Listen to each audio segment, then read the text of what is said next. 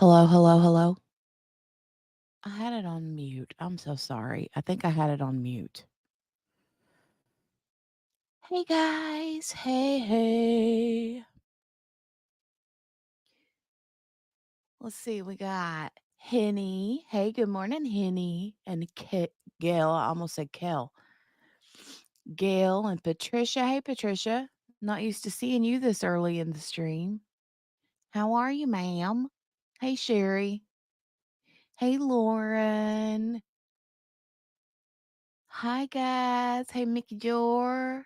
I hear you now, she says. Okay, good. Yes. Yes, leave a thumbs up for us, please, as you come in. As you come in, just say hello. Leave a thumbs up. I'm not fully awake. I'm not even going to lie. I am not fully awake. I've been up for about an hour. I slept in hard. I slept in hard this morning. Uh, if anybody gets Chad's photo shoot for prison, let us know. Hi, right. I know, right?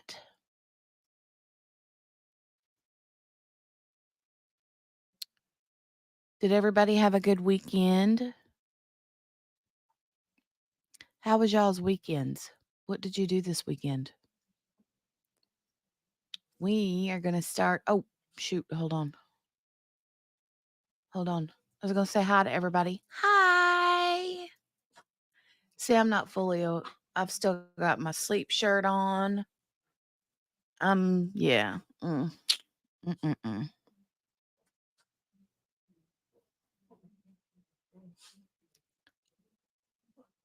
You dozed off at around 6 p.m., Mickey? 6 p.m., really? Or do you mean 6 a.m.? Hey, Miss King.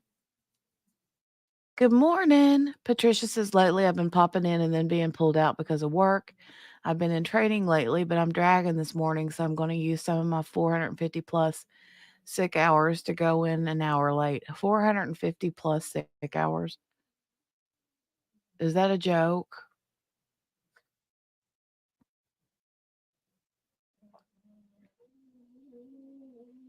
I thought you meant 6 a.m. Can you guys hear Poppy down here in the floor?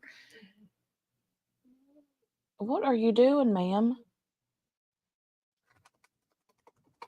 Lord have mercy. She's laying down here stretching and rolling around. She just woke up too. 800 hours? Goodness gracious. Goodness gracious. What? How many days does that does that equal?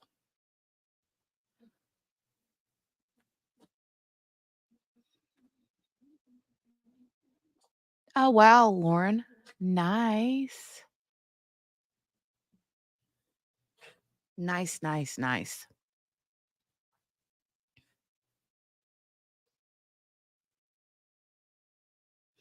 All right, let's get started. Are you guys ready for Karen Reed? I feel like it's been a hot minute or two.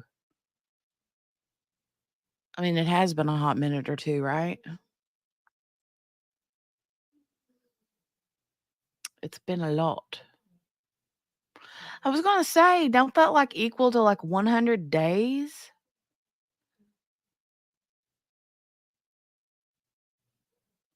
Miss King said, we go to work unless really sick, LOL. She never calls out. 100 work days. Oh my God. You could take an entire, what, 3 months and a few days out?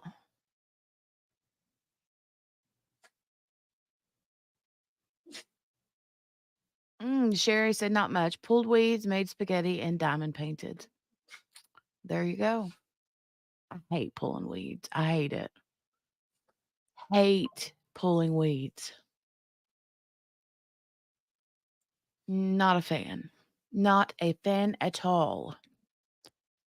Mm.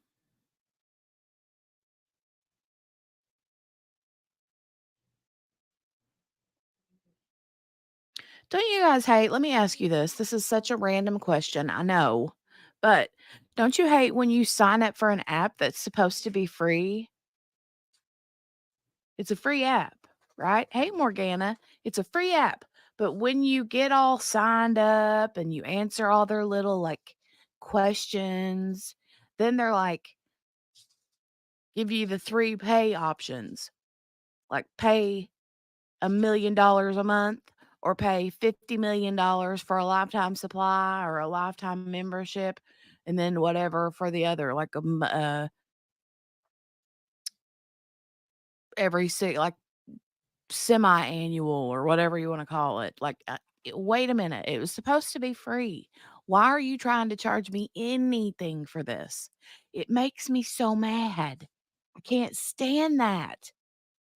Ugh. So I got. I didn't got, but I got, right? I was scrolling through Instagram and it was like, "Ooh, here's this fun dance fitness app, lose weight by dancing." I was like, "Okay, that sounds like my cup of tea." So I sign up for it. And then all of a sudden it's wanting to charge me like $15 a month. I'm like, "No." If it says in-app purchases, that to me tells me it's free, but there are options that I can pay for if I want to, right? But that's not what happened. Makes me so mad. Anyway, let's get started with Karen Reed. I'm ready to start with some Karen Reed today. It feels like it's been a month of Sundays since we've watched Karen Reed because we were all about Daybell last week, right? All about the Daybell. So we are a couple hours behind. Um, hold on.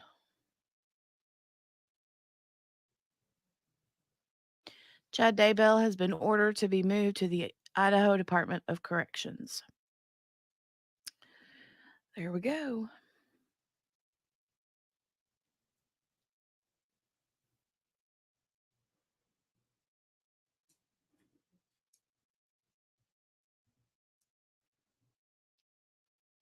Ooh, there's a new trial starting.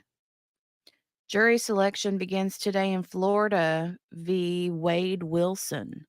Wilson is charged with the murders of two Cape Coral women 4 days apart, I think is what it's saying. We might have to check that out.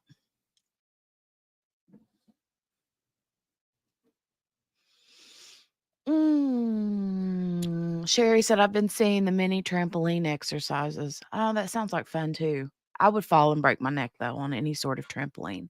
I have really weak ankles. That's not even a lie. Ask my sister. Mickey Joe knows I got really weak ankles. But yeah, that's not going to be a thing. We don't have a we.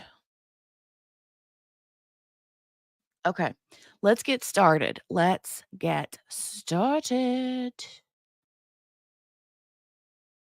was watching earlier. Oh, they have them with handles. Able to follow the instructions and refrain from discussing this case with anyone since we left here last week?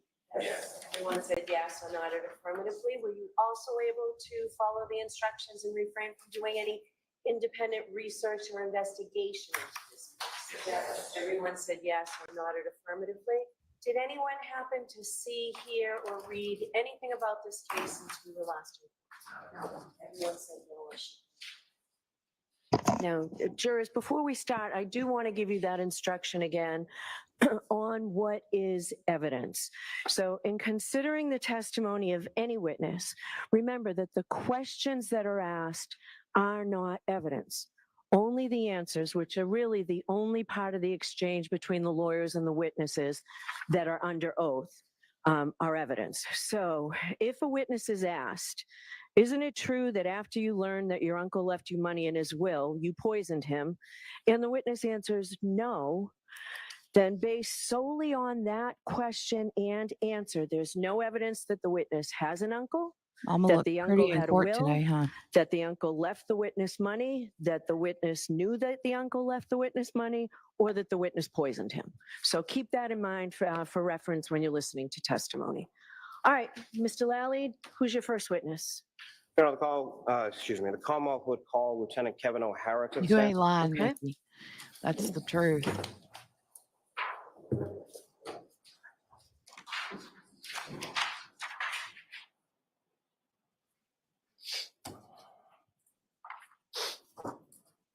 Okay, the gal with the red vest and the white ruffly neck shirt is a no for me. I don't like that outfit.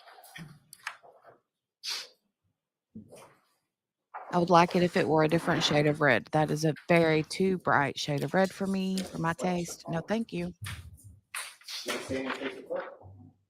You shall swear the evidence you give the court and jury in the case and every answer the truth, the whole truth, and nothing but the truth, so help you God. I do. Good morning.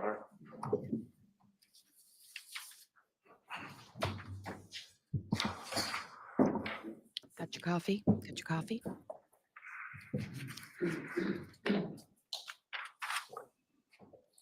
I was listening earlier and I heard there was some testimony going on the stand because I was cheating and watching.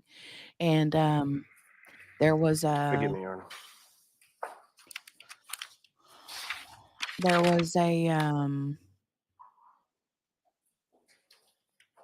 it was while Anytime this you're guy ready. was testifying. Good morning, sir. Morning, sir. And Please state your name and spell your last name. So Kevin O'Hara, O'Hara.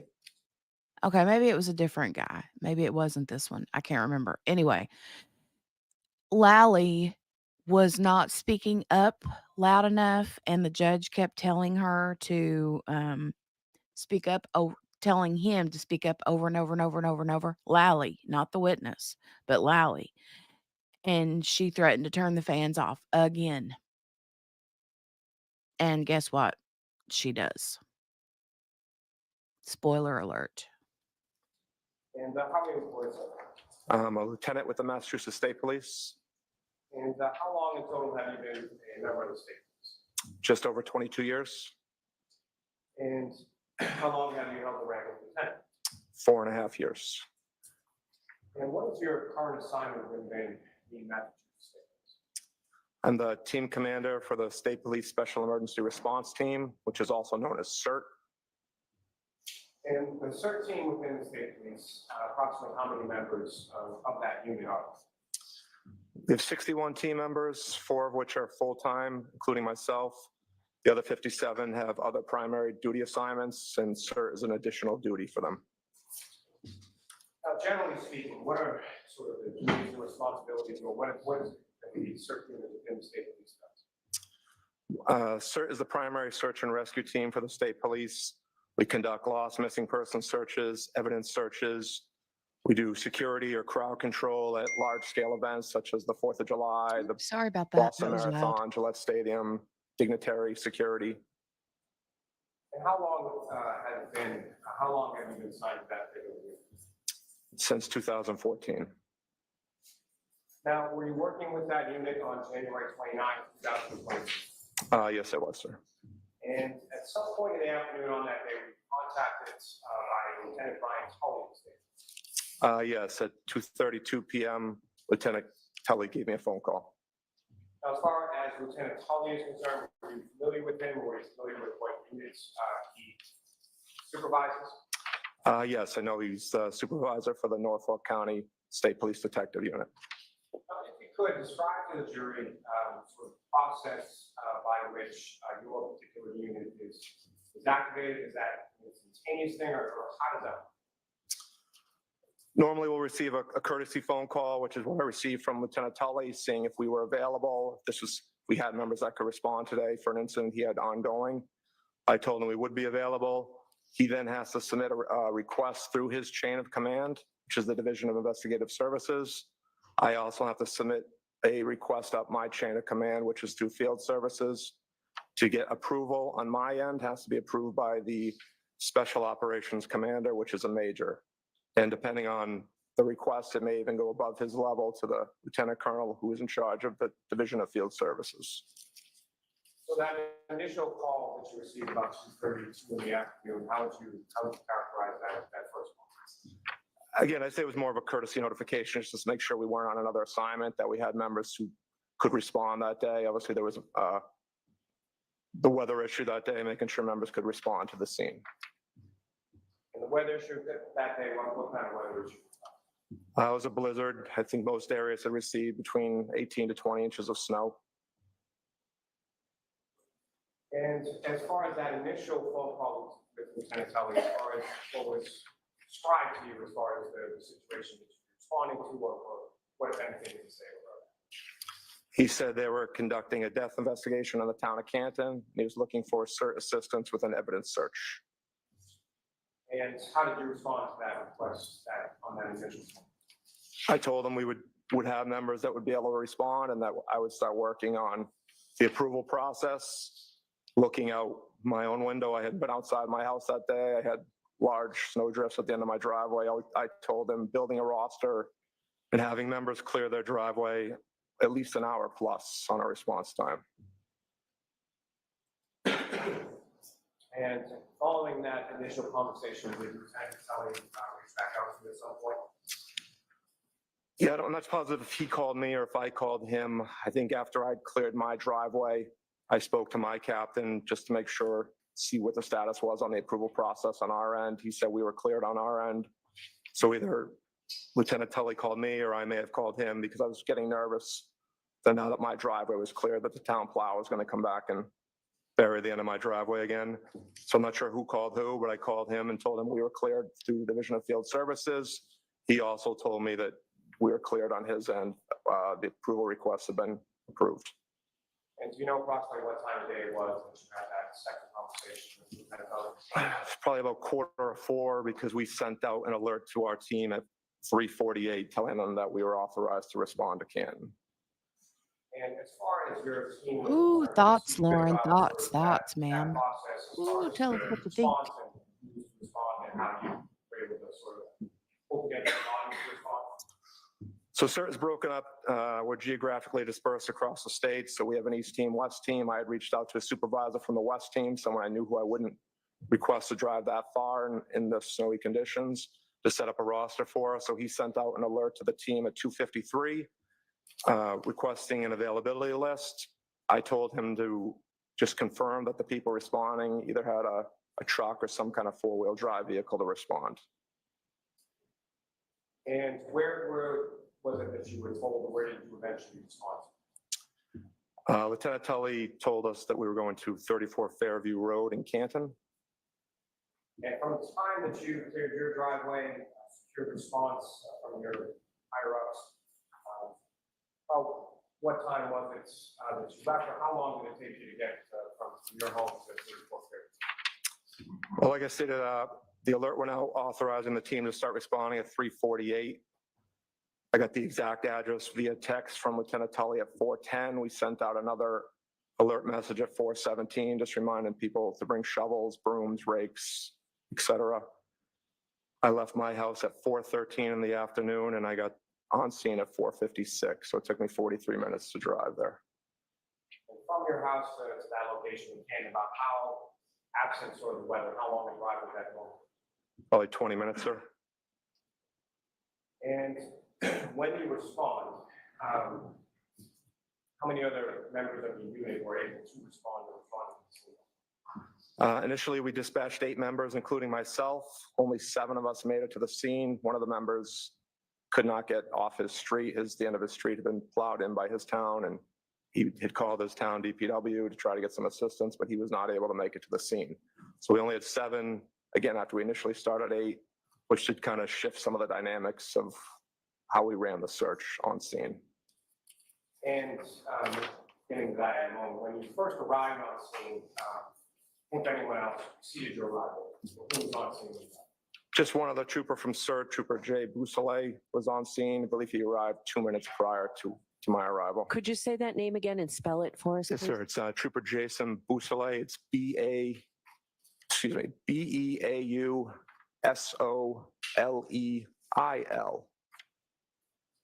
Thank you. Well, And Lieutenant Rao, when you arrived on scene, where did you park in relation to the house, or where was Trooper Bussolay in relation? Trooper Boussolet was just past the driveway of the house, so just north of the driveway. I parked almost at the end of the driveway of 34 Fairview.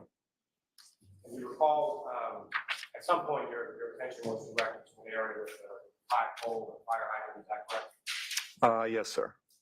And do you recall which direction either or both of your vehicle and Bussolay's vehicle were facing when you parked in that area of the driveway? We were facing away from the flagpole originally. Eventually, we moved Trooper Boussolet's vehicle back towards the flagpole. Just we wanted some extra headlights to light up the scene, the area we would be working in. Now, Lieutenant Tully, was he on scene when you arrived? He was not. And at some point, did you reach out to him? Yes, I gave him a call. He stated he was just leaving. Canton PD would be on scene in about 5 minutes. That was probably around 5 o'clock. Now, as far as the house that you were parked in front of and as far as the residences on that street, who, if anyone else, as far as neighbors or anything like that, from the house did you see outside the house while at any point in time? We didn't see anyone outside the houses. A resident of 34 Fairview exited briefly after we were first on scene. That was the only person we saw. And exited and came down to where you were, or where did that person? No, he was, if you look at the house, you could consider 2 front doors, one closer to the garage, which would maybe be a mudroom or a den. Adult male exited from that door, had a hooded sweatshirt on. He asked us if we were here for what had happened earlier. We said yes, and he walked back inside the house. Now, as far as mentioned a bit about the snow, as far as the roadway conditions of the area where you were, what if anything did you know or observe in regards to the roadway and how it had been treated with plow prior to plow? The plow had really only cleared the center of the road. There was a good 3 to 4 foot snow drift coming off each side of the road. So maybe enough for 2 vehicles to pass, but not cleared curb to curb. And as far as Lieutenant Tully arrived on scene around 5, at some point did he, what if anything, where did he direct? He had instructed us that the death investigation involved a motor vehicle. He told us where the motor vehicle was believed to have been parked and wanted us to search from that area south towards the flagpole fire hydrant. Now, as far as this type of search was concerned, had you, what if any experience did you have doing this type of searching? In blizzard conditions, we've really never done evidence searches like this. We've done missing person searches we've gone out to, but for evidence searches, nothing like this. Something if a scene could be secured, we really wouldn't respond in a situation like this unless we really needed to. Now, as far as the search that your team does, if you could, was it typical or was it not typical as far as conducting a search of an area that had already been gone over by another agency or by someone else from the city? Yeah, we're a stage 2 response, so pretty much every search we've ever done has been previously searched. We're never really the first person to search an area. And can you describe sort of, I guess, sort of the difference between what you do as far as searching is concerned and sort of looking or making observations or things of that? I think our training is a lot different than maybe the regular patrolman or trooper responding. There's not much training provided anymore in the academies. So we do extensive training through a lot of the search and rescue groups that we're a part of, which would be the National Association for Search and Rescue, which is NASAR. We do search and rescue initial actions. We do line searching, managing lost person incidents. We do multiple trainings a month with a team, which is different than what other personnel would get. I think traditionally, looking back to even my time before I was a member of CERT, a search would be, you go this way, I'll go that way. There was really no methodical approach to the search. And as far as your training is concerned as it relates to this particular search, what if any, sort of methodical approach did you develop, or what did you employ in this? We gridded off or marked off the area Lieutenant Tully thought would be the best area for us to search. So we had a starting point and an end point. Once all the members got on scene, we set up a line search, or what we would call a grid search, which again would just be a slow, methodical search with all of us working in unison, moving through the area. And about how big an area was it that you initially sort of set out to search? It was just over 50 feet, I believe, from the front door, which is the left door, looking at the house from the street, to the fire hydrant. I believe it was 59 feet. Was that length or width? That is length. And as far as the width of the area that you were searching, about what kind of area were you searching? It's about 3 to 4 feet was the snowdrift coming off the curb. Now, as far as the information that you received prior to conducting the search, were there any items that were specifically identified as far as items that you might be looking for, or what if anything was given you in relation to that? You know, Tully had informed us that the victim, in this case, was struck by a vehicle. He believed there would be broken pieces of taillight in the area. He also stated the victim was missing his sneaker. So he asked us to search for both of those items.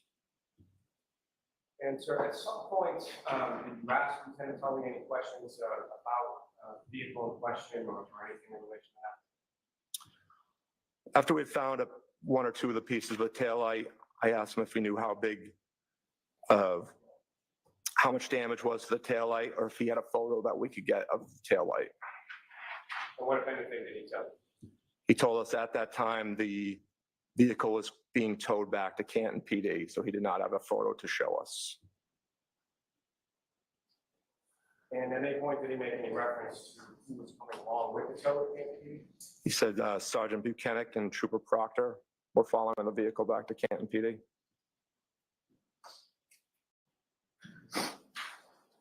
You mentioned an alert that was sent out to troopers as far as to rank certain items. Can you describe to the jury sort of the process and what, if any, tools or implements you use, and sort of how that sort of? So like I said, we moved Trooper Boussolet's vehicle to face the scene to give us some extra, use his headlights for extra lighting for the scene.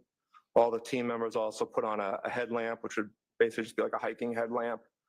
We all had shovels. We had a couple of rakes, the smaller garden rakes, just to kind of help us sift through the snow. And I also had a small push broom to move the snow around as well.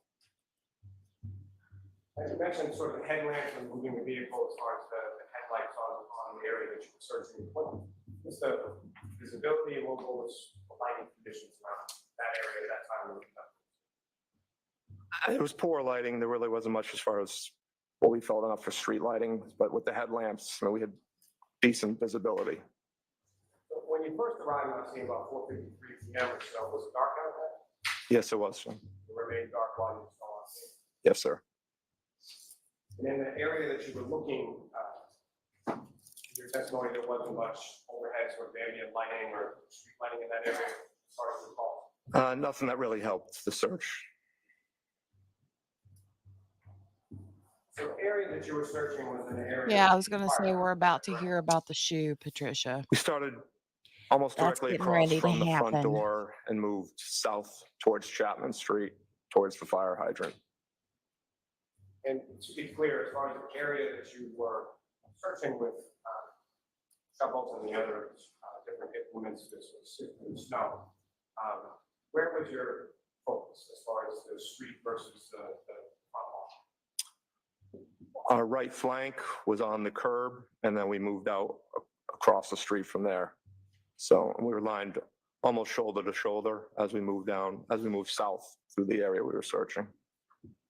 You're primarily searching or entirely searching along the roadway, is that correct?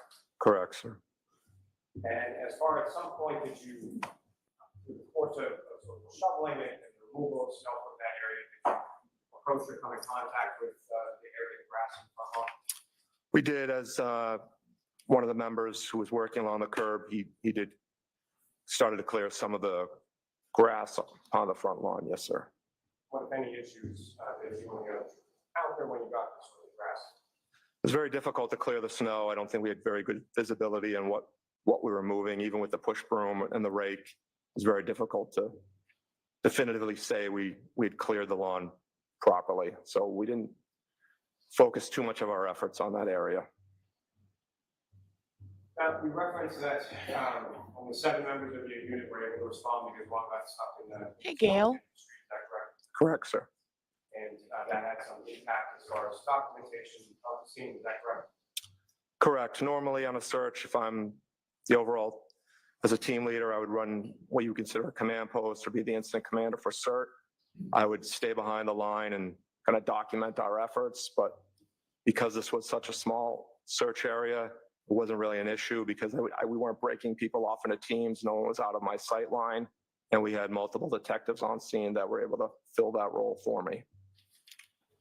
And so to that point, as far as the 7 members from your unit, in addition to the 7 members from your unit, with anyone else present for the course test? I believe there was 5 other members. I believe there were only 2 that I recognized from the state police. So I'm not sure who the other 3 were. If they were Canton detectives or Canton patrolmen, but they were all dressed in civil, plain clothes. And as far as documentation for the scene, what if anything was done with reference to violence?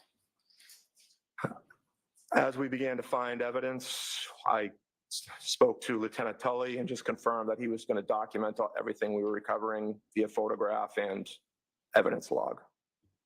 As far as documented photos taken by Lieutenant Tully, Yes, they were, sir.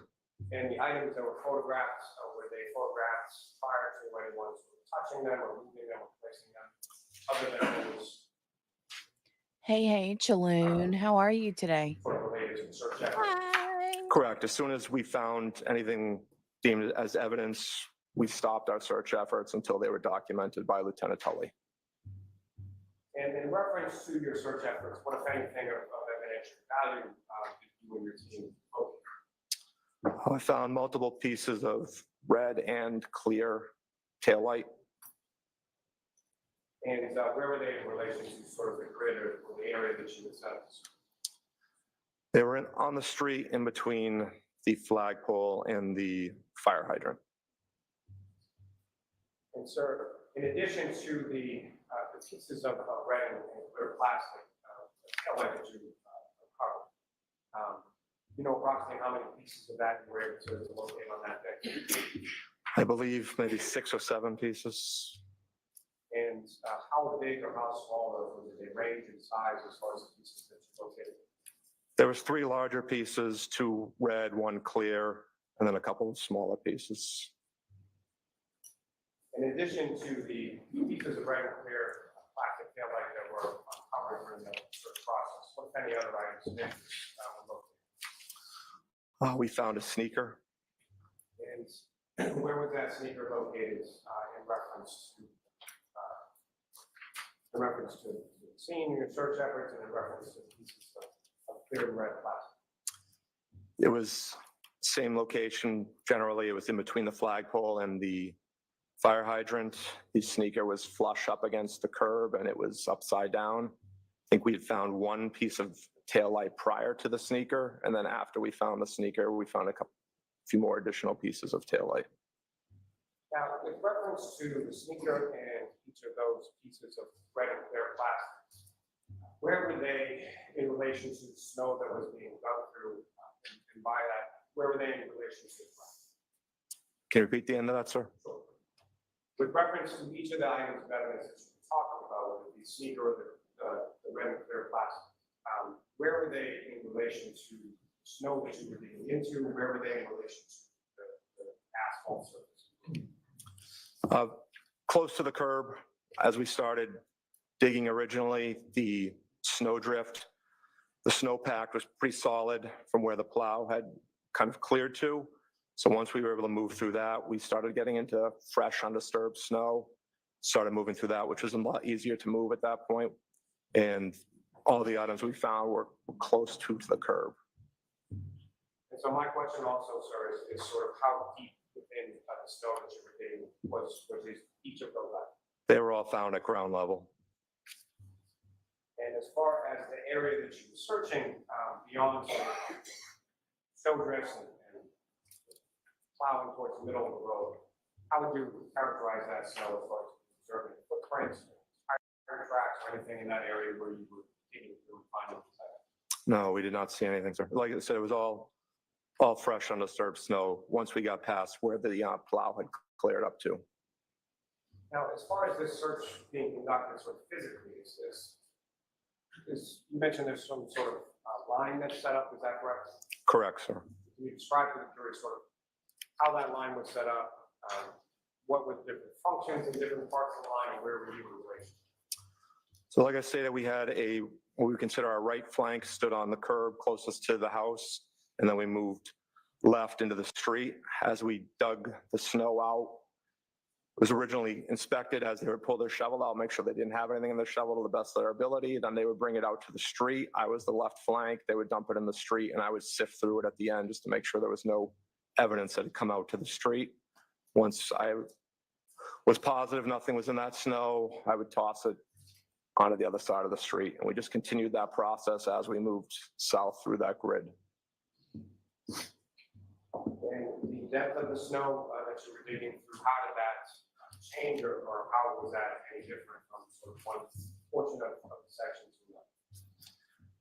Where the plow had touched, clear to, I would say that was probably about a 3+ foot in height. But as we moved into the snow itself, getting closer to the curb, that was in level with the rest of the area, what was on the front lawn, which was on the neighbor's lawn. So probably 8, maybe 18 inches of snow. Hey, Margaret. And sir, as far as this search was concerned, about how long a period of time was it that you were on scene as far as searching, and how long the process was done? After Lieutenant Tully showed up, kind of informed us where we were going to search, we moved Trooper Bousselet's vehicle at 5:20, and that's when the rest of the team started to show up, right around 5:21, 5:24. A couple other members with extended response time showed up a little bit after that, but all members were on scene by 5:41. We had already started the process before they had all arrived on scene, and we were complete by 6:15. We started to wrap up and clear the area. And as far as the wrapping up, how was that decision arrived at, and sort of what led to that decision? So after we found the sneaker and a couple additional pieces of taillight, we moved south for, I'd say, over 5 feet, maybe closer to 8 to 10 feet, without finding any other pieces of evidence. So Lieutenant Tully and I had a conversation. He was very satisfied that we had found everything we were going to locate at that time, and we decided to suspend the search. And what was, as far as you were concerned, with the weather conditions and everything that had gone on, located that one, what was sort of your thought process in relation to any sort of continuation of search that's later? I told Lieutenant Tully, we'll do a debrief at the end. We'll go over probability of detection, how I feel, whether we would have found everything that was there. I told him that there was a good chance we did not find everything. I said, if you want us to come back in the daylight, which give us better lighting to search, or after a couple of days, the weather was supposed to warm up. If you wanted us to come back after there was some snow melt, just to reach out to me, and we would come back. And as far as suspending the search at that point, was that something that was your decision independent of Lieutenant Tully? No, that was in consultation with Lieutenant Tully.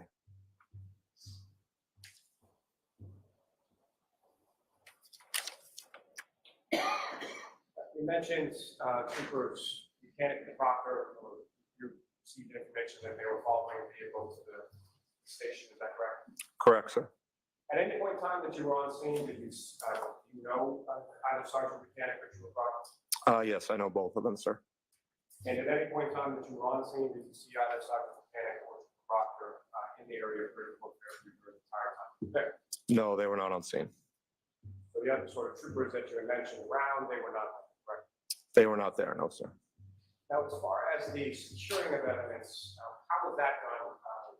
Generally speaking, in relation to searches that your unit conducts, and how was it done in this?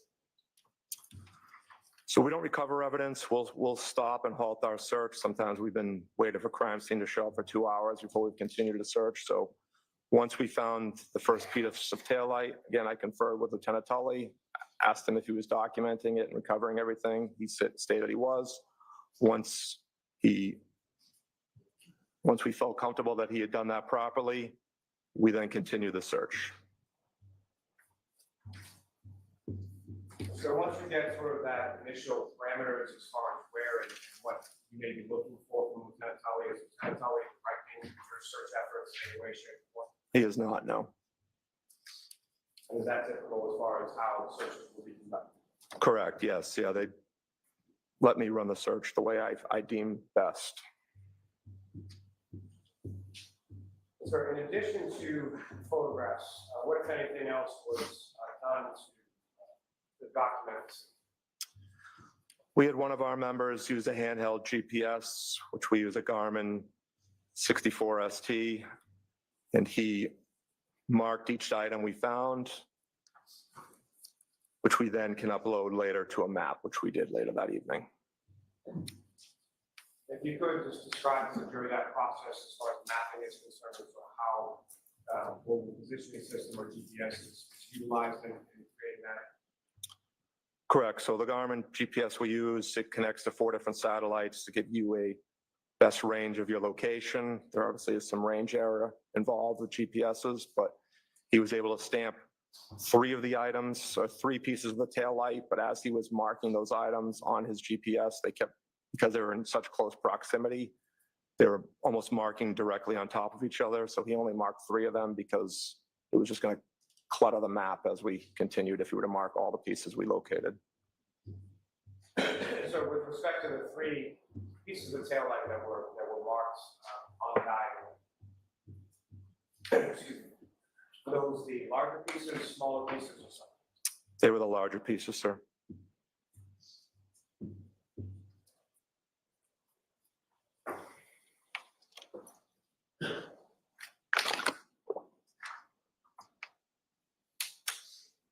May I approach the witness, John? Yes.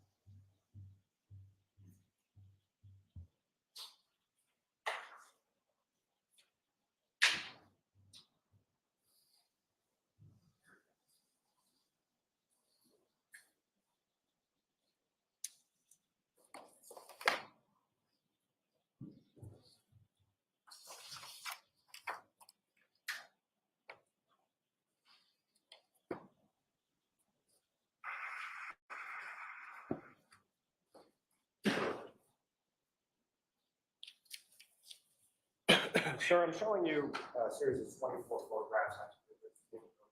Briefly, I'm going to ask you in a moment if you recognize.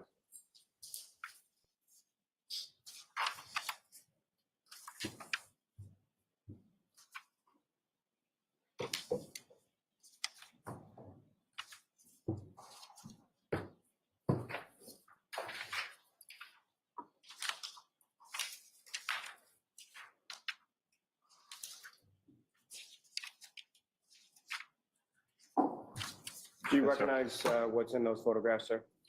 Yes, sir. It's the area we searched and some of the evidence that we recovered. Your Honor, Commonwealth will seek to introduce in a minute the next exhibits.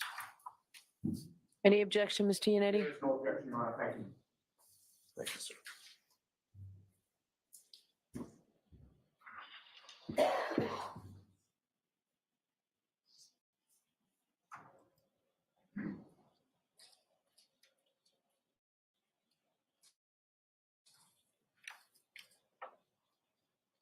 That would be Mark. May we approach Vicky? All right. Oh, I'm sorry. She needs to have her attention on the line. I'm sorry.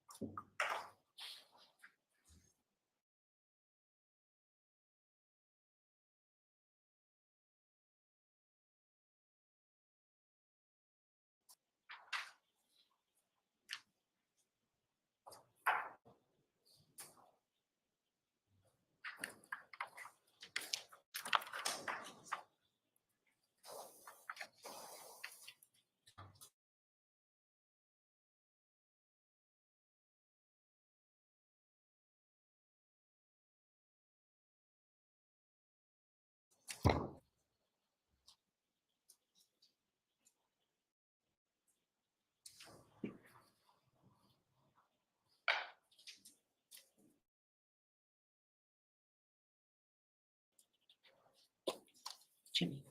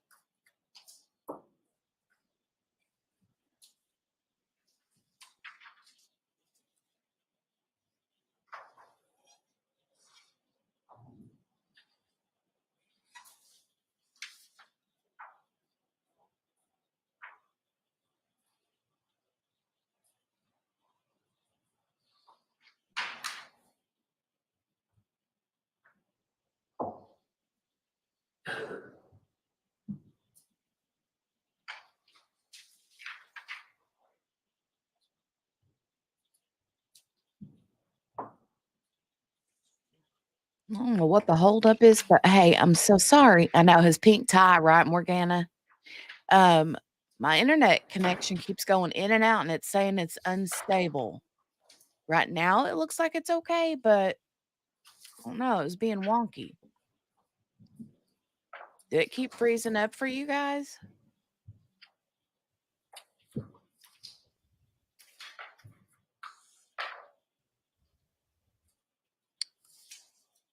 Annoying.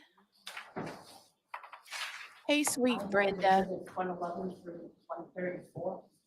Hey, Brenda. Jurors, it's very important that we keep our records straight. It will be important for you during the deliberations that we do this. Sometimes it takes a while. We're fortunate we've got such a great court reporter here to take care of this for us, but sometimes it takes a while. Boyd. I Boyd, it's caution Boyd. counsel that maybe you can all work Morgana. together so that we don't do this, take up any extra time. It's All right, do you good. need those photos back, Mr. Lally? Maybe your thoughts on that, Your Honor, please? All right. They're going to approach. They're gonna approach. Yeah, how are you feeling, Brenda? How are things going, ma'am?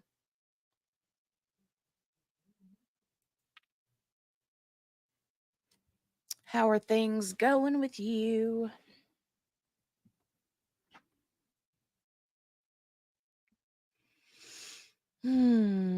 Side by city.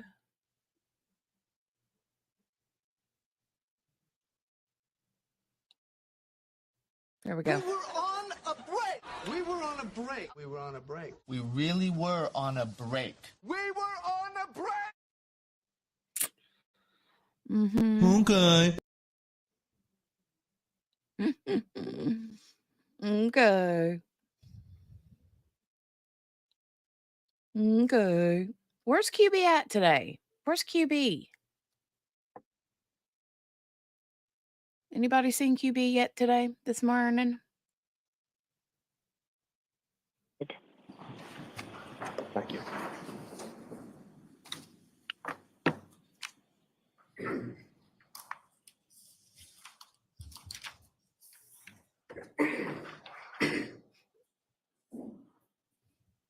Your Honor, with permission, may I publish those, what's just been marked as those exhibits? Not yet. Okay. Yes. Hmm. I approach a witness, Your Honor. Yes. What you have before you is laser points. And that point is really firing. Okay, thank you. Here we go with photos. Lieutenant O'Hara. It's going to be good. On that. This is where the shoe Lieutenant stuff O'Hara, comes what's up in, on the screen before you? Is Patricia. that what you have as exhibit 134?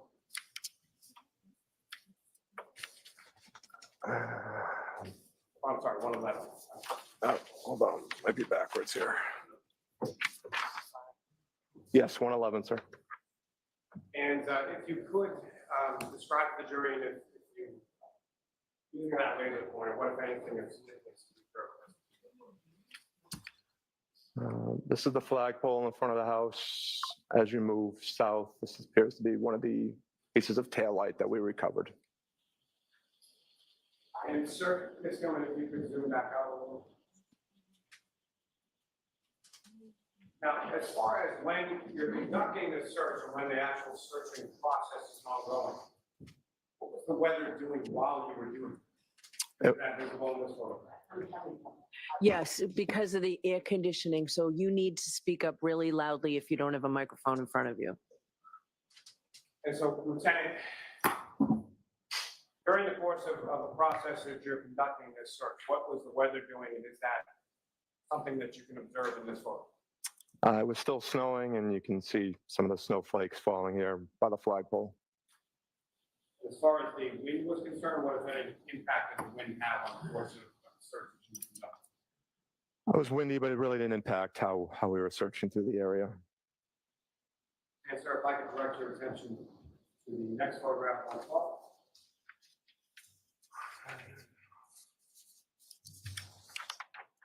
Okay. And again, sir, what's up on the screen, is that what you have for you? Yes, it is. This is sort of a different perspective of the same area that you were talking about in the last photograph, is that correct? Correct. If I could have the next photograph, 113. Again, what's up on the screen, is that what you have for you as 113? Yes, it is. And again, sort of a closer perspective to the piece of taillight that you were referring to, is that correct? Correct. If I could have the next photograph. Okay, you really have to speak up. Again, Lieutenant, what's up on the screen, is that what you have for you? Yes, it is. And again, a closer up image of that same piece of taillight as it was observed when you covered it. Correct. And you can see right here to the left of the taillight, that is the molding of a shovel. So this piece of taillight was picked up with one of the team members' shovels. And as they overturned it, you can see the taillight came up as they were searching through the area. And this is kind of the markings of the shovel itself. And the next photograph. So we're going to have to turn the air conditioning off for this. We can't hear you at all. Lord, have mercy. I understand. So we need to turn the air conditioning off so that we can hear you. Yes, please. She says no. And again, Lieutenant, what's up on the screen, is that what you have before you as the next? Yes, it is. If you could describe to the jury what we're looking at is. You can see the piece of taillight that we recovered. And again, this is kind of the overturned snow Right, from Patricia? the shovel. And again, seeing the markings from the shovel from where it was overturned. They could get a lapel mic. They're not that expensive. This particular piece, is this one of the larger or is this one of the smaller pieces that you were describing earlier? This is one of the larger pieces, sir. Oh, Brenda, that's good news. Length, size of it, if you know how much would you That's great news. estimate it, how big it was? It gets a couple of inches, but I didn't measure it, sir. And Ms. Gilman, if I could have the next photograph. And Lieutenant, Green if baby. you could, Oh my describe God. what is We missed particular, you. anything that's significant to observe in this photo. So this is the CERT members working through the area again, working on as a line through the grid formation. One of the things we stress is your critical separation, making sure you're close enough to each other that you won't miss a piece of evidence. If you're too far apart, you will miss that. A lot of times before searches, we will take an item of similar size item that we're looking for, and we'll space out. Because this was such a condensed search area, we just had the team members stand almost shoulder to shoulder as they search through the area. And the next How have you photograph. been? What have you been up to, Ween baby? And again, sir, if you could describe to the jury sort of. All right, what Patricia, we're look looking at, what closely anything at the curb. significant you observe in this. Maybe a little difficult to see from a distance, but right here, this is the sneaker that we recovered. And as far as the area of the curbing that you indicated that the sneaker was recovered in relation to, where is that? It's flush up against the curb. Working and sorry, sleeping. laser. Oh, Aw. I apologize, sir. Right here, this would be the curbing right here. Well, it's The next good to have you photograph, join us. We sure have missed you. So similar, as far as this photograph is concerned, what if anything you observed in that photograph? What was it? That's a closer photo of the sneaker. Sneakers in the bottom, right down here. The next photograph. Again, what if anything are we looking at in this photograph?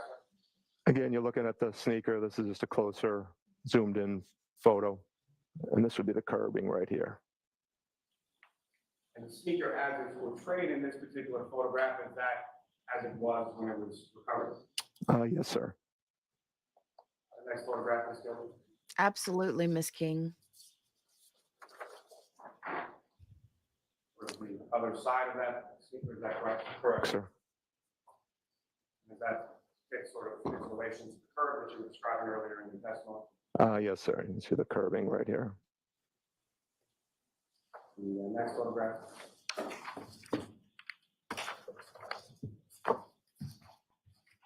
As far as I mean, if they the found sneaker it, was concerned, when it was recovered, let's just say where was the snow in relation to? Was it on, around, in? Where was the snow? if they found it allegedly after some The sort of a sneaker was struggle completely buried. It in the wasn't until we house, started digging through the snow that we found the sneaker.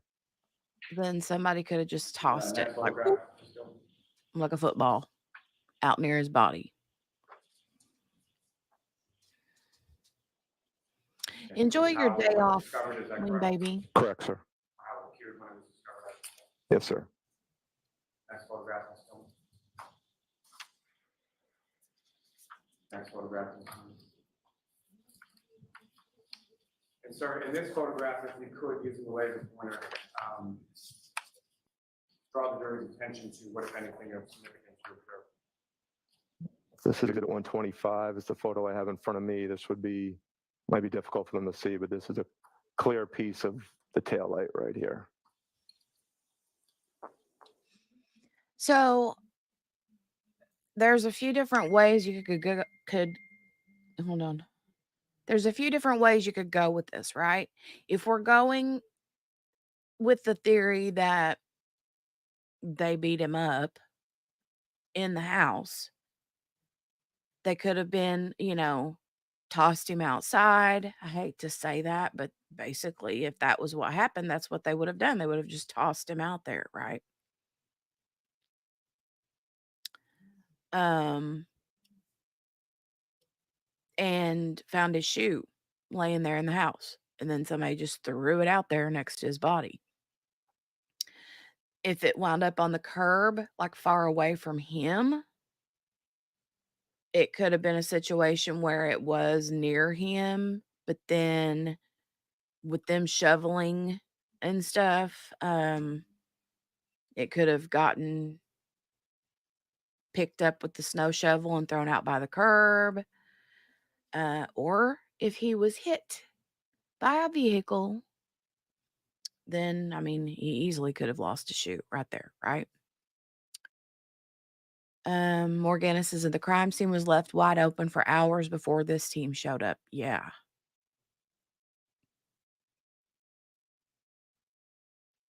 Yep. And the next photograph.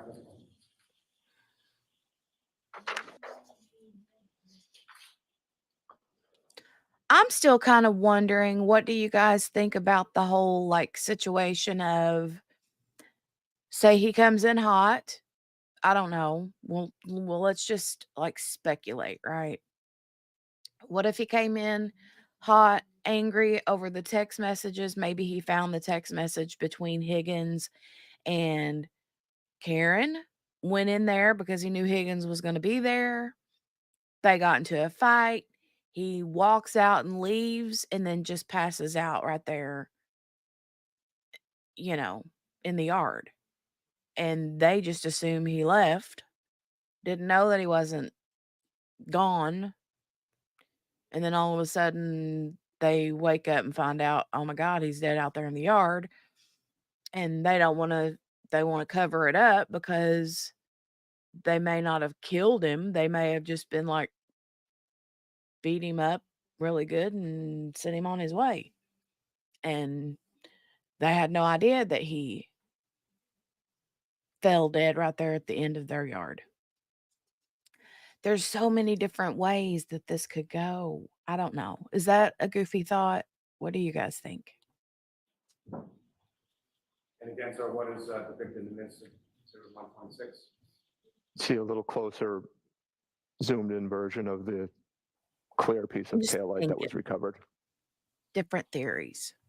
As far as what the area of snow surrounding, does that sort of indicate the depth at which that piece of clear plastic taillight was discovered? Correct, sir. The next photograph, 127. That's true, Wing Baby. But if you're thinking that, On a different angle of the, they're cops, so they're in their mind, they're thinking, what if they're thinking, oh, well, I mean, there's proof that we beat him up, and he left our house, and so we could get like in trouble for like attempted murder or something, um, or like manslaughter charges or involuntary whatever. I don't know. They were drinking, there was underage drinking, they're cops. And they're like, oh my God, we need to act like the dude wasn't even here. Somebody else beat him up. Or, let's say he was hit by a car. And that's when things go downhill. Complete speculation, right? There's so many different ways that this could have happened. Um, I don't know. I'm not stuck on any one thing other than I feel like there was a lot of covering up. Brenda said so many different theories, and I'm sorry, not. Cops know all the ins and outs of covering up and putting that blame. Yep. Miss King says it could be. I just don't like all the rehoming of dog and the phones deleting texts. I know. I feel the same way. piece of clear taillight that was recovered. The next photograph is 128. So if you could describe to the jury what That is snow up here in the top corner looks like it's been peed in. It's yellow looking. It's difficult to see, but there's a piece of clear taillight right here. I can see with the photo in front of me, but I'm not sure if the jurors can see it from that distance, but there is a clear piece of taillight in this location. Next photograph, 129. Recipe for disaster, right? Again, if you could The McAlberts. demonstrate to the jury what, if anything, is significant to the jury. Again, there's a piece of clear taillight right in this location. Different piece of taillight than the one you were referring to previously in the prior exhibits. Yes, sir. Next photograph, 130. The solo cup, right, Ween Baby? I know. What, if anything, what are we looking at in this? We haven't gotten Again, into there's a any of piece the of clear forensic taillight. It might be things difficult yet. from the distance for the jurors, but it's in this location here. It's been mostly testimony from everyone that was there that night. What, if anything, is depicted in exhibit 130? There's a larger piece of red taillight located on the ground in this location. Tip for the day, don't eat the yellow snow. And the next exhibit, 132. Looks like a piece of red solo cup to me. What, if anything, are we looking at in 132? Right there. I'm just saying. It's a closer photo of the same piece of taillight. All right, here, I'll be right back. located on the Potty ground. break. The next exhibit, 133.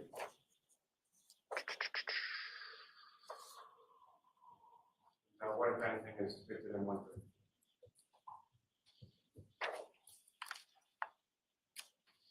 There's a small piece of taillight, I believe, in this location right here. And lastly, I think 134.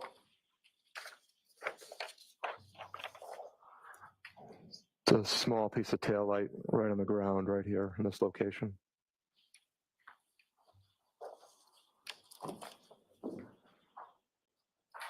John, may I approach? Yes.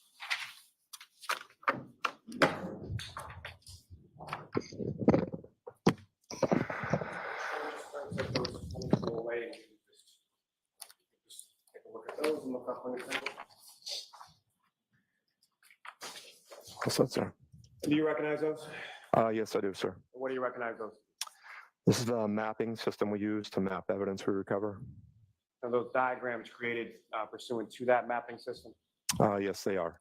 What's contained in those diagrams is that a fair and accurate portrayal of where items were recovered in relation to various markers on scene at 34 Fairview on January 29th in the afternoon.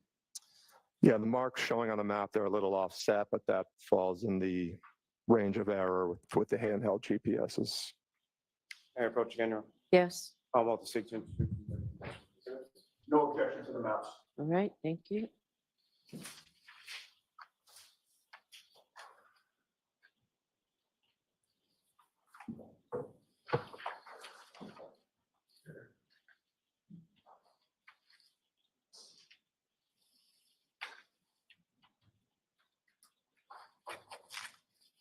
It is 135 and 136. Thank you. Thank you. And Your Honor, with the court's permission, may I publish those to one in each succession to the jury? Yes.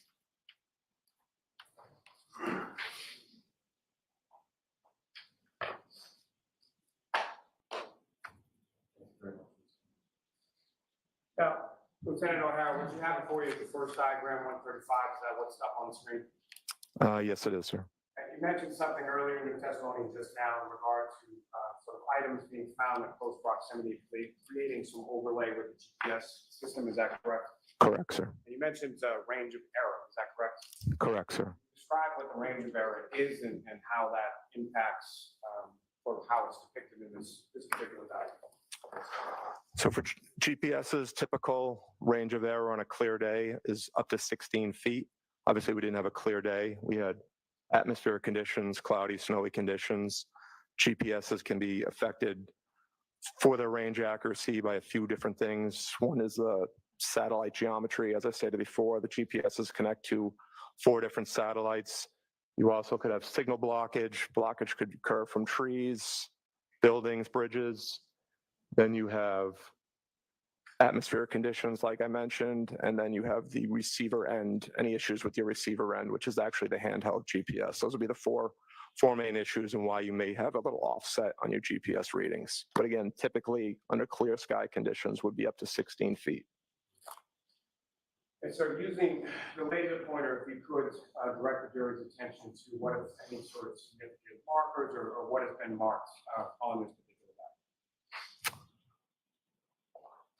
I've listed as the command post, which is where my vehicle was parked. We have the address, which is the house, 34 Fairview. Then as you move further south, you'll see the first red plastic that we recovered, which again was a larger piece of red plastic. They're kind of stamped on top of each other, but you'll see the sneaker, you'll see a second red piece of plastic, and you'll see the fire hydrant all marked on the map. Thank you, sir. Ms. Gilman, if I could have the next diagram, please.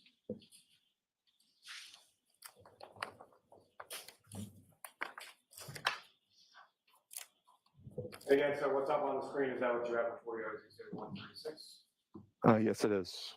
And again, if you could describe to the jury sort of what we're looking at in this diagram or what, if anything, is different between 136 and 135. We just changed the layering on the map just to make it a little easier to read. So we removed the taillight pieces, and now we just have the sneaker and the fire hydrant listed on the map here. And that area, as far as you were talking, sort of the concentration of the search was in the area of the flagpole and the fire hydrant, is that correct? Correct, sir. We started closer to almost directly across from the front door. The evidence recovery all happened between the flagpole and the fire hydrant.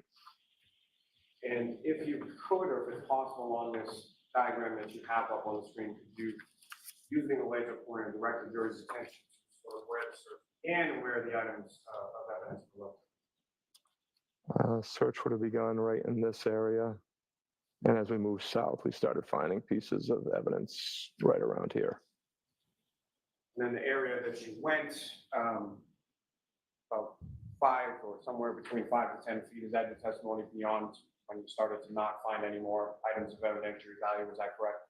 Correct. We had gone past the fire hydrant, hadn't found any other pieces of evidence for, it's probably closer to 8 to 10 feet, and that's when we suspended the search.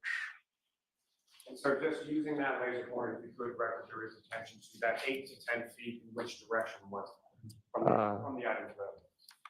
Heading south towards Chapman Street, so down in this location would be where we stopped. Thank you, sir. Your Honor, may I approach this to retrieve? Yes. Thank you.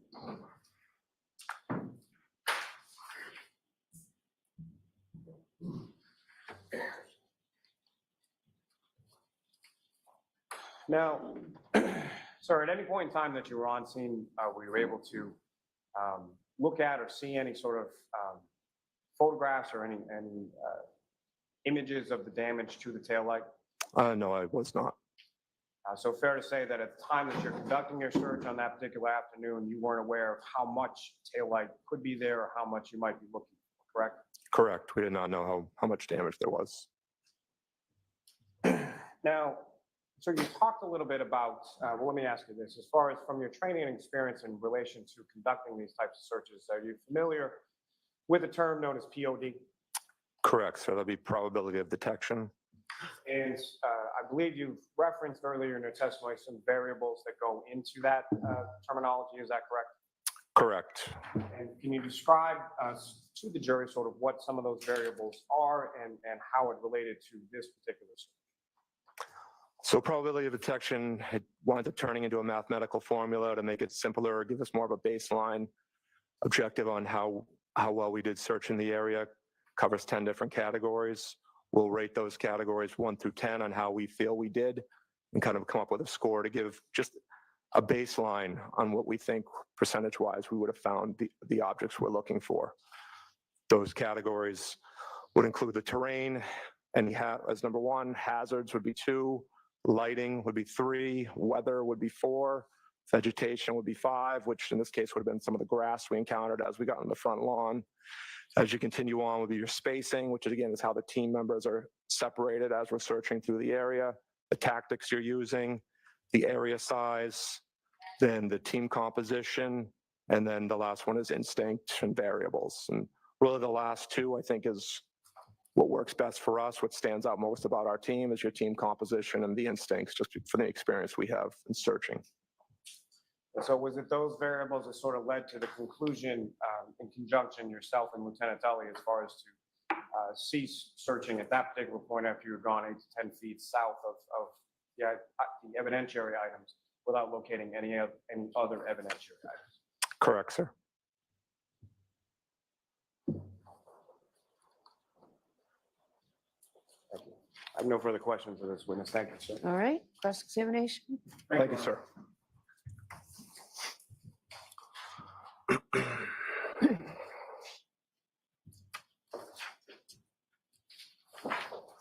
Good morning, Lieutenant. Morning, sir. Sir, so you will agree with me that it was Lieutenant Brian Tully who first called you at 2:32 p.m. to ask that your team come out for an evidence search?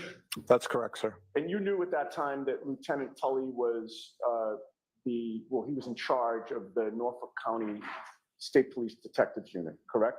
Correct, sir. Attached to the Norfolk County DA's office, correct? Correct, sir. And you also knew Trooper Michael Proctor at that time? I knew who he is, yes, sir. And you knew that Trooper Michael Proctor was in the same unit as Lieutenant Tully, correct? I don't know if I knew he was assigned to that office. I'm not sure where he was assigned, sir. You've since found out that he is. Correct, sir. Now, you told Lieutenant Tully during that phone call at 2:32 p.m. that you would make your team available that day, correct? Yes, sir. But at that point in time, Lieutenant Tully specifically held you up, right? Because he didn't have authorization yet? Objection. Is that true? It's not. Okay. He told you that he did not have the green light, correct? He had not requested official response from SIR at that time. So you were not authorized to respond at that time, correct? No, neither one of us are allowed to dispatch my team. We have to send up formal requests to get authorization to respond. All right. Now, by 2:32 p.m. on January 29th, when you first spoke to Lieutenant Tully, snow had been falling consistently in Canton since the early hours, correct? The early morning hours? I would assume so, yes, sir. It was at my house. I'm sorry? It was at my house, so I would assume so, yes, sir. But you lived in Massachusetts at that time, Correct, right? yes, I did, sir. And you weren't hours away when you were contacted by Lieutenant Tully, I correct? was not, no. All right. Now, you were aware that John O'Keefe's body was found on Brian Albert's lawn at 6:03 that morning? I believe when I spoke to Lieutenant Tully, he told me around 6:30. Well, let's go with 6:30 then. So when you received the call from Lieutenant Tully, snow would have been accumulated from 6:30 a.m. approximately to approximately 2:30 p.m., correct? Yes, sir. And so snow had been accumulating at that point when you first got the call for about 8 hours after the body was found, correct? Correct, sir. Now, before you conduct a search, is it important for you to know in general terms the working theory of the police and the investigators in terms of what had happened at the scene? It's not. I want as detailed information on what we're looking for. As far as the investigation's concerned, that's not interesting to me. I'm not interested in those exact specifics. I just want to know where you would like us to search and what you need us to find. Right, but in order to know what you are seeking to find, you'd need to learn from the investigators what they believed happened that would leave that evidence, correct? Correct, sir. He told us we were looking for pieces of taillight from a vehicle. All right. You'd also want to know prior to getting to the scene who had access to the scene before you got there, would you not? I did not need to know that information, no, sir. And I did not ask that. All right. Is it important to maintain the integrity of a crime scene before it's searched or processed? Sometimes, but a lot of times when we're involved in searches, we might not be out for days later. If search efforts have been exhausted and they don't think any evidence can be recovered, we will go out to scenes that have been left unsecured for days on end. Sure, no, I understand that, but that wasn't my question. My question was, is it important to maintain the integrity of a crime scene before it's searched or processed? No, you can leave it unattended if you don't believe it'll be disturbed or anything will be taken, sir. Is it preferable to leave a crime scene unattended prior to searching it? No, I think they would have searched it before we arrived, yes, sir. Again, I'm going to ask if you would, please just respond to my What my preference would be, sir, yes, I'd prefer that it was secured. Okay, that wasn't very difficult. Apologize on the Objection, Your Honor. So, no comments, Ms. Giannetti. At the time that Lieutenant Tully first called you, were you aware that no one from law enforcement was controlling that crime scene? Objection. I'll allow it. I was not aware of that, no, sir. Were you aware at that time that no one had been controlling it for about 6 or 7 hours before you were called? I was not aware of that, sir. Were you aware that the scene had been abandoned by the police and investigators at about 7:50 in the morning? Objection. I'll allow it. I was not aware of that, sir. Were you aware that the scene was left open to the public for hours before you were asked to search? I was not aware of that. All right, in any case, when you got there, there was only one trooper on scene, and that was a trooper from your unit, Correct, sir. Beausoleil? Correct. Nobody else was guarding the crime scene at that point, correct? There was not. In fact, at that point, did you know where specifically on the property you were going to be searching? I did not.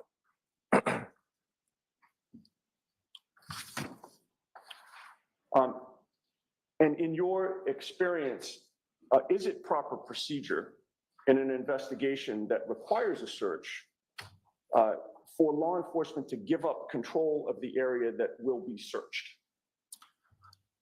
It's not unusual for us to respond to scenes like that, sir. It happens, but is it proper procedure, sir, to give up control of an area to be searched prior to the search?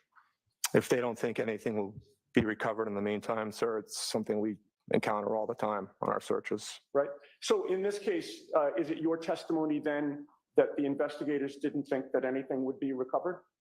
Objection. I'll sustain the objection. All right, well, you recorded that there was a second alert regarding this case at 2:53 p.m., correct? That was the initial alert, sir. Well, maybe we're getting into semantics here, but you were first notified at 2:32 p.m. by Lieutenant Tully, correct? That's him calling me. The 253 alert is sent out to my full team. Okay. That 2:53 alert is the second time that you're receiving information about this case, right? The first being 2:32 from Lieutenant Tully. No, that's not new information. That's me taking the information I received from Lieutenant Tully and sending it out to the rest of my team because they were not aware of the circumstances yet. So you were the one to send out that second alert or that alert? West team supervisor, because I was going to start clearing my driveway. So I reached out to a West team supervisor. He sent out that alert. And who was that? That was then Sergeant, now Lieutenant Simpson. And the alert that Sergeant Simpson sent out was an instruction for members of your team to begin clearing off their cruisers and their driveways to get ready to go, correct? That was an availability alert to see who would be available to respond. And that they should begin clearing off their cruisers and driveways, correct? Yes, so they would be able to respond. Right. But your team was still not activated at that point, correct? Correct. In fact, Sergeant Simpson explicitly wrote in that alert, quote, "We do not have the green light yet," end quote, correct? Correct, sir. Sergeant Simpson at 2:53 p.m. in that alert actually typed it in twice that your team did not have the green light, correct? Correct. It's a voice generator response. It will normally duplicate the instructions. So as I listen to it, if they miss it the first time through, they can hopefully hear it clearly the second time through. Okay. And it was very clear that you didn't have the green light from that alert, correct? Correct, sir. We weren't authorized to respond yet. Okay. Now, you stated that you were in Massachusetts at the time you were first contacted, correct? Yes, sir. And how far were you from Canton? Normally would be about a 20-minute ride. All right. With the blizzard conditions, however, it took you longer than that? 43 minutes, sir. Now, you're familiar with the CERT Administrative Journal extract? The Daily Journal, sir? Yes. Yes, sir. That recorded, and when I say that, I mean, you called it the Daily Journal? Yes, sir. All right, I'll call it the Daily Journal. That Daily Journal recorded the initial contact that you had with Lieutenant Tully at 2:32 p.m., correct? Yes, that was entered into the Daily Journal.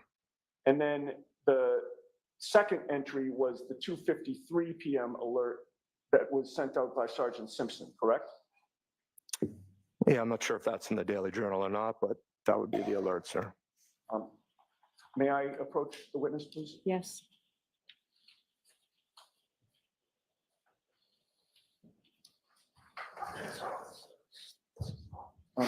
Your Honor, I'd like to hand the witness this document and leave it there. I have an extra copy. I have no problem with him referring to it.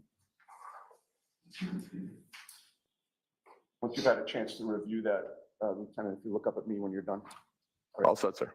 So you'd agree with me that the 2:32 p.m. phone call with Lieutenant Tully is in the Daily Journal, correct? Yes, it is. And the 2:53 p.m. alert by Sergeant Simpson is also in the journal, correct? Yes, it is. Both of those have a timestamp, do they not? They do, sir.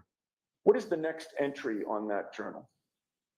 It says, "Sir, activated en route to Canton." Now, there is no time entry next to that. I'm sorry, no time is entered next to that entry, correct? There is not, no. The previous alert said only to clear the vehicles and driveways, essentially, right? To check on availability. Correct, sir. So the time that your team is alerted was entered in the journal, but there is no time entered in this journal as to when you were dispatched, correct? Correct, sir. But you have a memory of after that 2:53 p.m. alert sent out by Sergeant Simpson that Lieutenant Tully called you back about an hour later? It's not a memory, sir. Our alert for the team to respond is timestamped at 3:48 p.m. Okay, and that was Sergeant Simpson that recorded that, correct? Correct, sir. But that's not in the Daily Journal, correct? No, that's in the Health and Homeland Alert Network, which records all our alerts that get sent out. And that was timestamped at 3:48. 3:48, okay. Now, other than authorization that would have been obtained after the 2:53 p.m. alert, did you ever ascertain what else changed on the part of the Norfolk State Police Detective Unit that allowed you now to have the green light? Once I was done cleaning my driveway off, which took a significant amount of time, I spoke to my captain. He said we were approved through our chain of command. And that's when either I contacted Lieutenant Tully or he called me. He said he was approved through his chain of command to include the deputy superintendent who was authorizing a response. Okay, So there's several layers of the chain of command that have to approve a response for numerous reasons. Staffing reasons, they know I'm only pulling, again, I said some of my team members aren't full-time members. Some of them I have to pull off their assignments. So if they're on patrol, I'll now be shorting a barracks. They take that into consideration, overtime consideration, safety consideration of now additional members driving through the weather to respond. So that all gets discussed at levels above us. all right. That answer applied to strictly issues regarding authorization on both ends, correct? Yes, sir. All right. You recall my question, which was, other than authorization, did you learn what, if anything, had changed in that time period from 2:53 p.m. to 3:48 p.m. on the part of the Norfolk State Police Detectives Unit? No, sir. We just talked about the authorization process. Sometime shortly before 4 o'clock, you're talking about 3:48 being the alert authorizing you to depart. Sometime before 4, Sergeant Simpson informed your team to start heading to Canton and to report to you, correct? Correct, sir. That meant that team members should basically stop what they're doing, the ones who are going to be going, get their gear ready, suit up, get in a car, and start driving to Canton to meet up with you, correct? Correct, sir.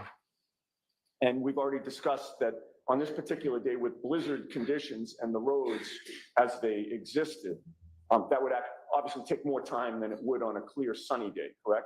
Correct, sir. And I believe your estimation is maybe about a 20-minute drive in good weather with good roads versus the 43 minutes it actually took you to get there, correct? Correct. Now, the 7 members of your team who did show up were Bearden, Beausoleil, Carrier, Louise, O'Brien, you, and Viscardi, correct? Correct, sir. You all arrived at about the same time, sir? No, we had a pretty significant difference between arrival times. Okay. Is there some kind of Brenda, personnel you're status right. Oh report my that God, now I records can't arrival times, unsee sir? it. No, it doesn't record arrival times. We just enter who's responding. We use our geotab, which is our vehicle locator, to determine arrival times.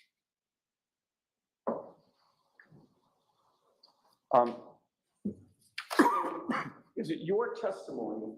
Let's get back to the podium.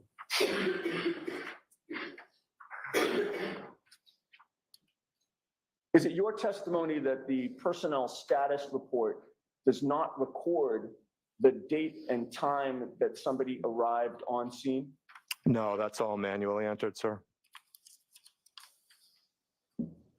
Do you deny that the personnel status report in this case recorded the date and time of each of those officers that I just mentioned who came on scene?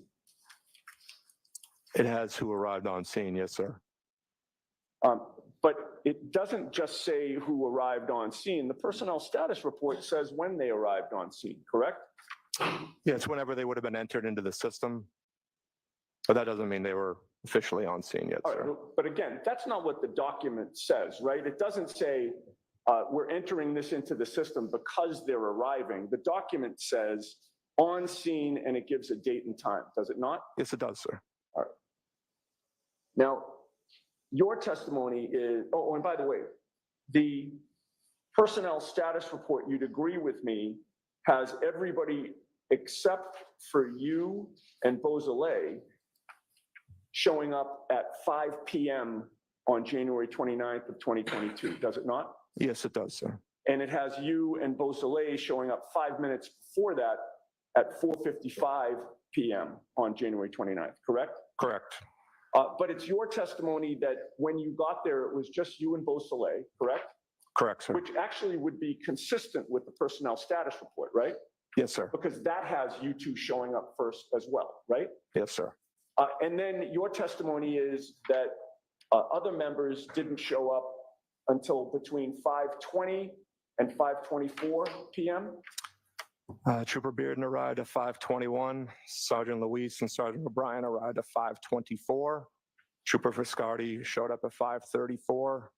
Sergeant Carrier showed up at 5:41. Okay, and so the last member of your team, which is, again, Carrier, Carrier, correct, sir, 5:41. he showed up at 5:41 and now your team was all there, correct? Yes, sir. So is it your testimony that you did not meet up as a team somewhere and head to 34 Fairview? You all arrived individually.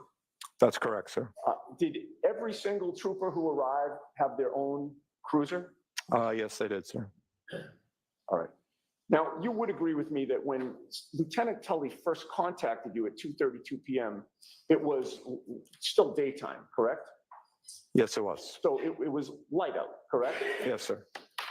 You'd agree with me that at around 5 o'clock on this late January day in Massachusetts, it was dark out by the time you got there, correct? Yes, it was. So when you finally arrived on scene, after getting the team getting the green light, it was dark for the start of your search, correct? Yes, it was. When you got there, you set up a command post. Well, you could call my cruiser command post, sure, sir. Well, I didn't use the term command post, sir, did I? You did not. Who used it first? We marked my cruiser as a command post on the map, sir. Okay, all right. And a command post is a base of operations at the scene, correct? Yes, sir. And you parked your cruiser basically in front of the driveway at 34 Fairview to serve as the command post?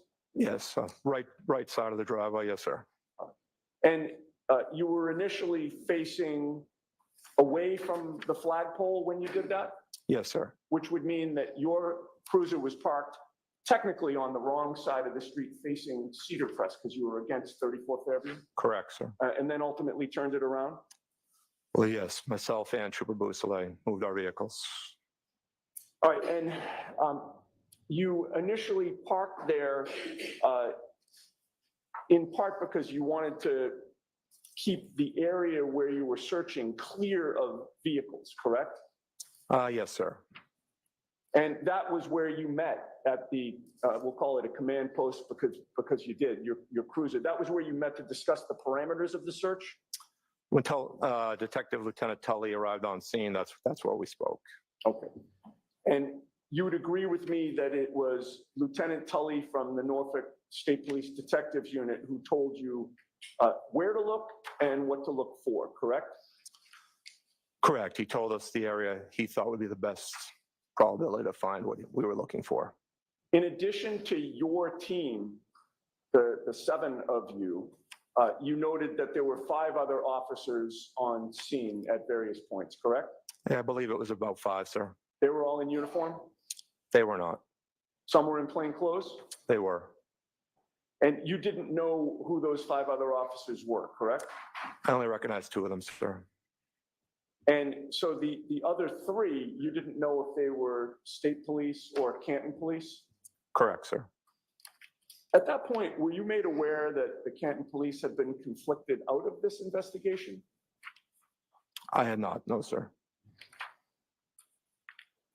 All right, now, Lieutenant Tully directed you to an area where he said that John O'Keefe's body was found, correct? He directed us to where he believed the vehicle involved had been parked and to where the victim's body was recovered. All right, so again, in answer to my question, he did direct you to an area where he believed the victim's body was found, correct? Yes, sir. And he told you that he believed that the victim officer was hit and dragged by a motor vehicle, correct? Yeah, I believe he might have said possibly dragged. All right, but in terms of your paperwork on the case, there's something called a final mission report, correct? Yes, there is, sir. And what is the final mission report? That's just a brief summary of the actions conducted by CERT during our assignment. And with regard to, just going back for a second, with regard to those 5 officers, you mentioned that you recognized 2 of the 5 officers that were in plainclothes at the scene? Correct, sir. And what departments were they from? The only 2 I recognized were from the state police. Okay. Now, getting back to the final mission report, you called it a brief summary of what you had done with regard to the search, correct? Yes, sir. Just because it's brief doesn't mean that it should be inaccurate, correct? Correct, sir. It's important with regard to anything that you submit on this case that you be as accurate as possible, correct? Yes, sir. And you try to be, correct? Do our best, sir. And there is an entry, well, there are 6 different categories on, or I should say 7 different categories on the final mission report. The first being the mission name, which you entered as the Canton evidence search, correct? Yes, sir. And that was accurate. The evidence search occurred, and it occurred in Canton, correct? Yes, sir. And you also put the date and time of the first call, and you entered that as January 29th of 2022 at 2:32 p.m., correct? Yes, sir. And that was accurate because you've testified that's when Lieutenant Tully contacted you, correct? Yes, sir. And there's a entry or a question or a box that says general terrain, and you entered that as neighborhood, snow-covered street, and front lawn, correct? Correct, And sir. that was accurate, right? Yes, sir. And in terms of incident type, you entered evidence search, correct? Yes, sir. And that was accurate, correct? Yes, sir. And then there's a final mission report that talks about your mission and starts with, 7 CERT members, and that's the CERT team, right? Yes, sir. 7 CERT members responded to the scene, and it talks about, the snow in the area where the victim's body was found, the plows hadn't cleared the street, et cetera, et cetera. That paragraph is accurate as well, correct? Yes, it is, sir. And then there's a final mission report by, and it gives your name, Lieutenant Kevin O'Hara, and it has your accurate badge number, which is 3042, correct? Yes, sir. All right, everything that we've just discussed in terms of what you put in your final mission report was entered accurately, correct? Yes, sir. And the final category is general description of mission. And would you agree with me that you entered the off-duty officer was hit and dragged by a vehicle at approximately 12:30 a.m.? I don't remember exactly how it's worded, sir. If I could. May I approach you on? Yes. It's been a recurring theme. Do you need I do not. glasses? You I do don't. not, Okay. sir. All right, I'm sorry. Thank you, sir.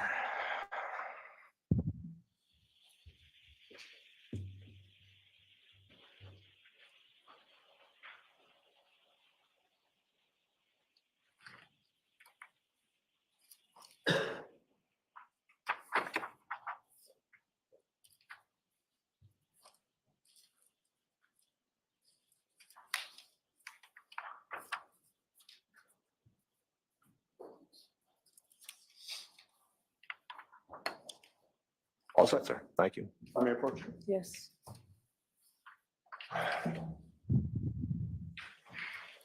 Lieutenant, having read that portion of the final mission report, is your memory refreshed? Yes, it is, sir. All right. And did you enter in there, the off-duty officer was hit and dragged by a vehicle at approximately 12:30 a.m.? Yes, it is. I did, sir.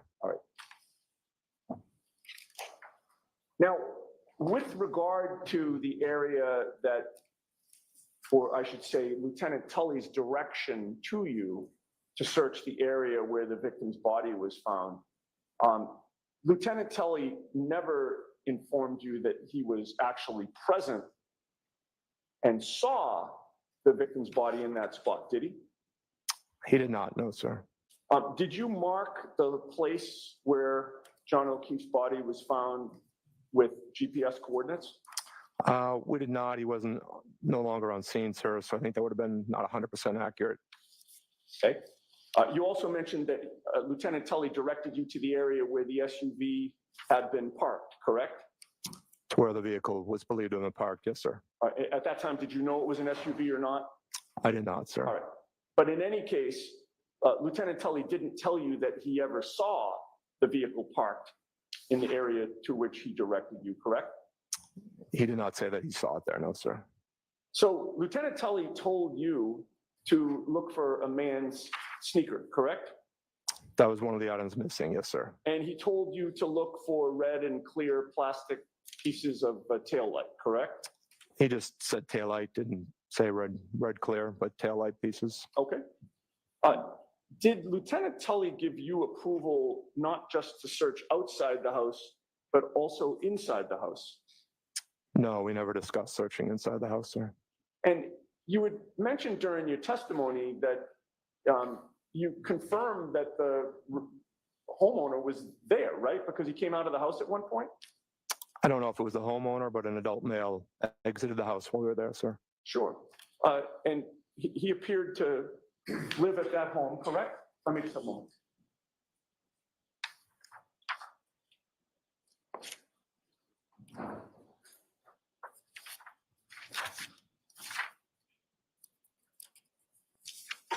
All right.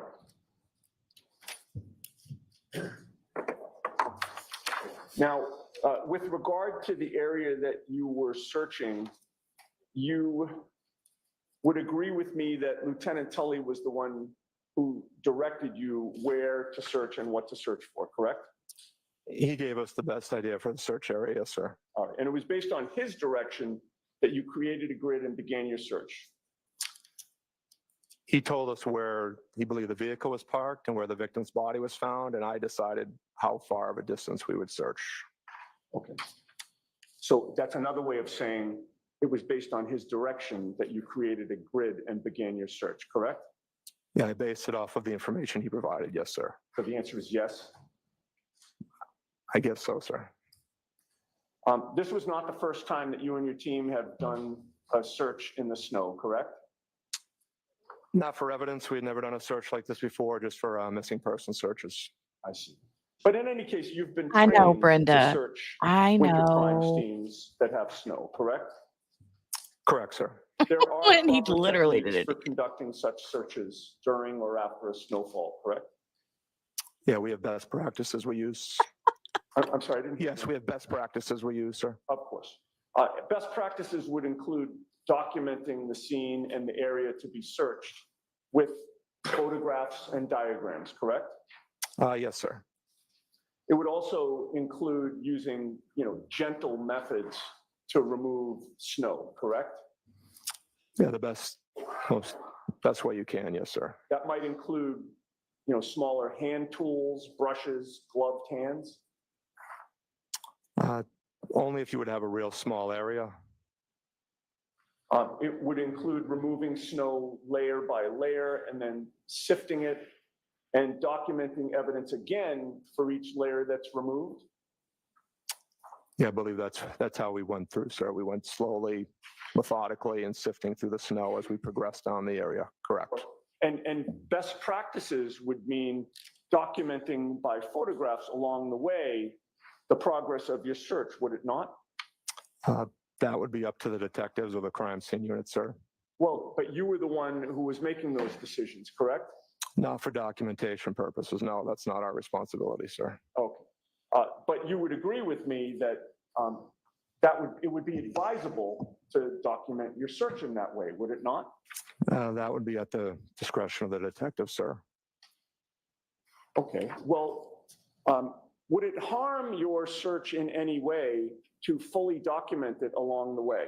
It would not harm it, no, sir. You want to take your time and work methodically and thoroughly in the search, correct? Correct, sir. And you want to collect evidence as it's located and immediately photograph it in place before it's disturbed, correct? Yeah, as evidence is discovered, it will get photographed in place. Yes, sir. During your search in this case, your team found a sneaker and pieces of red and clear plastic, correct? Correct, sir. The evidence that you found was basically on top of each other, within a few inches of each other, correct? Within a foot or two, a couple feet, yes, sir. Well, you testified at a prior proceeding in this matter, did you not? I did, sir. And you were sworn to tell the truth during that prior proceeding as well, correct? Yes, sir.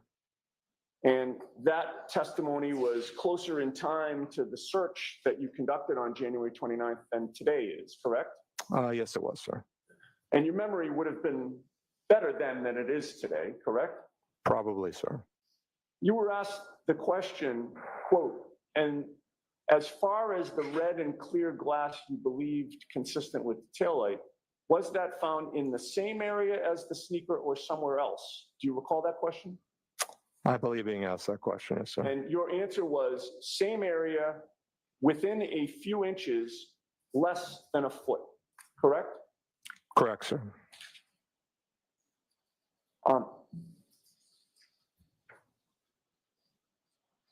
Now, you mapped out GPS coordinates for what you found? One of the team members did, yes, sir. Your team did? Yes, sir. And Lieutenant Tully from the Norfolk State Police Detective Unit was present during the search, correct? Yes, he was. And he was the one that was photographing the items that were found? Yes, he did. So I'd like to ask you a few questions about your observations about where these items were found in relation to each other. Was there a piece of red plastic located on the roadway left of the flagpole when you look at the house from the street? Left of the flagpole. Yes, sir. All right. Now, given your testimony about these items essentially being in the same area, less than a foot away from each other, it could not be true then that from that red piece of plastic that was found in the street, that 3 feet south of that was a black Nike sneaker found under the snow. That couldn't have happened, correct?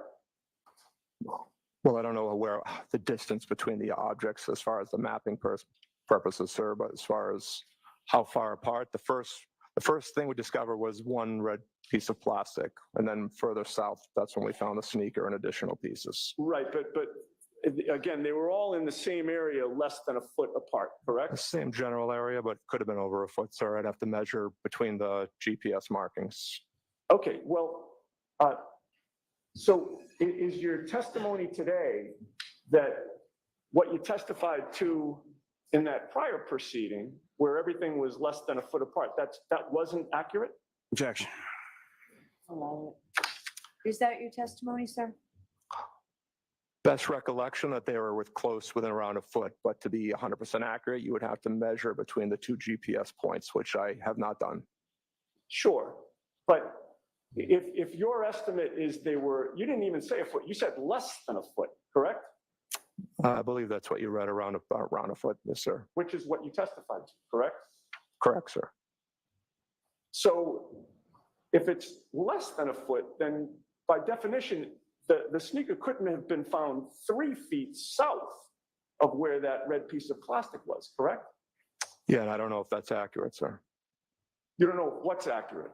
Where you're saying 3 feet, I don't know if that's accurate, sir. No, that's what I'm asking you. Is it accurate? I don't know, sir. I'm not sure the exact distance. I didn't measure the GPS marking, sir. I'm not. All right. I don't know where. I didn't know where you came up with that number 3 feet, sir. I'm just asking questions. Okay.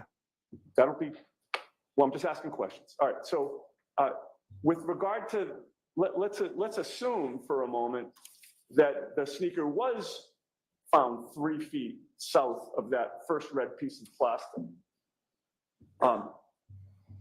From your observations, was there a clear piece of plastic that was found a few feet south of that black sneaker? There was a piece of clear plastic found just past the sneaker. A few feet south of the sneaker? I don't know where you're getting that from, sir. Again, you don't have to worry where my questions are coming So, from. Mr. Yannetti, no comments. Next Sure. question. I'm just asking a factual question. You were there, I was not. Mr. Yannetti, just ask the Yes. question. Was a clear piece of plastic found a few feet south of the black sneaker, which was found 3 feet south of the red piece of plastic? Did that happen? I don't know the distance, sir. No, not without measuring it. But I wouldn't think it was that far of a distance. They were much closer than that. Right. I mean, you say you don't know the distance, but you testified to what the distance was in that prior proceeding, did you not? Objection. Next question, please. All right. And then, moving along, we have the red piece of plastic, 3 feet south, black sneaker, a few feet south, clear plastic. Then finally, several feet south of that clear piece of plastic, was there a second piece of red plastic found? Several feet south. No, again, I don't agree with your description of the distance, sir. Okay. All right. So we will agree that, one piece of red plastic, 3 feet south sneaker, a few feet south clear piece of plastic, and then several feet south more red plastic. That didn't happen, correct? I don't agree on those distances, no, sir. No. Okay.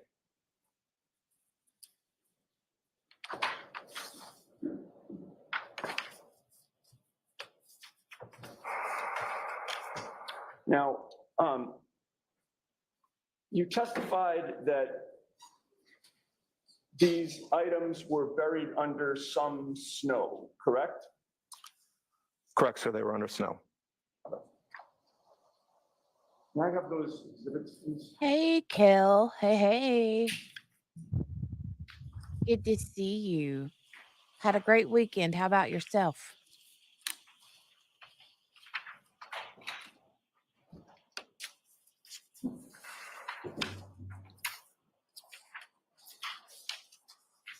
Okay, can I display exhibit 113, please? All right, the jury needs to take a break. Why don't we Oh, sure. Why don't we have this on warning? So take about 15. All rise for the court, please.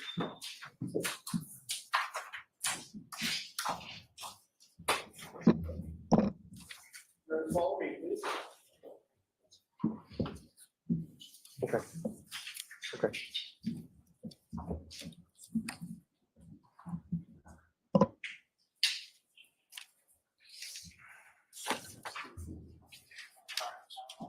I really like Alan Jackson's tie today, too. Defense is really hitting it home in the tie department today.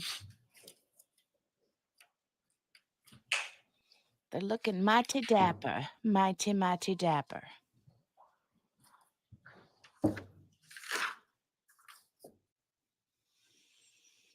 All right, let's speed it up a little bit. Hey there, Karen Reed. Love you, Jesse Weber. Hi, guys. Check in, Kel. Did you have a great weekend? I hope so. I hope you did, ma'am. I hope you did. Let's zoom through this quick break.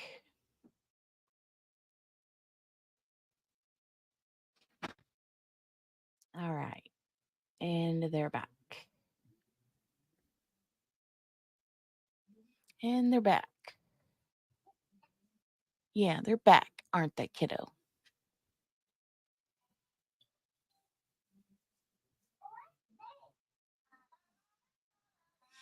Oh, great. She's got her microphone out.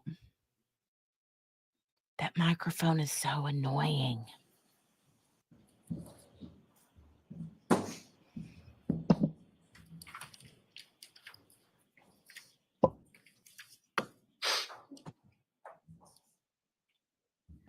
Thank you. Be seated. Put it back inside.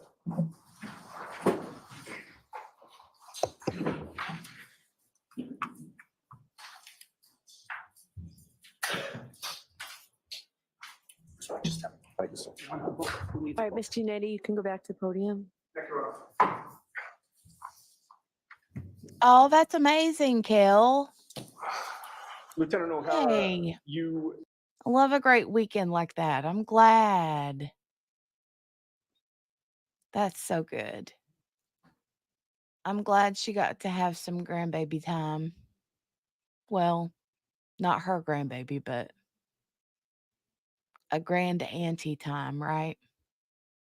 Grand auntie. Very sweet. testified on direct examination that you collected 6 or 7 pieces of plastic, correct? I believe that's what we found. Yes, sir. Would you agree with me that it's important to be precise in your investigation and your search? Yeah, that's why Lieutenant Tully took an evidence log, sir. All right, Brenda. Those are So as you crazy pants. testify here today, 2.5 years later, can you tell the jury whether it was 6 or 7 of the pieces of plastic that you actually found? I've never seen the evidence log from that night, sir, so I'm not sure exactly how many he recovered. Again, I was partaking in the search, so I'm not sure what the exact number is, sir. And you would agree with me that you only mapped 3 of them on the map that was introduced here at trial, correct? Correct. And again, that was because the pieces were essentially on top of each other, correct? Correct. As you would mark them on the GPS, they were marking almost directly on top of each other, and we knew that was going to. And they certainly were not being marked feet away from each other, several feet, correct? No, sir. All right. And you are aware that Lieutenant Tully photographed 5 pieces of plastic that day, are you not? I'm not sure. I'd never seen the photos until probably about a week ago, sir. All right. In any case, you did say to the State Police Detective Unit at the end of this search that if they wanted you and your team to come back out during daylight hours, you would, correct? Correct, sir. So I'd like to direct your attention to 6 specific dates, and then I'll ask you a question. February 3rd, February 4th, February 8th, February 10th, February 11th, and February 18th. Those 6 dates. And my question is, did the lead investigator, Trooper Michael Proctor, ever call you on one of those 6 dates to come back to the scene to conduct a further search? No, he did not. I have nothing further. Okay, redirect, Mr. Lally. Just briefly, Your Honor.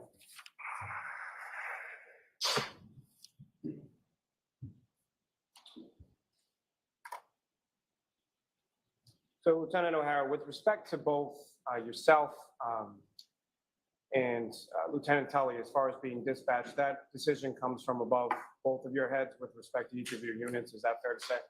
That's correct, sir.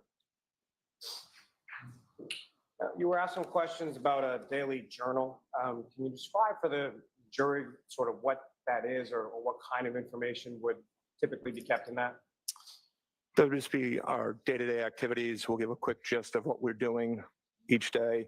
Be more general than that, doesn't get too thorough. Now, you had made mention during your testimony of some other documentation that would be more specific. Is that correct? Correct, sir. And what would some of those be and how would that be more specific? That's a report that gets generated through our mission manager software, so it creates a little bit more detailed response. And are you familiar with an AVL? I am, yes, sir. And what is an AVL? It's the Geotab GPS on the cruiser's automatic vehicle locator system. And the vehicle that you were operating that day, was that equipped with an AVL? Yes, it was, sir. And is that how you're able to tell the precise time of your arrival on scene, Correct, sir. as well as each member of your unit? Is that correct? Correct, sir.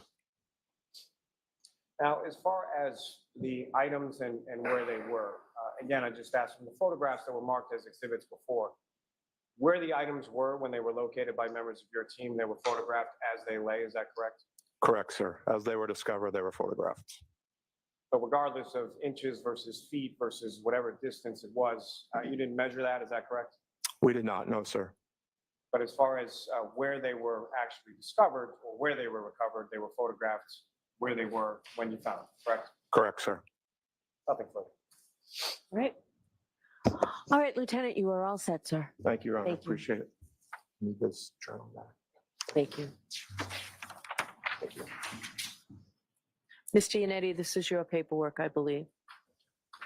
All right, Mr. Lally, your next witness, please. Yes, Your Honor, the Commonwealth call Ms. Maureen Hartnett to the stand.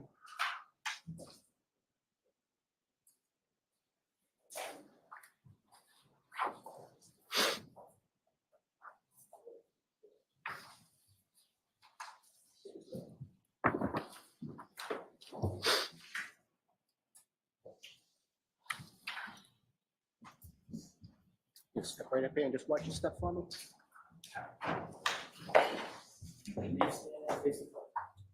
You solemnly swear the evidence given to the court and jury in the case now hearing the truth, the whole truth, and nothing but the truth, so help you God. Yes.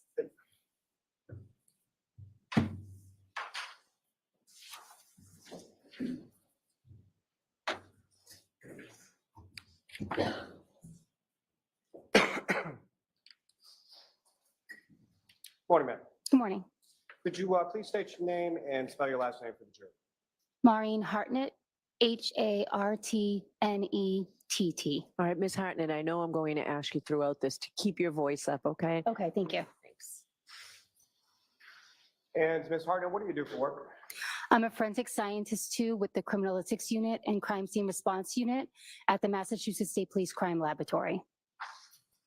And how long in total have you been with the Massachusetts State Police Crime Lab? In total, approximately 8 years. And I'm going to ask you some questions, just a little bit about your educational background. Where did you go as far as your undergraduate was concerned? I have a Bachelor of Science in Biology from Bridgewater State University. And following receipt of that degree, where did you go from there? I have a Master of Science in Forensic Science from the University of New Haven. And after you received your master's, where did you go after that? I was then hired by the Massachusetts State Police Crime Laboratory. And when you're initially hired, you mentioned that you're a forensic scientist too now, is that correct? Yes, correct. So when you're initially hired, or when you were initially hired at the State Crime Lab, what was your position and what did that entail? Are you referring to back in 2004 or in my current hire? You're back in 2000. In 2004, I was originally hired as a temporary employee in the CODIS unit. And what is it that you did there? I collected blood samples for the DNA database. And did you receive any sort of training in regard to that work? Yes, I was trained on how to properly collect and seal those samples. And what did training sort of consist of in reference to that? I demonstrated being able to take those collections and then properly store them and seal them. Now, your current position, what is your position at the crime lab now? Currently, I'm a forensic scientist too in the Criminalistics Unit and Crime Scene Response Units. And what is sort of the difference between a forensic scientist 2 versus a forensic scientist 1? A forensic scientist 1 is still in training at the crime lab. And did you start as a forensic scientist 1 when you came into this particular unit? Yes, I did. And about how long a period or process is it from the time that you start as a forensic scientist 1 before you become a forensic scientist? It took me approximately 9 to 10 months to be signed off to be a forensic scientist too. And can you explain to the jury sort of what goes on as far as that process is concerned, going from a forensic scientist 1 to a forensic scientist 2? During that time period, we are being trained in the various types of analysis that we'll perform in the criminalistics unit. And what exactly does that training sort of consist of? The training is broken up into modules, which addresses each type of analysis. At the end of each module, we take a written exam, an oral exam, and a hand-on practical exam. Once each module is successfully completed, we'll move on to the next module. And what are your duties as a forensic scientist in the criminalistics unit and the crime scene response? In the criminalistics unit, I examine items of evidence submitted by law enforcement personnel or crime scene responders for the presence of biological fluids such as blood, semen, and saliva, as well as trace materials such as hairs and fibers. I also perform gunshot residue collection and damage analysis. And with respect to the crime scene response unit? For the crime scene response unit, I respond to crime scenes. I document crime scenes, analyze or test evidence, preserve the evidence, and then transport that evidence back to the crime lab. And now, with reference to your training experience, specifically in the crime scene response unit, what is, based on your training experience, what is sort of the definition of what is a crime scene? A crime scene is any location that may contain evidence related to a crime. Now, with regard to those two positions, what, if any, training did you receive in regard to those two units that you're currently in while you were at the lab? I'm sorry, are you speaking about the crime scene training specifically? Crime scene training, yes. Let me ask you first to start with the criminalistics. The criminalistics training, I completed modules on body fluid identification, such as blood and semen, trace analysis, identification of hairs and fibers, pattern evidence, such as blood stain pattern evidence, as well as damage analysis. And as far as the training was concerned with regard to the crime scene response? I received training in proper documentation using sketches and diagrams of the scene. I also received training in trace collection at crime scenes, as well as gunshot residue collection at crime scenes. Now, the crime lab that you work for, is that lab accredited? Yes, it is. And what does that, as far as accreditation, what does that mean? Accreditation is a voluntary quality assurance process that the laboratory is a part of, or an outside body evaluates our crime lab to ensure that our personnel, procedures, and instruments are held to certain scientific standards. And the outside sort of vendor or the outside accrediting agency, who is that in regard to the Massachusetts State Police Crime Lab? Our laboratory is accredited by ANAB, which stands for ANSI National Accreditation Board, and ANSI is another acronym that stands for American National Standards Institute. And as far as that accreditation is concerned, how often is that something that that your lab undergoes, or is there some audit process? How is accreditation sort of achieved? We are audited, I believe, I want to say every 2 years, but I'm not 100% sure. They come out to the lab and they go through certain systems or have a certain scope in which they audit us. We also do internal audits as well. And as far as that accreditation is concerned, is that something that was up to date in the month of January of 2022? Yes, it was. And is it up to date currently as well? Yes. Now, your work, I believe you just alluded to this as far as your testimony, but does your work go through some sort of review process? Yes, every assignment that I complete goes through both a technical review process and an administrative review process. Can you explain a little bit about what each of those is and what it means? A technical review process is done by an independent analyst, either a peer or a supervisor, who will look through my file and determine whether or not they can come to the same conclusions that I came to based on my notes.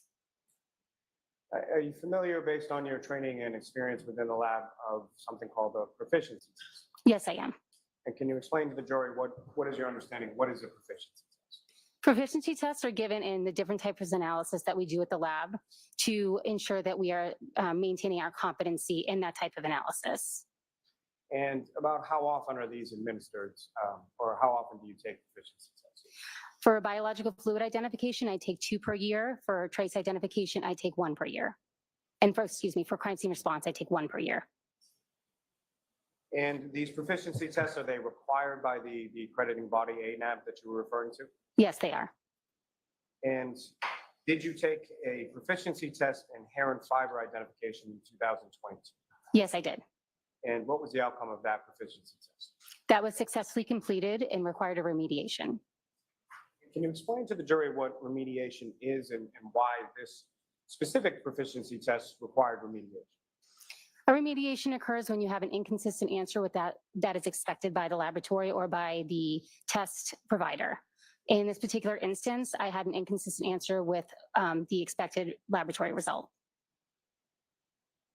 And how was the remediation completed in this instance? After the inconsistent answer was identified by my technical leader, we had a verbal discussion about why I came to the conclusion I did. To be more specific, each item had 2 samples. One of the samples for item 4, I determined as being a human hair without a root, when in fact the root was present. We had a discussion on how I came to that conclusion, and then she then mounted that hair back on the microscope, and we discussed different ways that I could have come to the correct conclusion. And during that remediation process, were you permitted to continue to perform casework during that time? Yes, I was. I was permitted to continue to perform casework in hair and fiber identification. However, I was temporarily asked to not perform technical reviews of my peers' work on hair and fiber identification. And was prior casework that you had completed evaluated to verify that the previous reports were issued correctly? Yes, they were. And what was the determination in regard to that? No previous casework was affected by this error. And have you since completed additional proficiency tests in hair and fiber identification? Yes, I did. And what were the outcomes of those subsequent proficiency tests? Those were successfully completed without needing any additional remediation. As far as the remediation was concerned, if you could just explain to the jury sort of what the issue was and what that remediation process looked like again. Sure. So I received 4 items in hair and fiber identification. Each item was told that they came from the same source. Item number 4 consisted of 2 items. One was a hair with a root. The other was also a human hair with a root, but I had said the root was absent. That was due to the fact that I didn't see anything like that at the microscope. It was something that was new to me. My technical leader reviewed that hair with me under the microscope. She showed me various characteristics such as a loss of scale pattern and the soft appearance of the root, which I thought was damage. Because we had this discussion and I agreed with the different characteristics that she showed me, she then gave me several hairs, both with damage and with roots, so that I could basically continue to understand the difference of what I was looking at. Once she looked at all my notes and agreed with everything that I had done, she then issued me an additional test to demonstrate my continued competency in this. Now, how many criminalistics cases have you processed over your time at the lab? Over 1,000. And how many scenes have you processed in regard to your work with the crime scene response? I responded to approximately 150 scenes, 80 of which I was the lead investigator on. And how many exams have you completed with regard to motor vehicles? Approximately 65. Now, if I could ask just a general question as far as blood testing is concerned, how is it that you test for blood? Normally I would test for blood by locating a visible red-brown stain or an area that may contain blood. I perform a screening test, which is not specific to blood, but other items may also come up positive for screening tests. If that screening test is positive, I go on to perform a confirmatory test. And as far as the screening test is concerned, can you explain to the jury sort of what it is that you do in performing that screening test? The screening test is a 2-step process. I take a cotton swab, which I apply sterile water to. I take that cotton swab and apply it to the area that I would like to test. And then I add my 2 chemicals to the swab. Depending on what type of screening test I perform, there'll be a color change, either blue or pink for blood. And with regard to the confirmatory test, can you explain to the jury sort of what does that consist of? If the screening test is positive, I'll go on to perform a confirmatory test, or again, a cotton swab is applied to the area of interest, or I may take a cutting depending on what the substance is. I then add a chemical to that cutting or swab, and then The liquid portion is added to a test card, something similar to a COVID, if you've taken a COVID test or a pregnancy test, the liquid is spotted at one end of the card and it flows up the strip. If there's 2 lines, it's positive. If there's 1 line, it's negative. And through your training experience and work with the lab, are you familiar with a term called QLIM or QLIM? Yes, I am. And can you explain to the jury what QLIM means or how it's applied? QLIM stands for quantity limited, which means that the sample, if it's being sent forward to DNA, would not be able to be divided in 2. Typically, we divide each sample going forward to DNA into 2, one to be tested in our DNA unit and one to be preserved for future testing. If an item is deemed QLIM, it means that that item, the entire item will be used up in the DNA processing. Now, Ms. Hartnett, if I could turn your attention to February 2nd, 2022. Do you recall that date? Yes, I do. And on that date, were you dispatched to the Canton Police Department? Yes, I was. And do you recall approximately what time of day it was that you arrived at the Canton Police Department? I believe it was approximately 9 a.m. And when you arrived there, who, if anyone, beyond yourself, from state police or other sort of personnel was present at the Canton? Trooper Proctor, Trooper Dunn, and Trooper Clark from Crime Scene Services Unit. And at some point subsequent to that, were there other members of the state police that arrived in that area as well? Yes. And was one of them a reconstructionist named Trooper Paul? I'm not sure what the name was. I do know that the reconstruction team did come on after I arrived. Now, where within the Canton Police Department were you directed to go, or where did you go? I was directed to the Canton Police Department garage. And when you got to the garage, what specifically did you observe there, and what, if anything, were you asked to do? I was asked to examine a black Lexus SUV. And did you then examine that black Lexus SUV? Yes, I did. And you made certain observations of that, is that correct? Yes, correct. Now, with respect to your observations that you made of the black Lexus SUV, was that memorialized in any way? Yes, I took notes as I was examining it. And you mentioned Trooper Clark as well, is that correct? Yes, correct. And is he from the Crime Scene Services section within the State Police Lab? Yes. And what, if anything, was he doing with reference to the black Lexus while you were making your observations or while you were conducting your work? I believe he was taking photographs. I don't know any other, I don't know what else he performed while he was there. And your Honor, may I approach? Yes.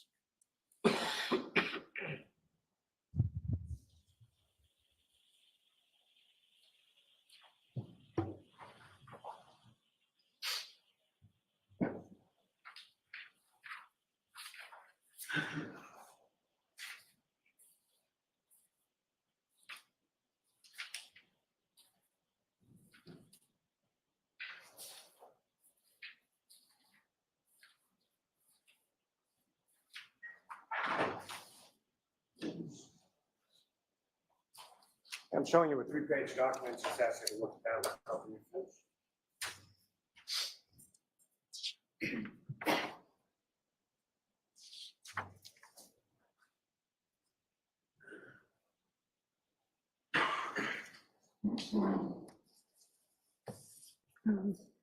Do you recognize that document, ma'am? Yes. What do you recognize it to be? It's, it looks like diagrams that I had taken at the scene. However, it appears to be missing some information. So as far as the notes that you took, they're not memorialized? Ms. Harden, you had taken notes on those diagrams when you were at the Canton Police Station in the garage? Yes, I did. And that diagram that you have before you does not contain those notes, is that correct? That's correct. But as far as the diagrams that you had before you and that you were taking notes on, those are the diagrams or a form of those diagrams? Yes, that's correct. And contained on that is certain information related to the vehicle, is that correct? Yes, correct. Includes the make, the model, license plate number, is that correct? Yes. And if you could just read from that form as far as what you recorded as far as the make, the model, and the license plate number. The make is a Lexus. The model is LX570. The year was 2021. The registration is Massachusetts 3GC684. The VIN number is JT J, F, Y, 7, AX, 1, M, 4, 3, 4, 3, 4, 7. The exterior color is black. The interior color is tan. The registrant is Karen Reed, and the exam location was Canton PD Garage. Madam Pro Chair, Yes. I'm also seeking to introduce in the minutes. Any objection? No objection. Thank you. Exhibit 137. Okay. Ms. Hartnett, with reference to the diagram that you took notes on, do you have a copy of that with you today? Yes, I do. And Your Honor, with the court's permission, I would ask that the witness be allowed to take that out just to, as far as the testimony related to the diagram. Okay. And with the court's permission as well, I would ask if we could display what's now been marked as 137 on the screen. Yes.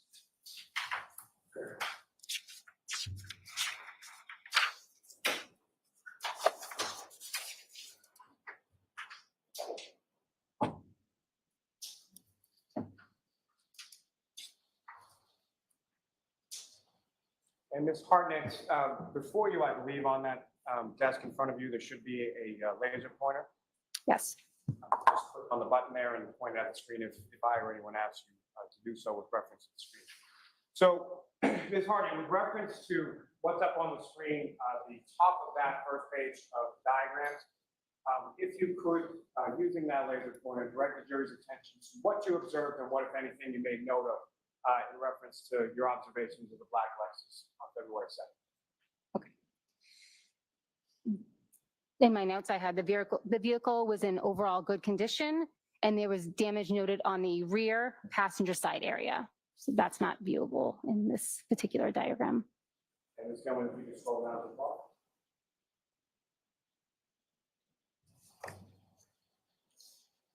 So in this area here. And as far as the damage that you noted in the right rear passenger area, what was it specifically that you noted? I noted there was a dent. Yeah, don't read from there. What did you note? There was a dent in the trunk door. There were scratches on the rear bumper, and there was a broken taillight.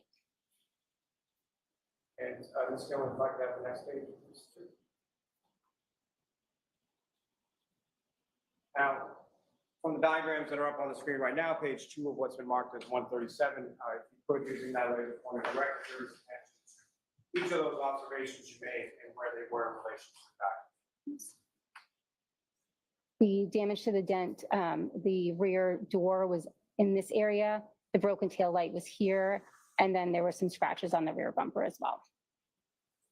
Now, in addition to scratches on the rear bumper on the area of that lift gate in the back, what, if anything else, did you observe sort of within that area? I observed an apparent hair on the rear quarter panel about here, and I also noted some pieces of glass on the rear bumper. Oh, excuse me, I want to say apparent pieces of glass. Now, as far as that word, when you say apparent human hair on the rear bumper, why that terminology? Why do you call it that at that stage when you're in the garage and you're making these observations? At that time, I noted that it was an apparent hair because I had not done any microscopic observation of the hair. And subsequent to that, did you do that microscopic examination of the hair that you observed in the rear area of that Lexus SUV? Yes, I did. And where was that? That was performed back at the lab. So that item was secured by yourself, taken back to the lab and examined microscopically? Yes, that's correct. Now, with reference to what you termed as the apparent glass on the rear bumper, similar to the apparent hair, why is it that you use that terminology when you're making those observations of it in the garage? I did not have any confirmation that it was glass. We refer to it as apparent glass and preserve it for the trace unit.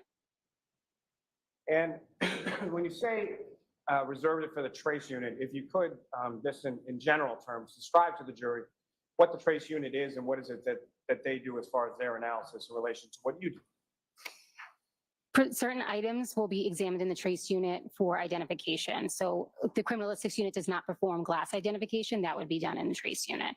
They would also, they also will look at other items such as plastic and hairs, but I'm not comfortable going into the analysis that they perform. I don't have the details on that.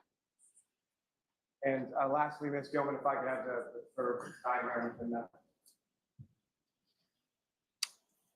And again, Ms. Harden, what's up on the screen is that is before you as the third diagram, Yes. or the third page of the diagram. And what, if anything, of significance did you note in this area of that? I noted the items that were located within the vehicle. There were some boxes on the back seat of the vehicle. There was also a package in the vehicle and some clothing and miscellaneous items in the trunk. Now, as far as the items that were contained within the trunk, how high up were they? Let me ask you this. As far as the rear window of the trunk area, was there anything obstructing that? I don't recall at this time.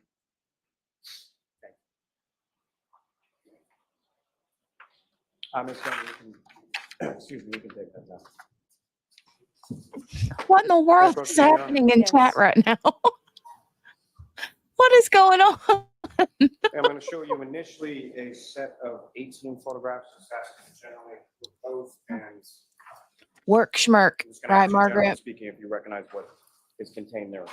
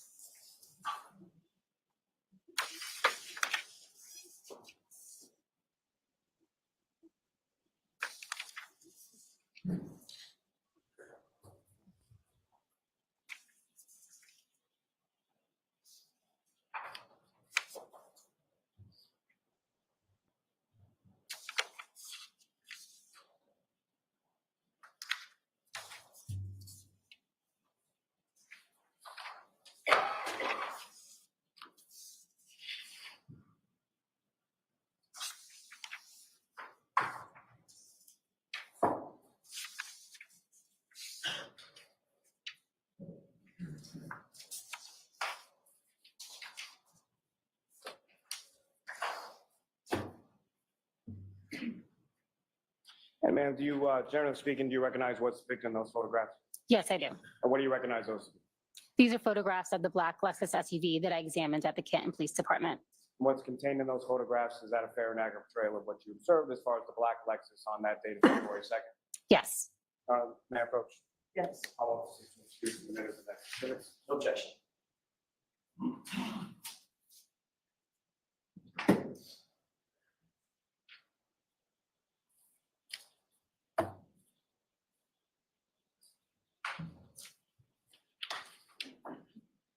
Your Honor, if I may, I don't mean to. So Madam Court Reporter needs to. I understand. So all I'm asking, Your Honor, is if I may approach just to show a couple more photographs while the court reporter is recording so that the witness may review them. Are we done? If anyone speaks before I'm done, it won't be on the record.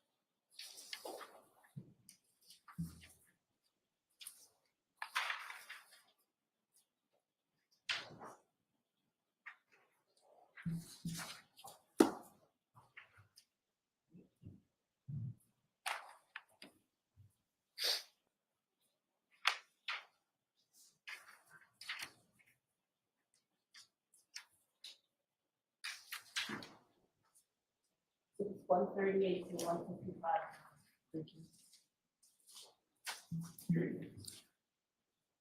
Thank you very much.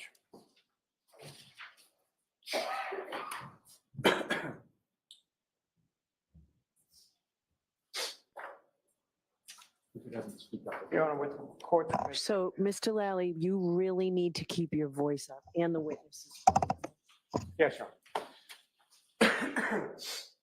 Your Honor, with the court's permission, may I publish those photographs that have now been marked for the jury? Yes. And Ms. Gilman, if I could start with 2498. She's like, if I have to tell you one more time,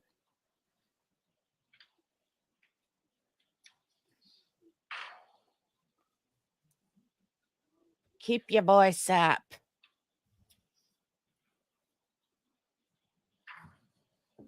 Ms. Hartnett, you recognize what's up on the screen? Yes, I do. And what do you recognize that to be? That is a picture of the license plate of the black Lexus SUV. And if I could have the next photograph, Ms. Gilman, 2499. Again, do you recognize what's up on the screen, Ms. Hartnett? Yes, I do. And what do you recognize that to be? That is the front end of the Lexus SUV.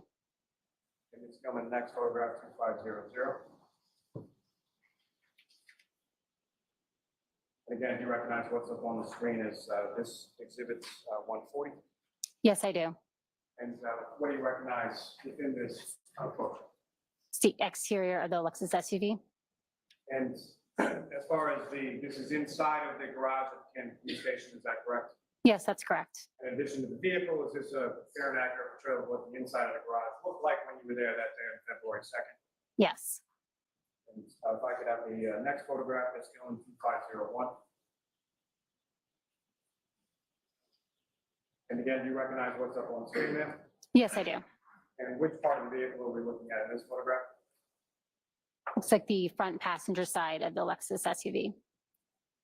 And the next photograph is Gilman 2502. And do you recognize what's depicted in this photograph as well? Yes. And which side of the vehicle are we looking at this point? The driver's side. And Ms. Gilman, if I could have 2505.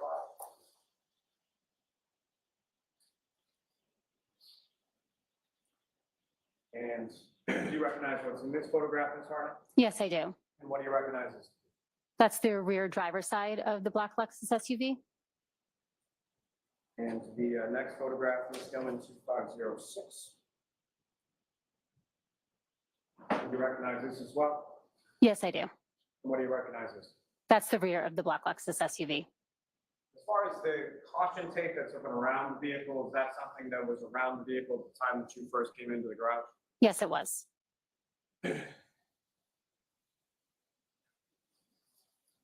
Now, from this photograph 2506, which is exhibit 145, using the laser pointer before you, if you could draw the jury's attention to the damage that you were talking about, or where you observed that located on the vehicle. There's damage here on the bumper, and there was also damage to the rear door. I think it may be blocked by the caution tape. And Ms. Gilman, if I could have photograph 2508.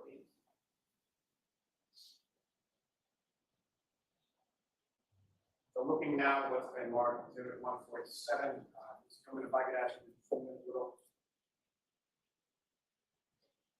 Now, with reference to the damage that you were talking about that may have been blocked by the caution tape in the prior exhibit, do you see that in this exhibit? Yes, I do. And if you could, again, using the laser pointer, before you draw the jury's attention to where in this exhibit you observe that thing. Right here.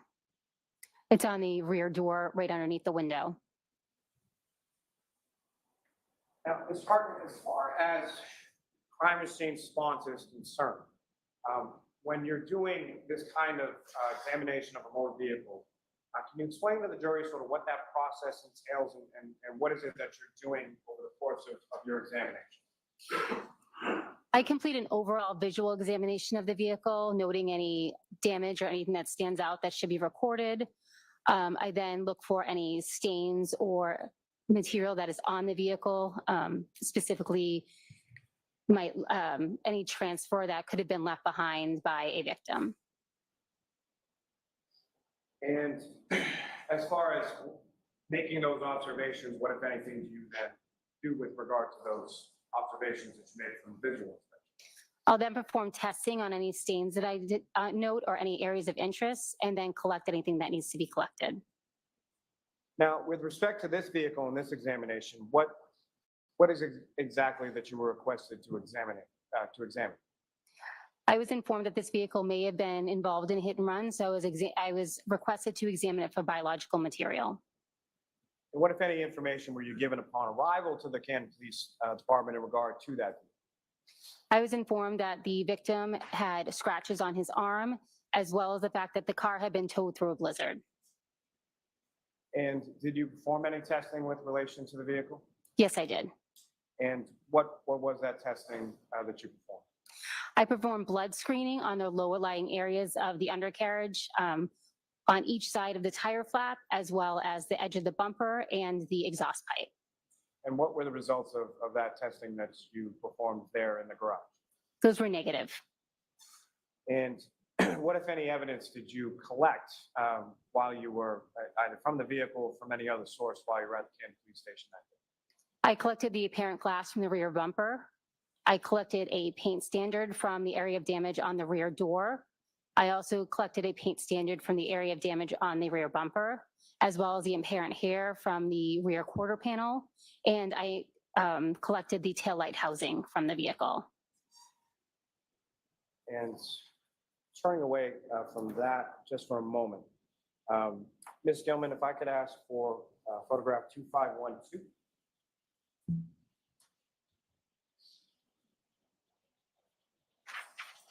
And Ms. Harden, direct your attention up on the screen, what's now been marked as Exhibit 150. Do you recognize this? Yes, I do. And what, if anything, of significance in relation to items collected or items you observed, do you observe in this particular photo?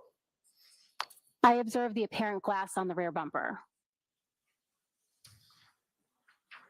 And Ms. Gilman, if I could have photograph 2515.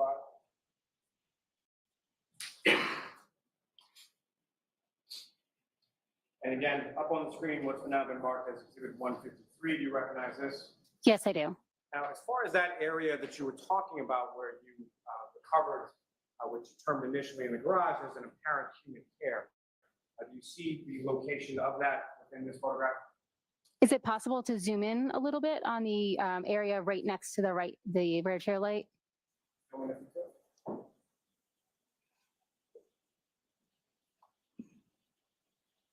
To the best of my recollection, it was in this area. Now, as far as areas where you observe certain items or where damage is indicated or observed by you, is that later marked in some fashion? I note the damage in my notes. But as far as on the physical item itself, is that marked in any way, shape, or form?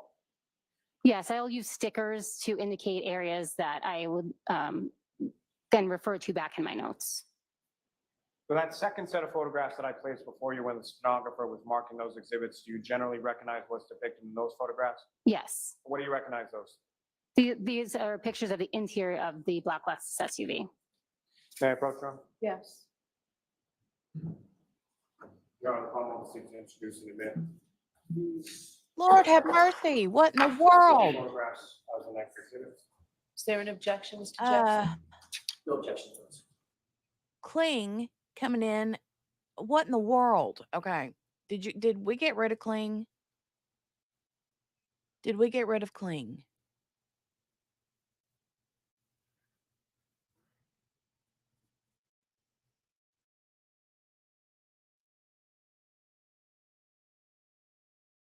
Jeez.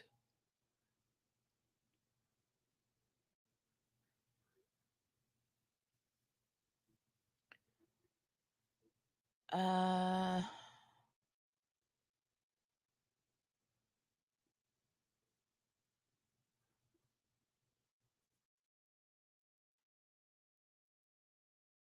Lord have mercy.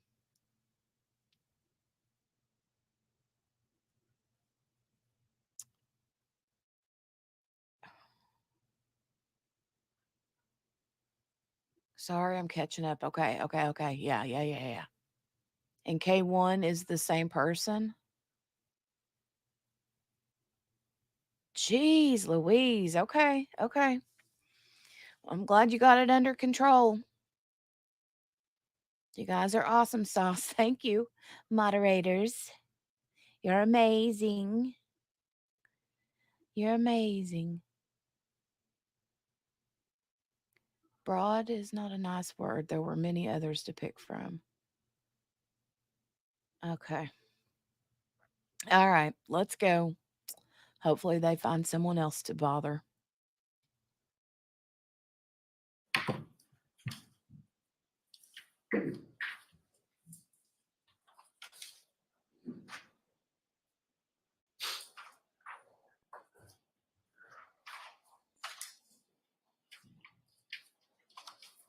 One 56 to 159.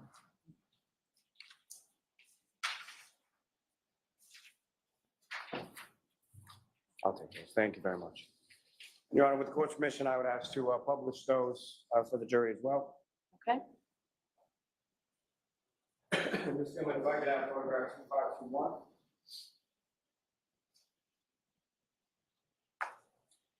Ms. Hartnett, again, direct your attention to the screen. Do you recognize what's now been marked as Exhibit 156? Yes, What do you recognize that to be? that's the driver compartment of the black Lexus SUV. And if I could have Ms. Gilman photograph 2527.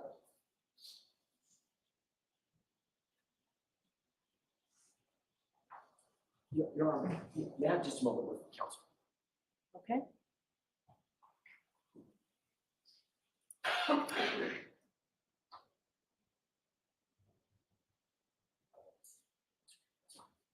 Thank you, Your Honor, appreciate it. So Ms. Hartnett, direct your attention to the screen, photograph 2527, that's now been marked as Exhibit 157. Do you recognize that as well? Yes, I do. And what is depicted in that photograph, ma'am? It's the front seat area of the black Lexus SUV. And specifically, as far as the center console area of that vehicle, is that fair and accurate portrayal of what you observed inside the vehicle on February 2nd? Yes, And lastly, from this package, Ms. Gilman, if I could have photograph 2535.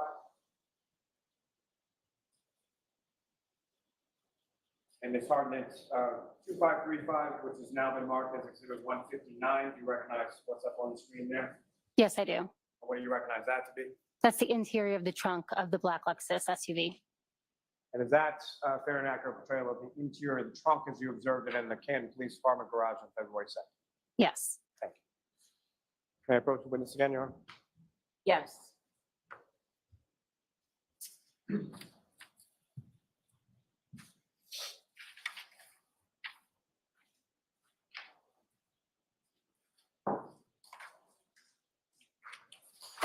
I'm showing another series of 9 photographs, again, just ask you to look at those. Look up when you're finished, but really what I'm going to ask you is, do you recognize what's depicted in this?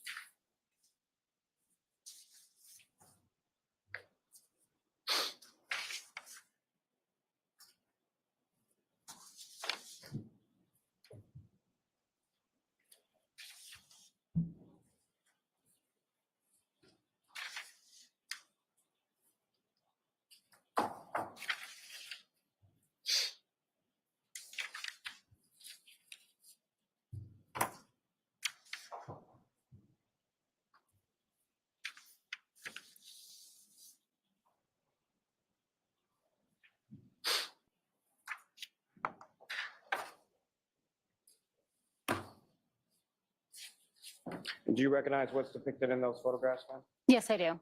And generally speaking, what's depicted in those 9, that set of 9 there? These are pictures of the rear passenger area of the black Lexus. Your Honor, may I approach? Yes.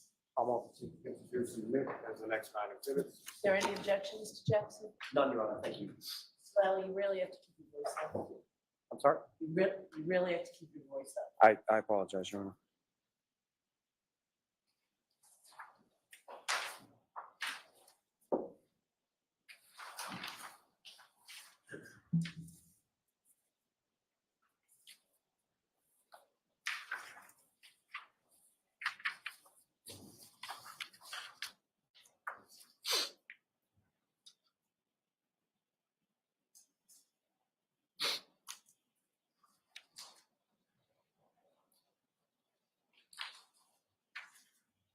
One 60 to 166 one.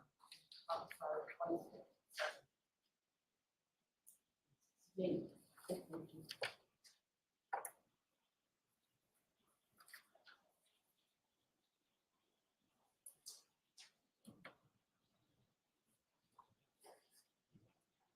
Thank you very much.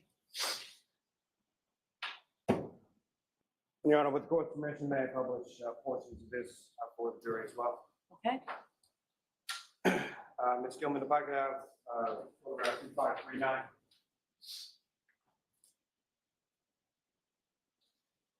Sergeant, what's up on the screen is photograph 2539. That's now been marked as exhibit 160. Do you recognize that? Yes, I do. And what do you recognize that to be? That's the rear passenger area of the black Lexus. As far as the damage that you observed from the broken taillight, if you could, using the laser pointer before you, direct the jury's attention to that, or what's visible of that in this photograph. This area here is the broken taillight. And Ms. Gilman, if I could have next photograph 2540. Now exhibits 161. Again, Ms. Hartnett, if you could, using that laser pointer, direct the jury's attention to where you observe, if anywhere in this photograph, damage to the right rear passenger. There's damage in this area here to the rear tail light. From the damage that you observed, it essentially wraps around from both the back and from the passenger side of the vehicle. Is that correct? Yes, that's correct. And Ms. Gilman, if I could have photograph 2554.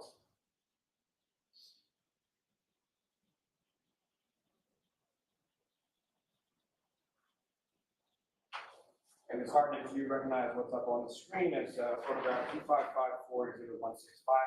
Yes, I do.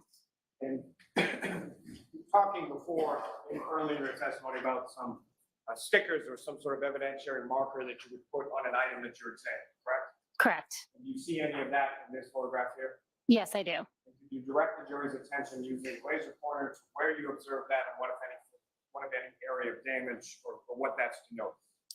There's a sticker here, and I know you can't see it. I don't know if you can zoom in.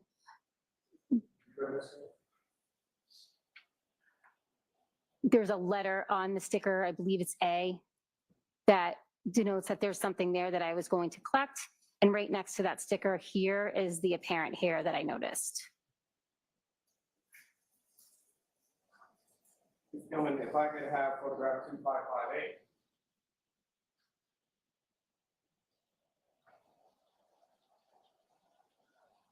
My apologies, 2556.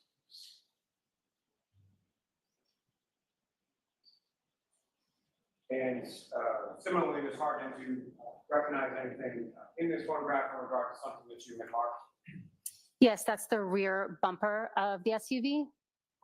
And Ms. Gilman, if you could zoom in a little on that placard.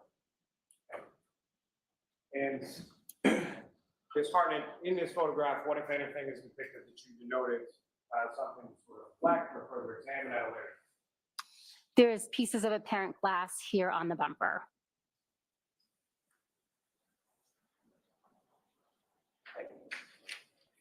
May I approach the witness again, Your Honor? Yes.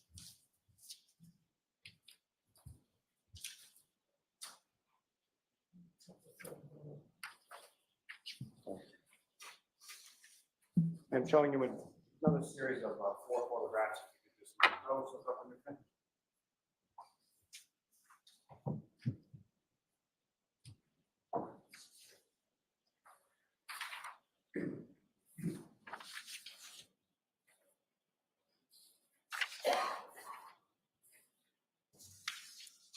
Do you recognize what's depicted in those photographs, ma'am? Yes, I do. And what do you recognize those to be? This is the rear passenger exterior right below the tail light on the Lexus SUV. And Your Honor, may I approach the witness? Yes. Come up, seek to introduce you as the next exhibit. Okay.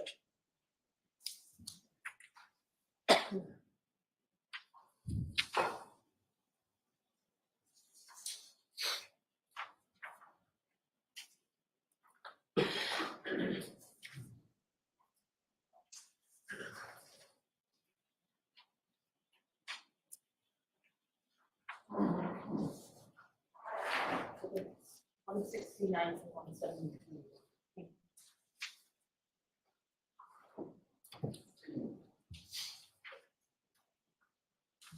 Your Honor, with the court's permission, may I publish some of these photographs to the jury? Yes.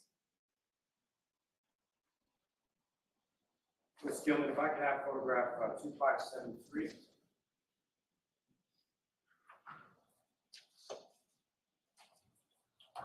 Sergeant, again, photograph 2573, what's now marked as exhibit 169, you recognize what's depicted in this? Yes, I do. And if you could explain to the jury sort of what we're looking at in this photograph? This is the area of the rear passenger side of the vehicle just below the taillight. And Ms. Gilman, if I could ask sort of towards the top center of that photograph, if you could zoom in on that area. Ms. Hartnett, do you observe another sort of sticker or placard that you placed in that area? Yes, I do. And what, if anything, is that in reference to? I'm sorry, I can't see what the letter is on it, so I'm not sure what that's in reference to. If I could ask Ms. Gilman. So, Mr. Lally, when you put your head down to read, your voice goes down considerably. We can't get a recording of your voice, so you need to speak up. Understood. Ms. Gilman, if I could have photograph 2576.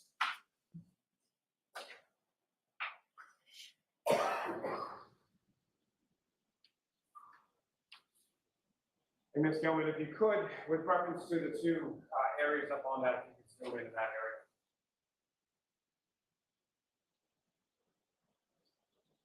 Sorry, first on the one below. Ms. Hartnett, can you see better there as far as what the sticker is and what you had noted there? Yes, And can you explain to the jury what you had noted in that particular area? I noted there were scratches in that area. And Ms. Gilman, if you could, the one above. Thank you. Also within this exhibit 172, there's another sticker further upward on the vehicle. What, if anything, did you note or observe in that particular area? In that area, I noted the apparent hair. Thank you. May I approach the witness stand, Your Honor? Yes.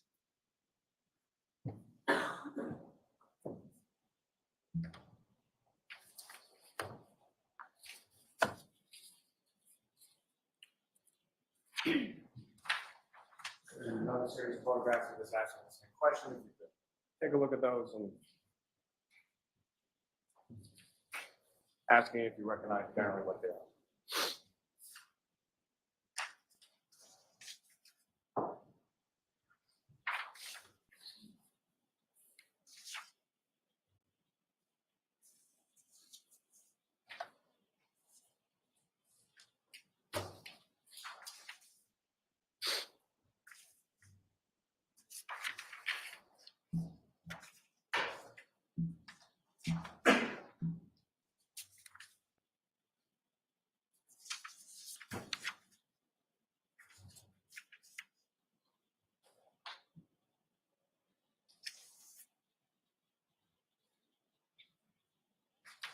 Next question, Mr. Lally. Sorry, Your Honor. May I approach? Yes. I'll call on to introduce the witness, the next exhibits. No objection.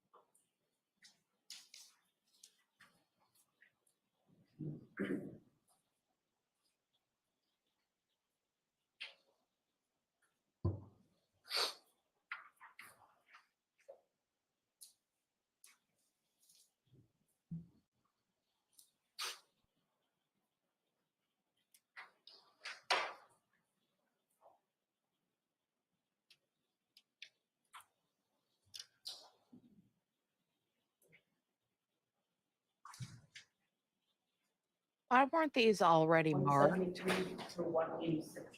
Thank you. Thank you very much. Your Honor, with the court's permission, I'd ask to publish some of those photographs as well. Yes. Ms. Gilman, if I could have 2558.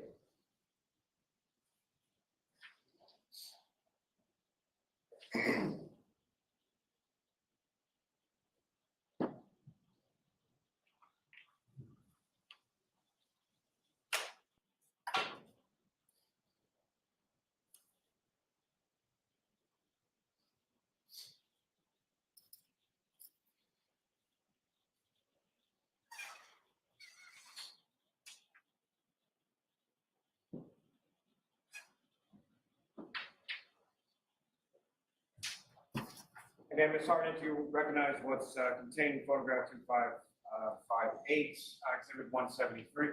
Yes, I do. And Ms. Gilman, if I could ask you to just zoom in a bit on the sticker in the middle of the screen. And again, Ms. Hartnett, what is depicted in this photograph? That is a picture of the apparent hair I noted in the area. Ms. Gilman, if I could have 2561.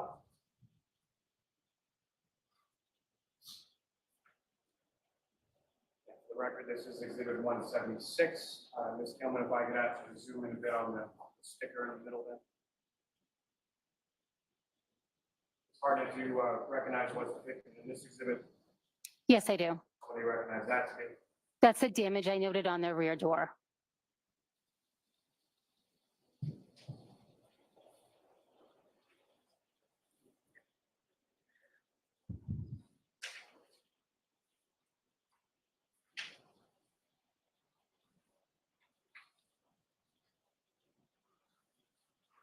Thank you. Your Honor, may I approach Yes. the witness?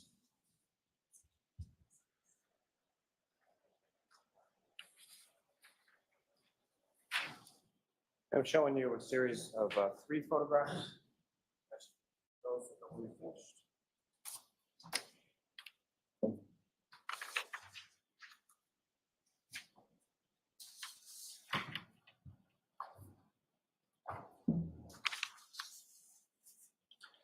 And do you recognize those, ma'am? Yes, I do. And what do you recognize those to be?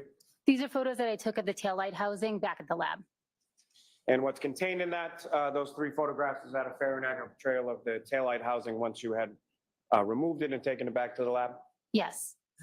May I approach again, Your Honor? Yes. I'll want to seek introduce you as the next witness. No objection. Thank you.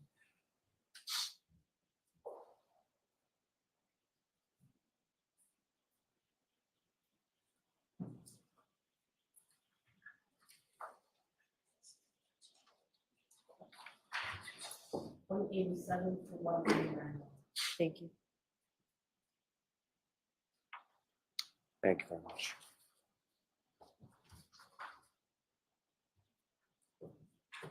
And so, Ms. Hartnett, before we get to those photographs, I do have a few questions. So it makes no difference to me, but I think we can turn the light back. Thank you, Mr. Officer.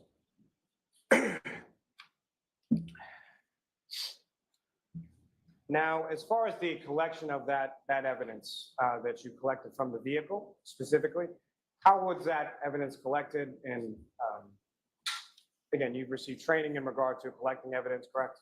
Yes, that's correct. And the collection of evidence that you did in this case, was that in conformity with that training and experience that you have? Yes, it was. And so how did you collect those pieces of evidence from the vehicle on that particular? It depends on what the item was, the taillight specifically, is that what you're asking about? Well, first, let me ask as far as the hair, and then I'll move on to some other items if that's all right. So as far as the hair was concerned, how was that collected? I would have collected the hair with tweezers, put it in a glassine envelope, and then put that into a larger manila envelope. And as far as those steps that you take, as far as the collection is concerned, what are some of the concerns for that, or why is it that you take those steps? Prior to touching any evidence, I would put on gloves.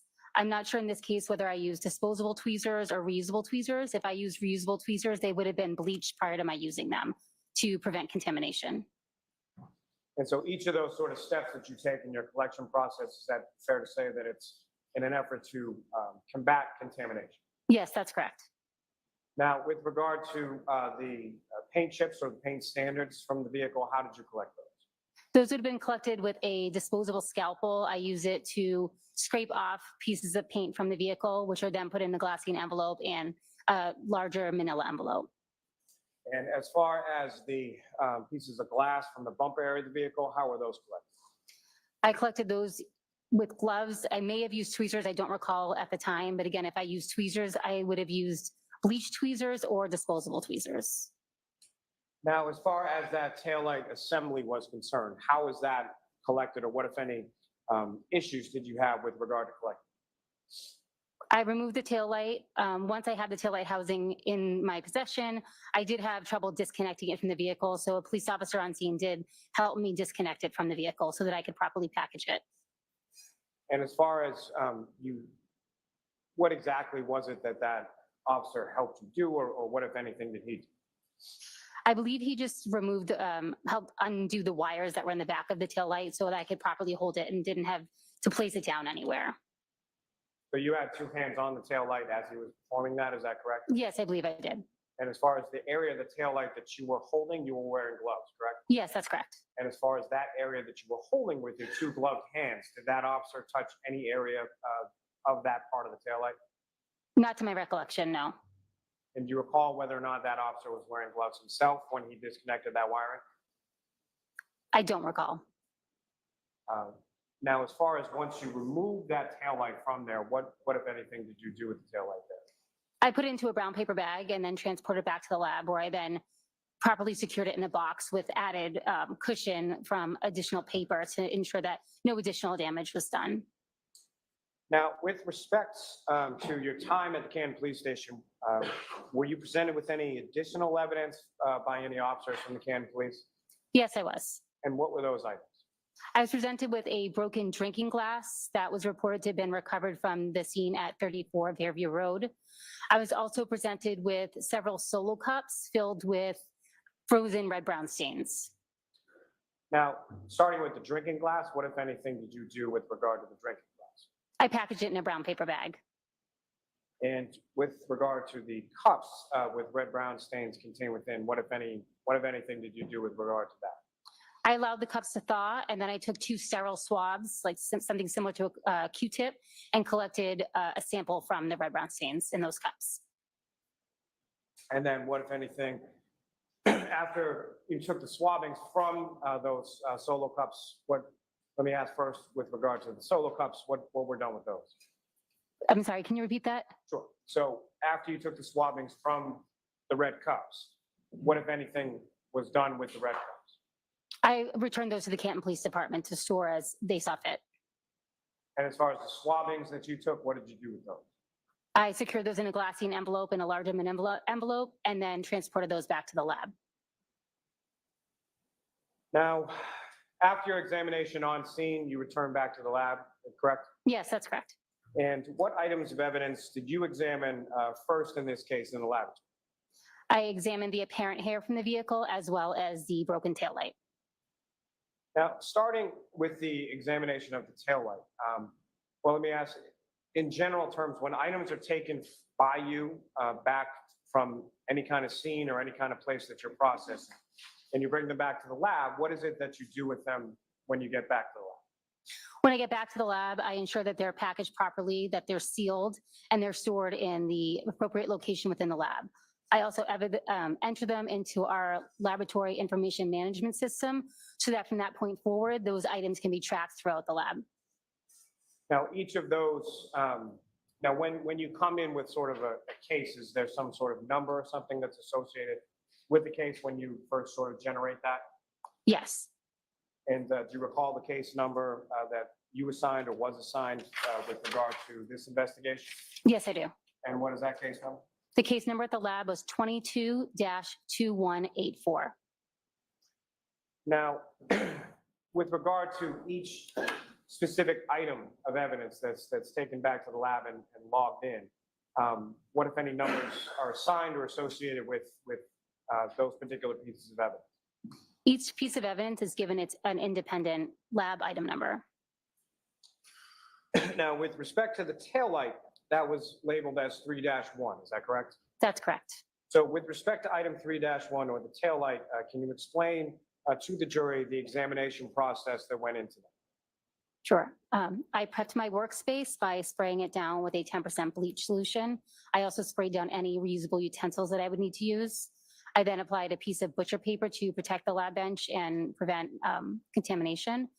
I would put on gloves, my lab coat, and mask before I examine any item of evidence. And then I took photographs of what the packaging looked like and then photograph of the piece of evidence itself.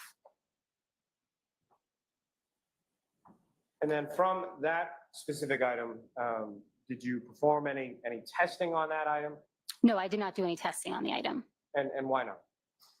I was, due to the case history, there was no visible red-brown stains on the item, as well as the fact there was a very limited surface area for me to sample from.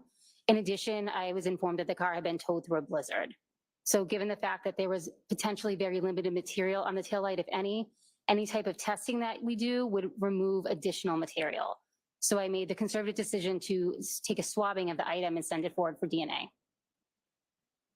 As far as that swabbing of the item for DNA purposes, can you explain sort of what the process is or how that's done? Yes, we use a polyester swab, which is a flat spatula-shaped swab. I apply sterile water to the swab and rub the exposed areas of the taillight.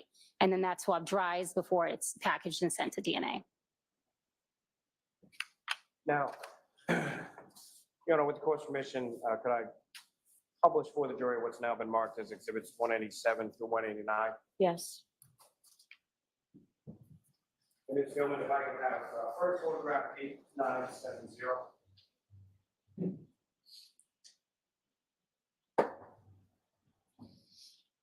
Now, Ms. Hart, directing your attention to what's up on the screen now is exhibit 187. Again, do you recognize what's in there? Yes, I do. And what do you recognize it to be? That is the taillight that I removed from the black Lexus SUV. And Ms. Gilman, if I could have 8971, next photograph. What's now on the screen is exhibit 188. Again, do you recognize what's depicted there? Yes, I do.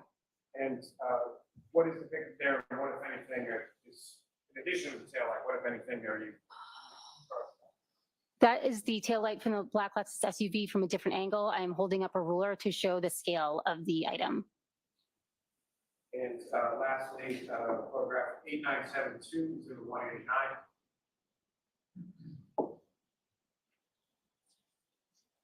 And again, do you recognize what's up on the screen?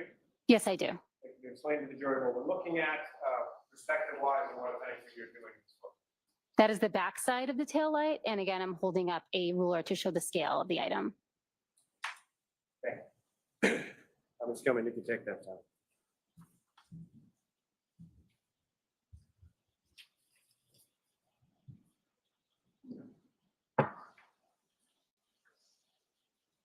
Sorry, just one moment, Your Honor.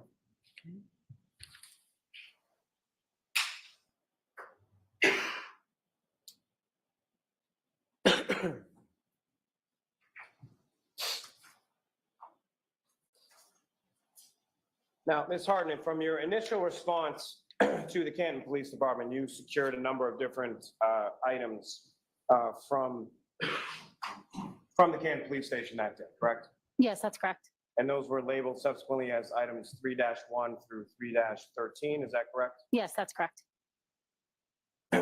Now, turning your attention to item 3-6, that was the apparent hair, is that correct? Yes, that's correct. And in reference to your analysis with regard to the hair, that QLIM term that I asked you about before, QLIM, what, if any, significance did that terminology have to your examination of the hair? Per protocol, all hairs that will go forward for DNA are considered QLIM, meaning that the entire sample will be used up during testing. And with regard to item 3-6, the apparent hair, can you explain the examination process or what it is that you're doing with reference to that? Yes. I take the apparent hair and I mount it on a glass slide using deionized water. I then put the slide under a microscope and I'm looking for certain characteristics to determine if that piece of material is a hair or fiber or some other unknown material. And as far as your examination is concerned in that microscopic analysis, what are some of the things, or what are some of the characteristics that you're trained to look for, that you observed in this specific instance to give you that determination that it was a human? On the exterior of the hair, there'll be scales, and depending on the shape, it can help you determine whether or not the hair is an animal hair or a human hair. Human hair have imbricate scales, which look like overlapping shingles with a wave-like edge. That is what I observed on this hair. In addition, the internal characteristics of the item were looked at. Running through the center of a hair is a medulla, which is a channel.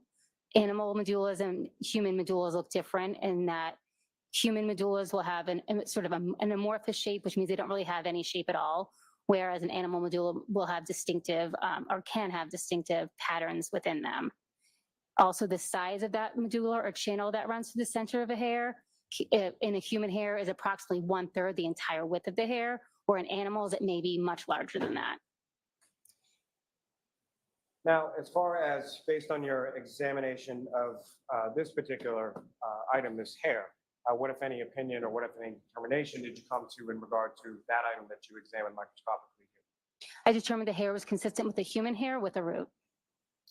Now, as far as that item was concerned, was there any measurements that were done in reference to that? Yes, there were. And do you recall what the measurements were or what the length was? I'd have to refer to my notes if that's possible. Or may the witness refer to her notes just to reference that? I hope the defense is going to have some good questions for her because you've now placed a human hair on the vehicle. The hair was approximately 7/8 inches long. Now, with regard to item 3-6, the hair, did you perform any testing on that? No, I did not. I did not perform any testing. And why not? The only type of analysis done on hairs in the criminalistics unit is a visual microscopic examination. So where did the hair go from there? At that point, I cut the hair into two pieces, one end that contains the root and then the remaining end of the shaft. The root end went to our internal DNA unit. Now, it may be pretty well understood, but when you say root end versus shaft end, can you explain to the jury what you mean by those sort of descriptions? The root end that would have been attached to the scalp, and the shaft end is just the remaining outer portion of the hair. And how is it that you're able to determine sort of the difference between the root end and the shaft end? Through the microscopic characteristics under the that I viewed. Now, with reference to that item 3-6, the hair, were any decisions made in regard to what testing could or would be performed on those samples? Yes, based on the criminalistics protocol, the root end of the hair would be tested internally in our DNA unit, and if potential testing needed to be done on the shaft end, that would be sent out to an external lab.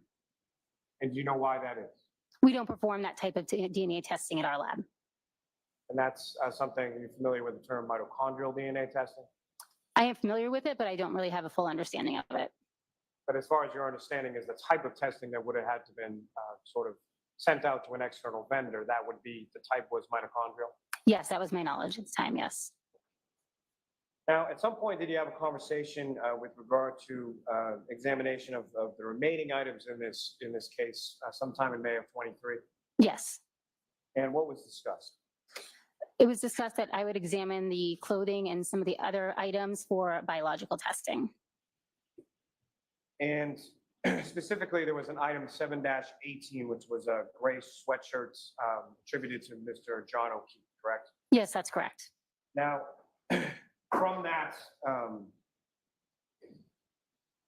as far as sort of an additional analysis or an examination of those Can somebody clothing give items, Lally a what cough is it that drop? you were doing and what is it that you were looking for as regard to your examination of the clothing?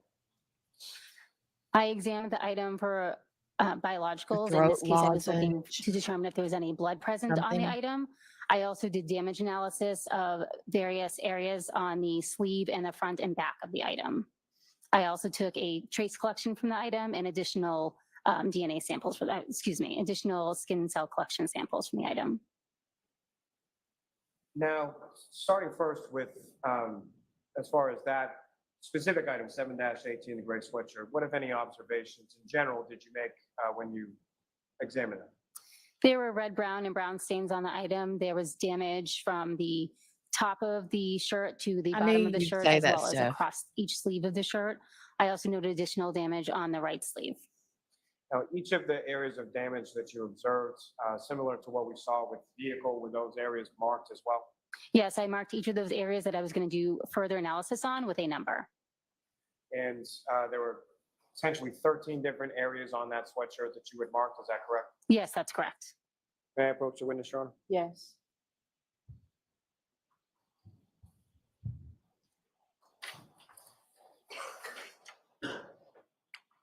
Morgana, you guys stop it. I knew you were going to do me that way.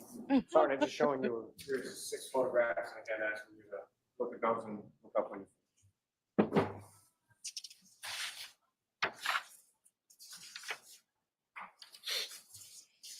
Sherry, you're egging them on.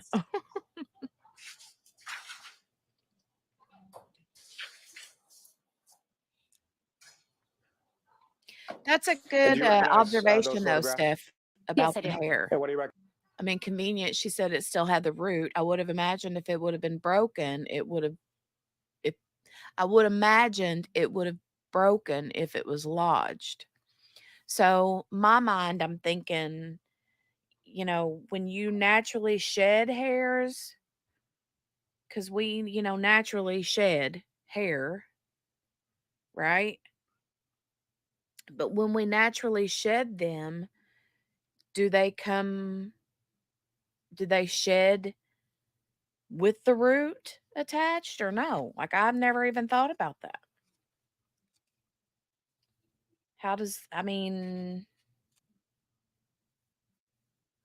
because if it was just a naturally shedded, not shredded, shed hair, then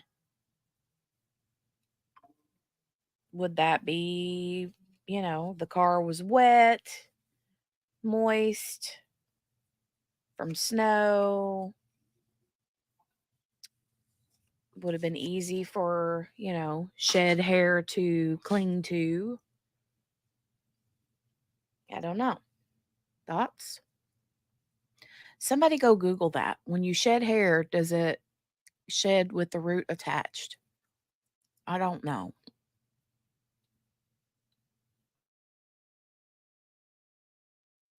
Moist. It does have a root if it's shed. Okay. Well, then that's a very strong possibility. Very strong possibility.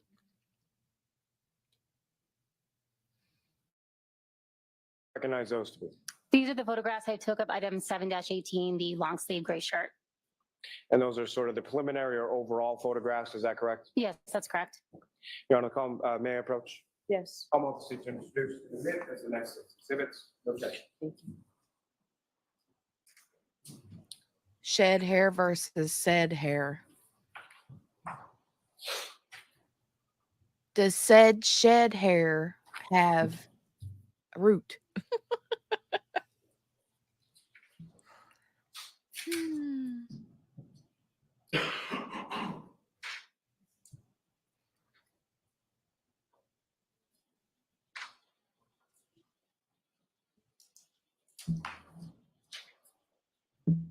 Come on, Jackson or Unetti or Little, whichever one of you guys are going to be doing the cross. You better have something good. Better have something good.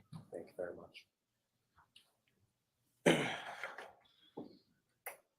Jackson has a lozenge. He needs to Ms. Hartman, give before I turn to these, I just Lally have one. follow-up question. You have Lally been needs a talking about lolly. or testifying about sort I'm so sorry. That's funny. Lally needs a lolly. Somebody give a lolly to Lally. of the difference between the root end and the shaft end of the hair. You had mentioned that the root end is typically something that will be attached to the scalp. Is that correct? Yes, that's correct. So that would be in reference to a hair that comes from someone's head, correct? Yeah, but not necessarily. We don't perform body origin identification. And so to that point, as far as the root end of the hair that was attached to the body at some point, whether it's the head, an arm, a leg, you don't know where. Correct, I do not. Your Honor, with the court's permission, I would ask to publish some of these photographs for the jury as well. Okay. Ms. Gilman, if I could have, excuse me, photograph 9789.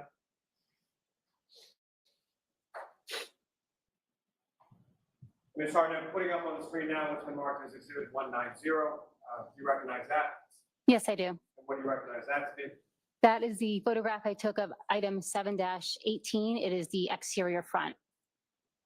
And Ms. Gilman, if I could have 9790, the next photograph. What's up on the screen is Exhibit 191. You recognize that as well, Ms. Harden? Yes, I do. What do you recognize that to be? That is the exterior rear of item 7-18. God love, that makes me so sad. And if I could have the next photograph, Ms. Gilman, 9791. Again, do you recognize what's up on the screen now is Exhibit 192. Yes, I do. Can you explain to the jury what that is? That is the interior front of item 7-18.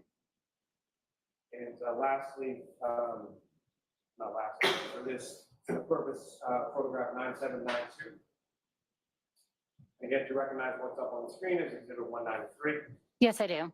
What do you recognize that to be? That's the interior back of item 7-18. And Ms. Gilman, if I could have 9795. Again, Ms. Harden, do you recognize what's up on the screen as Exhibit 194?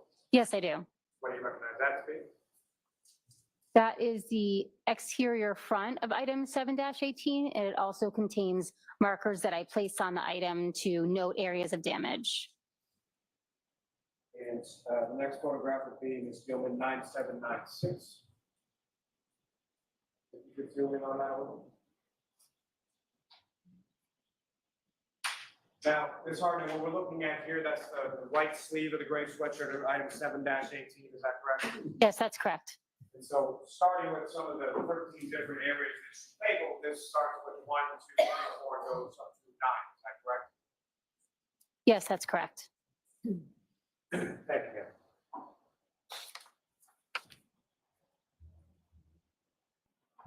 I approach the witness again, Your Honor. Yes.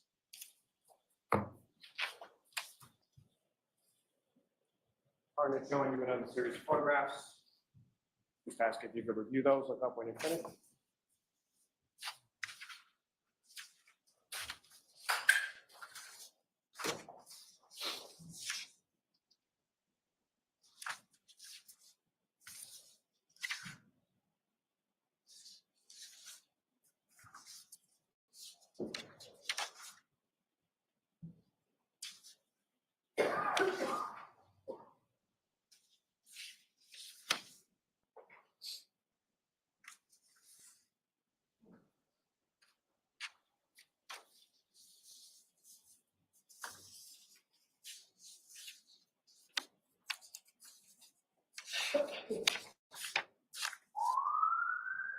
Ms. Harden, do you recognize what's depicted in those photographs? Yes, I do. And what do you recognize those to be? These are close-up photos of the areas of damage 1 through 5. Can I approach, Your Honor? Yes. Come on, to introduce in a minute, that's the next exhibits. No objection, Your Honor. Thank you. Before we begin, Madam Court Reporter, Your Honor, if I may approach just to show the next series of photographs. Okay.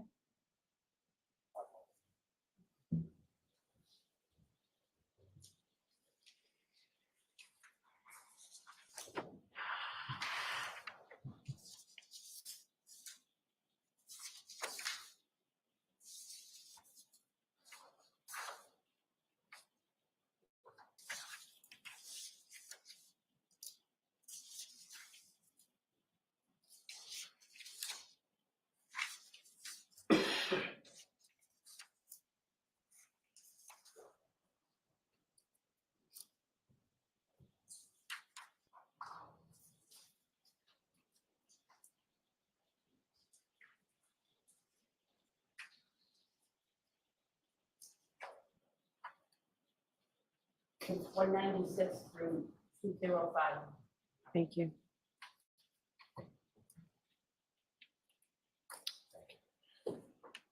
And Your Honor, with the court's permission, if I could publish some of those photographs for the jury as well. Yes. Ms. Gilman, if I could have photograph 9811.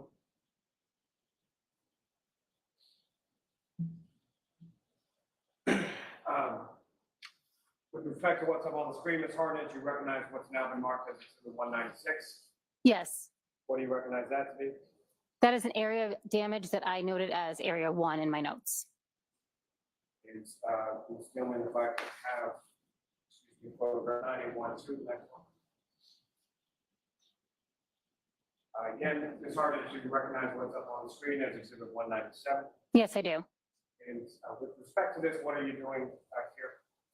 That is a close-up photo of the same area of damage, area 1. That has some measurement that you're taking with reference to the size of that damage, is that correct? Yes, that's correct. And did you do that respectively with each of the respective areas that you noted on each of the garments that you examined? Yes, I did.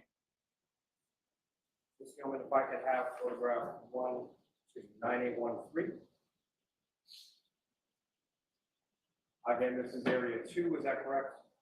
Yes, that's correct. Ms. Gilman, if I could have photograph 9815. Again, what's up on the screen is Exhibit 200. Recognize this as what now? That's a photograph of the area 3 that I noted. And Ms. Gilman, if I could have 9817.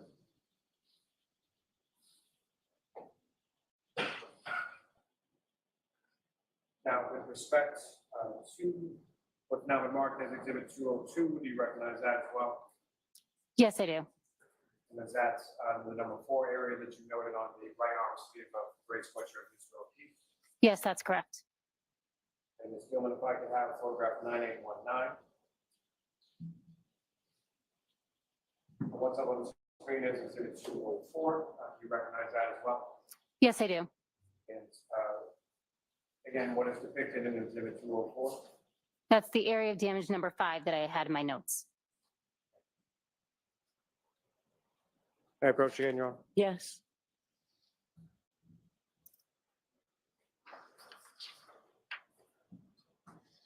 The photographs that I placed before you while the stenographer was marking the prior exhibits, do you recognize what's depicted in those? Yes, I do. And can you describe for the jury, sort of generally speaking, what's depicted in those, ma'am? These are close-up photos of areas 6 through 11 that I noted on the long sleeve gray shirt. And may I approach this retrieve, Your Honor? Yes. Your Honor, the will seek to introduce as the next exhibits. No objection. And if I may approach the witness just to present another set. Okay.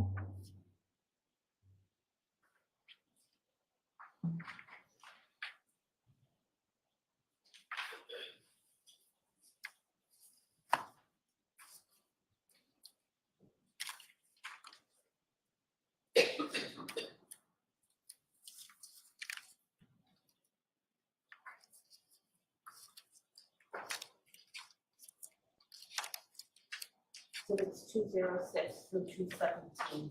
Thank you.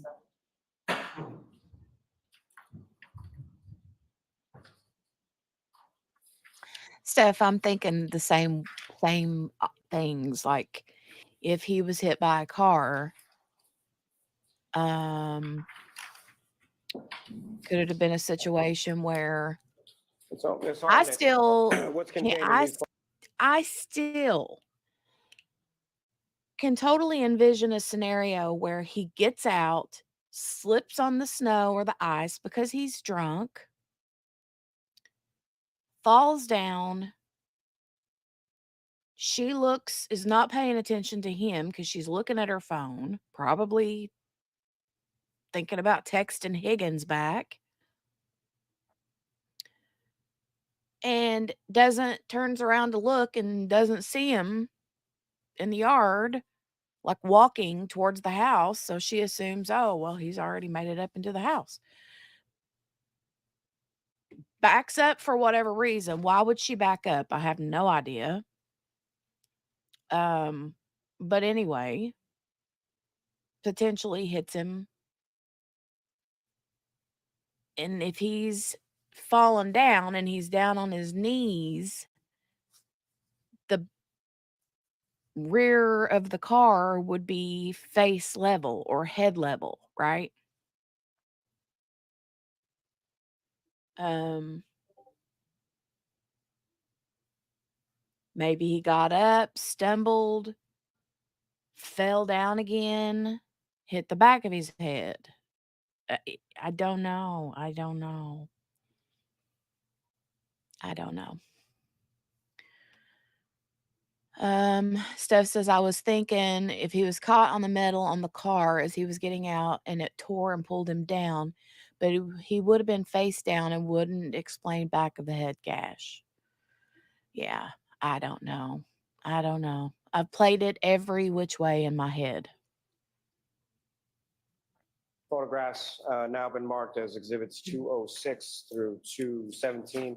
Those essentially sort of the same close-ups and then a close-up with the measurement that the jury just saw in regard to what you had marked as 1 through 5. Yes, that's correct. And this is just 6 through 11 on that same area in the right sleeve of Mr. O'Keefe's sweatshirt. Yes, that's correct. Now, with regard to the photos that I just placed before you a moment before, do you recognize what's depicted in those? Yes, I do. And what do you recognize those to be? These are the areas of damage 12 and 13 on the rear of the sweatshirt. Your Honor, may I approach? Yes. Come up to introduce the minutes. Okay, just place these.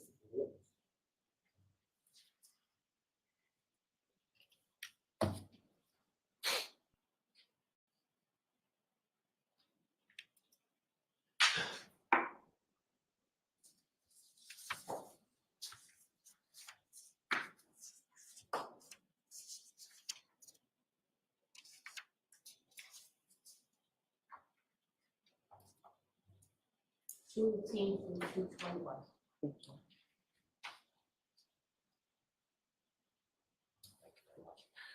Your Honor, with the court's permission, may I publish these photographs of the jury? Yes. Ms. Gilman, if I could have photograph 9837.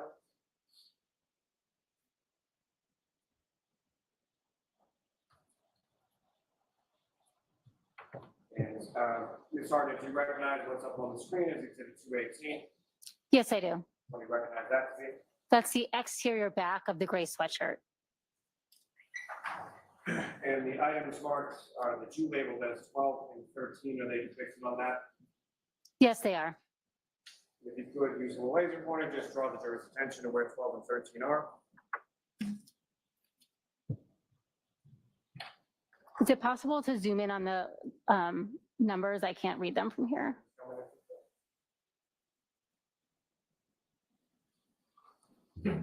So there's area 2 and area 12 and area 13. And this is if I could have photograph 9838.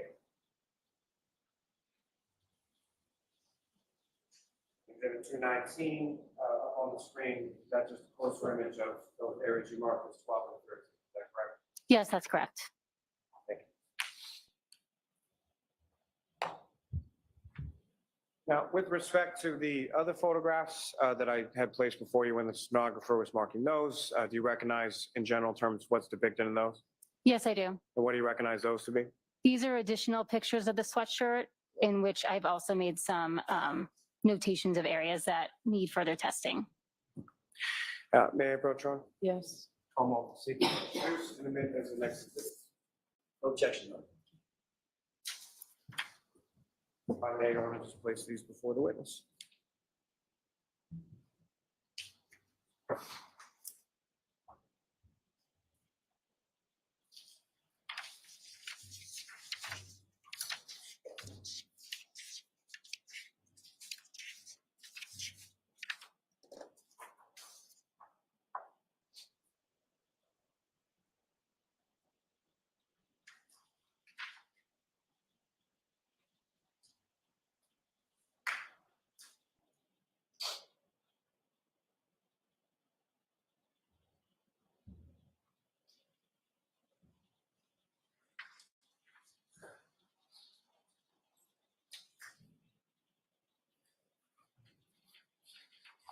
It's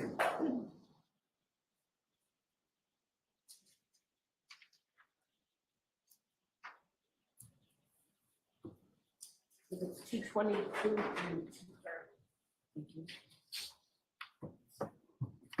Thank you very much.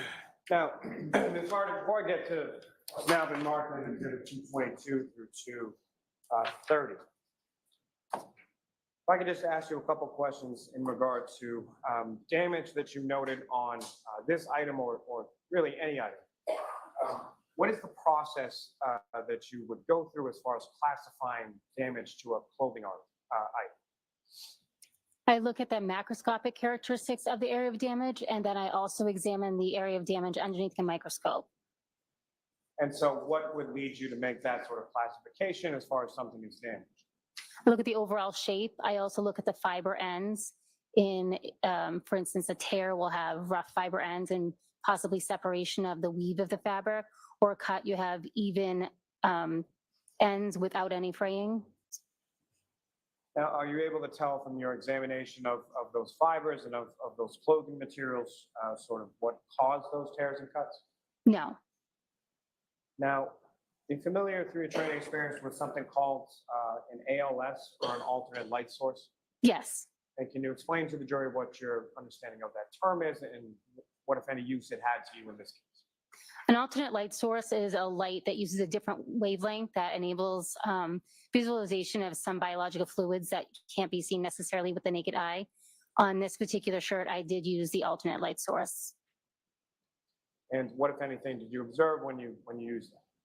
I used that light source around those areas of damage to determine if there was any biological fluids that were fluorescing. The ALS did not show any stains in that area. Now, with regard to what you had labeled as sort of tears or cuts 1 through 9 that you noted, did you do any additional testing or collecting specifically from those areas? I collected 2 cotton swabs moistened with sterile water around those areas of damage. And why did you do that? It was told to me that potentially the victim may have been bitten by a dog during an incident. So I was taking swabs of that area to be sent out to determine if there's any dog DNA on that area. Now, is that kind of testing, as far as canine testing or animal testing, is that something that your lab, the State Police Crime Lab, is accredited or authorized to do? No, we do not do that type of testing. And is that sort of sent out to an external vendor then? Yes, that's correct. And is that something that you had done on any prior cases or any previous situations where you had collected items and sent it out to a specific lab for animal testing? I did consult once with an external lab on taking those types of collections, but this is the first time I've collected and actually sent something out for that type of testing. And specifically in this type of testing and in this case, what lab were those items sent out to? We use the UC Davis Veterinary Lab in California. And as far as prior to collecting or prepping or doing anything as far as collecting samples from that, who, if anyone, did you talk to, or what, if any, direction did you receive in regard to collecting those samples? I'll allow it. I emailed Terry Kuhn, who is one of the analysts at the clinic, who aided me in how best to collect the sample for their lab. And what you were directed to do as far as collection, packaging, and shipping, was that at the direction of the UC Davis lab? Yes, that's correct.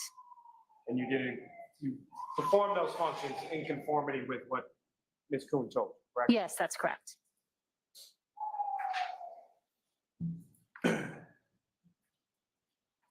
Now, with regard to those items, did you note, with regard to the clothing items, as far as the gray sweatshirt was concerned, did you note any stains on those areas?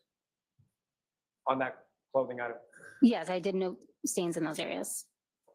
And then what, if any, testing was done on those stains that you observed? Can you be more specific what stains you're referring to? So what I'm specifically referring to is the items on the gray sweatshirt, item 7-18, as far as any stains that you observed on there. Again, sort of moving on from what you had collected for the UC Davis lab, but in other areas of that item. Well, let me actually first turning back to that. So the item that we were talking about as far as where you collected stains from that were sent off to the UC Davis lab, which item were they collected from and where on that item were they collected? I collected 2 swabs from the areas around around the damaged areas on the right sleeve. I wasn't necessarily taking them from any stains. I did use the ALS to determine if there were any stains there, which I did not visualize. So I was doing that for potential saliva collection from that area. And thank you for the clarity. I think that was me confusing as far as the questions. So turning away from that area as far as the collection for the UC Davis lab, in addition to that, what, if any, stains did you observe? No on that worries, article Steph. clothing 718? Have That'd an be great. awesome rest of your I also day. observed numerous red-brown stains on that item of clothing.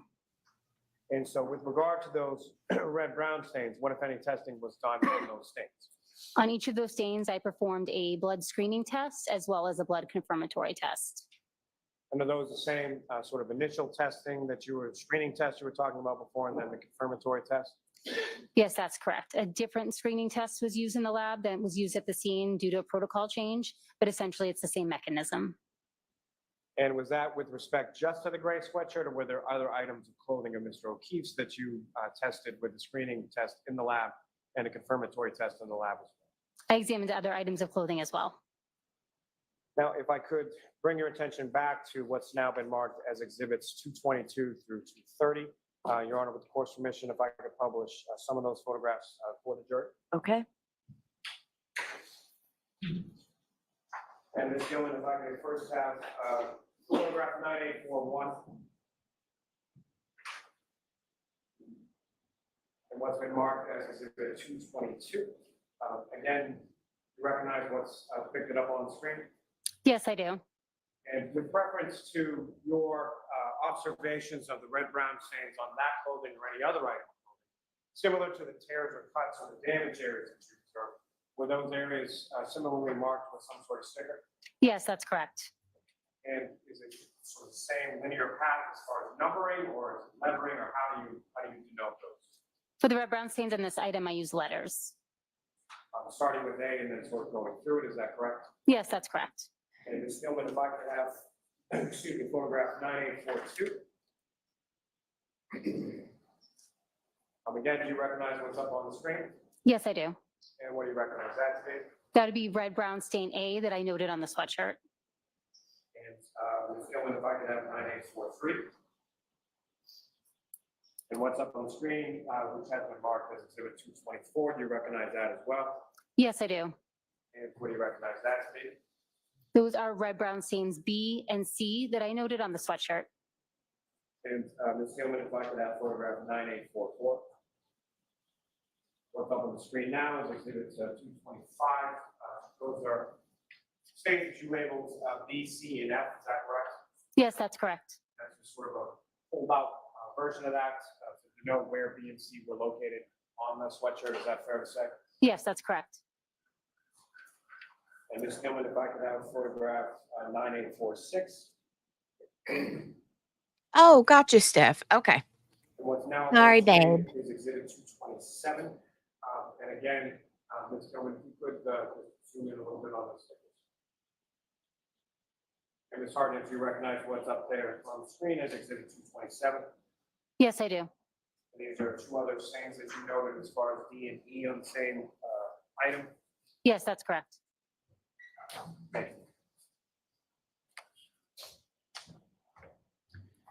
Now, ma'am, with reference to the other photographs that I think you still have before you that I gave you when the stenographer was marking the last batch, do you recognize generally what's depicted in those photographs? Yes, I do. And what do you recognize those to be?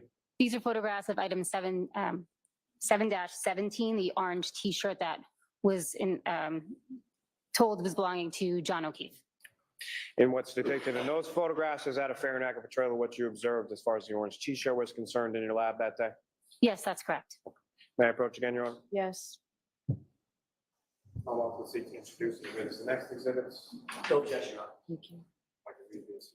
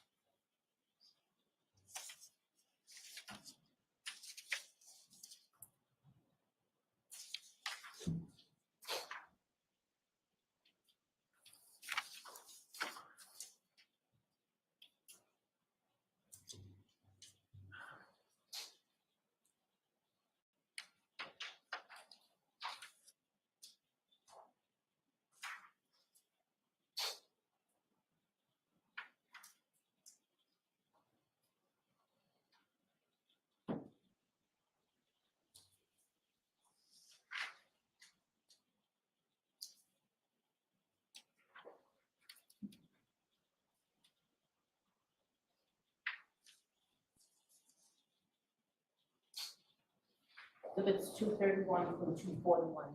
Thank you.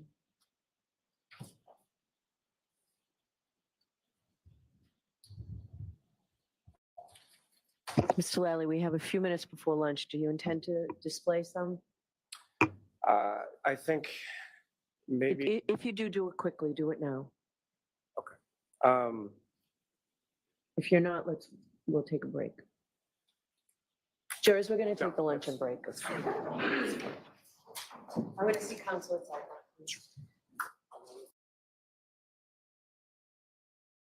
10. Please. Daggone, she All is rise for the so call, please. pushy, man. Like she won't even give him a second to speak. Like, jeez, Louise. Wow. Yeah, she's definitely irritated, right? Yeesh. Okay, let's be fair. It's because of Lally that they had to turn the air conditioning off. So she's sitting under there in a robe, probably sweating her breasticles off. And she's hungry.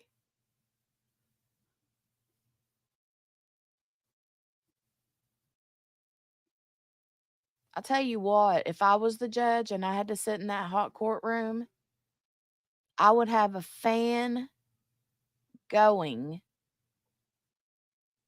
right on my desk from both sides and one under my desk blowing up my robe, and I would have my robe hiked all the way up. All the way up. Ugh, Lord, Lord, Lord. All right. Let's see if we can zoom through this lunch. It's a good thing about starting a couple hours late, right? We can zoom past the lunch break.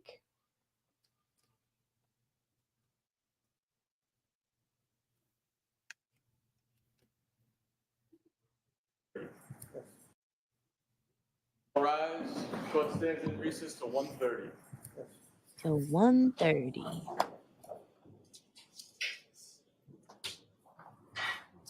Okay, let's zoom on by. All right, here we go.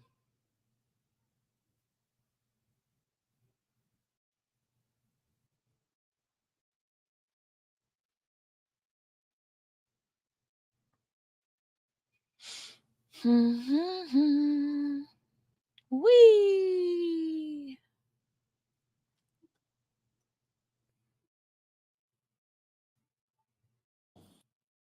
You may not know how many. So we have to do a. Okay. Session may be seated. All right, so we have to do a better job of streamlining all of these exhibits. What I'd like you to do is every day, no later than 8 o'clock in the morning, let Madam Court Reporter know how many exhibits you think there are going to be for the day. Because you may or may not know, but each sticker, Madam Court Reporter puts the exhibit number, the date, and her initials, and that takes a lot of time. So if we can streamline that, that would be much better. How many more do you expect to have for today? may we approach just on that? Okay. Madam Court Reporter is sitting down there underneath Bev's desk saying, yeah, what she said. Did you see her bobbing her head? He's like, yeah, exactly. And you guys looking at me like it's all my fault and it's you that's taking up all the time. Where's Karen? Did Karen go up with them? Where did Karen go? Where's Karen?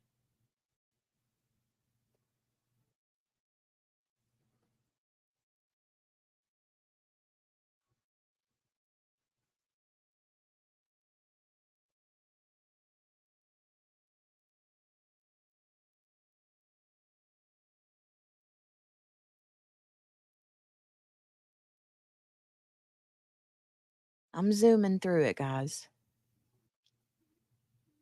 There she is. Good Lord. Did you see that woman? Look at her. Watch that. Look. Watch, watch. Watch this girl in the green shirt.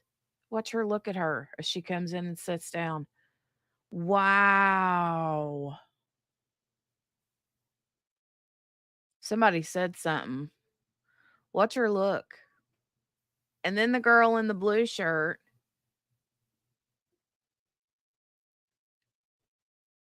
Kind of gives her the eyeball too. What? Look at her. Look at the girl in the blue shirt.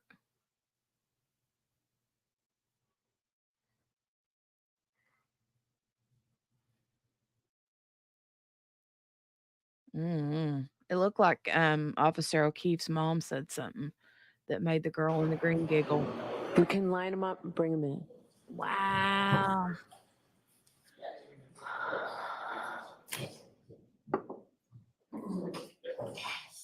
Pretty summery nail polish color, Miss Little. I like that. Kind of a coral.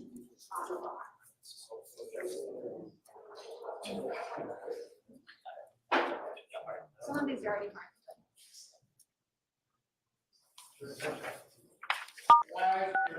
You are unmuted. You are unmuted.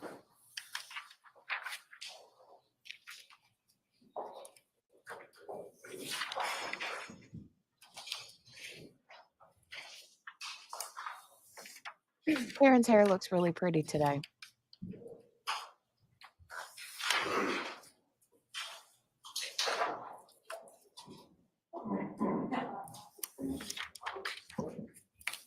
And I want a blouse made out of whatever material and whatever design Alan Jackson's tie is. I like that tie.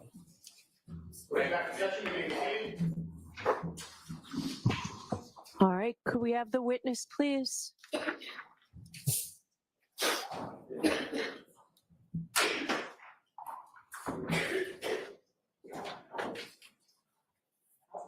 Oh, look, Morgana. Karen Reed's a Pepsi drinker.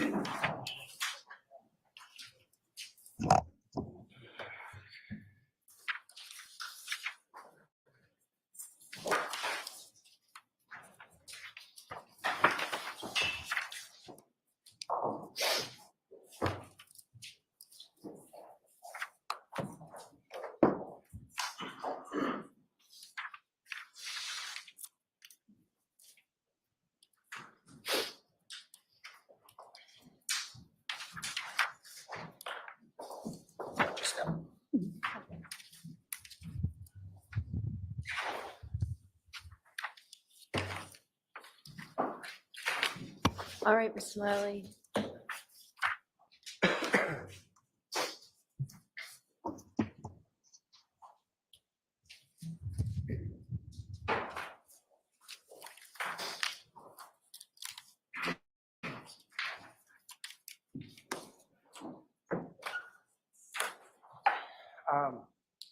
Good afternoon, Ms. Hart. Good afternoon.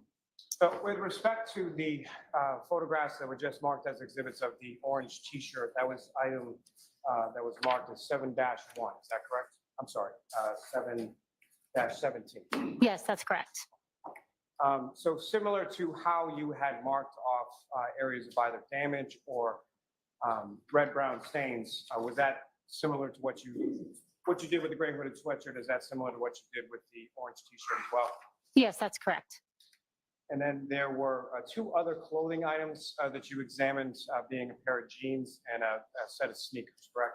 Yes, that's correct. And with reference to the jeans, that was marked as item 7-1, is that correct? Yes, that's correct. And with respect to the sneakers, that was marked as item 7-4, is that correct? Each sneaker had its own item number. One was 7-3 and one was 7-4. And with respect to the evidence as far as the stickers and sort of the denotations that you had made in regard to either damage or red-brown stains, was that similarly done with respect to each of those remaining clothing items as well? Yes, that's correct. Norma, may I approach? Yes. No, Lee's like innocent only if they drink dew. Pepsi means guilty as sin. Jeans showing a series of 1, 2, Ah. 8 photographs. Do you recognize those?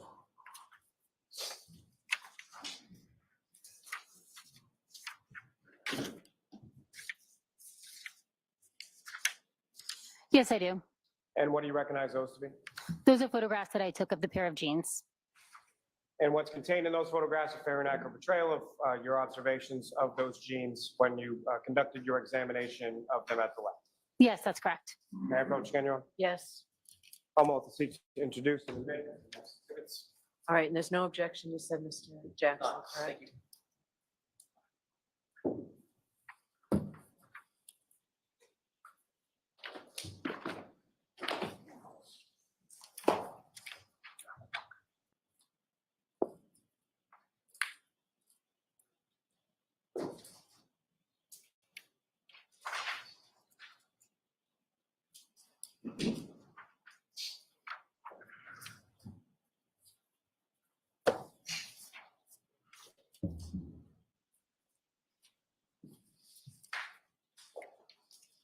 It's 2:43.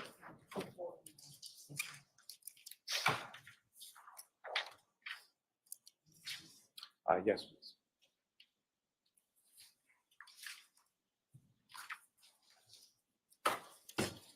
Your Honor, if I may, with the court's permission, publish some of the photographs in the packet from 232 to 241. Okay.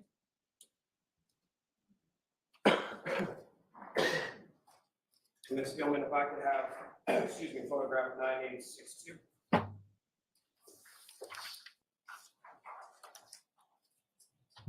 Ms. Harden, do you recognize what's up on the screen that's now been marked as Exhibit 231? Yes, I do. What do you recognize that to be? That's a photograph I took of item 7-17, the orange T-shirt, and it's the exterior front. And Ms. Gilman, 9863. And again, Ms. Harden, if you recognize what's up on the screen as Exhibit 232, Yes, I do. what do you recognize that to be? That's the exterior back of item 7-17. And Ms. Gilman, if I could have 9867. And Ms. Gilman, if you could zoom in on sort of the upper right portion of that with the sticker bar. Now, Ms. Hardy, do you recognize what's up on the screen as Exhibit 233? Yes, I do. And again, using the laser pointer, if you could draw the jury's attention to any items that any areas of this shirt that you marked on. I marked 3 specific red-brown stains using these stickers and letters A, B, and C. And Ms. Gilman, if I could ask you to keep the zoom in, but go to the bottom left of the photograph.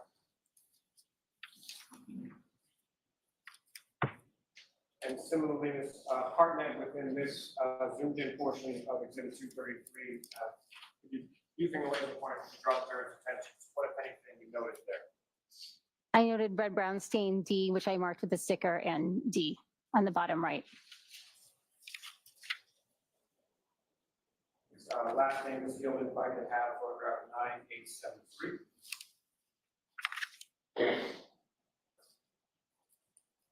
And Ms. Hartnett, what's up on the screen is now been marked as Exhibit 239. Do you recognize that? Yes, I do. And Ms. Gilman, if you could zoom in on the upper left portion of the photograph.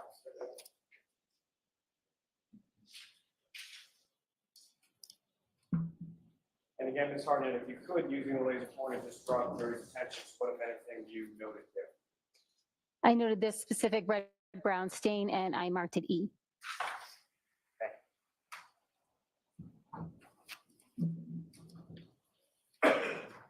And Your Honor, similarly, with the court's permission, if I could publish what's been marked now as Exhibit 242 through 249. Okay.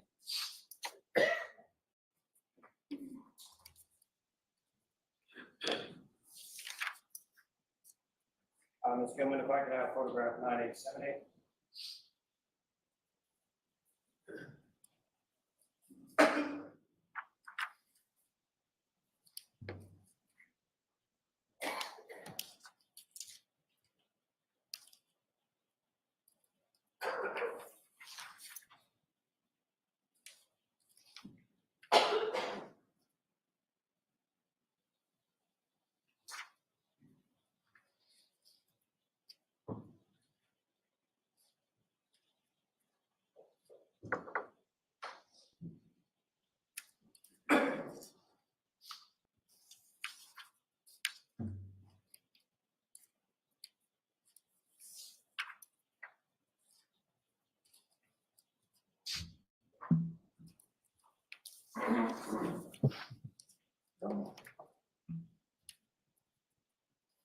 Ms. Hartnett, direct your attention up to the screen with now the marker has been 242. Do you recognize that? Yes, I do. What do you recognize that to be? That's a photograph of the exterior front of the jeans with the belt, item 7-1. And Ms. Gilman, if I could have 9887.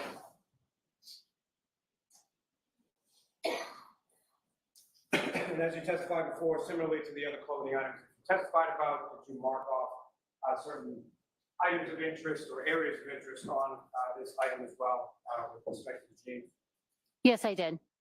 And that's depicted in this photograph. Yes. And Ms. Gilman, if I could have 9888.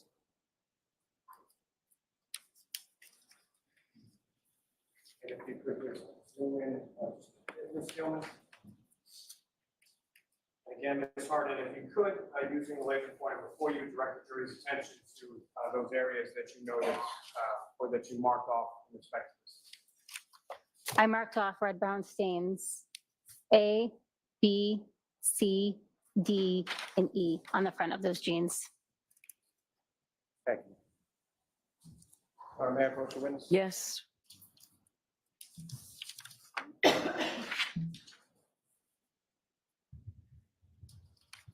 Harden, showing you another series of 5 photographs. You know,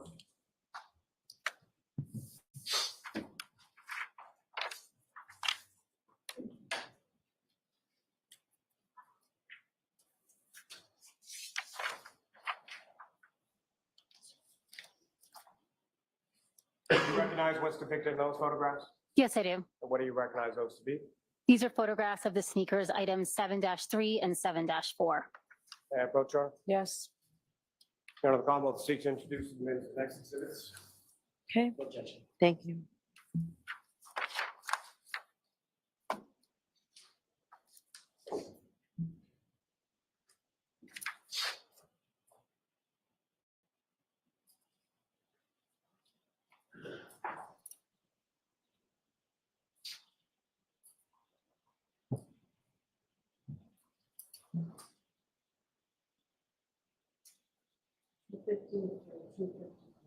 Thank you.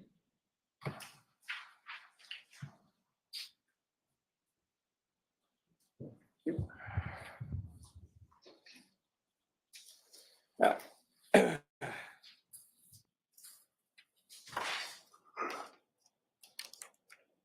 Ms. Hartnett, with reference to the sneakers and sort of the other clothing items that you received, do you recall how or where or when it was that you received each of those respective clothing items?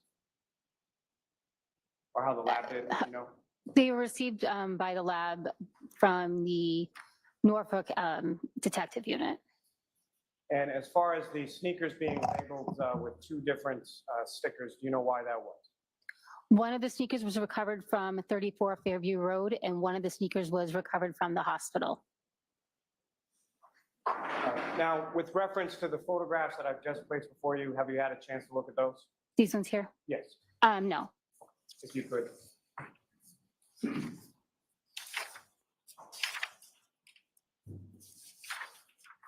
And do you recognize what's depicted in those photographs there? Yes, I do.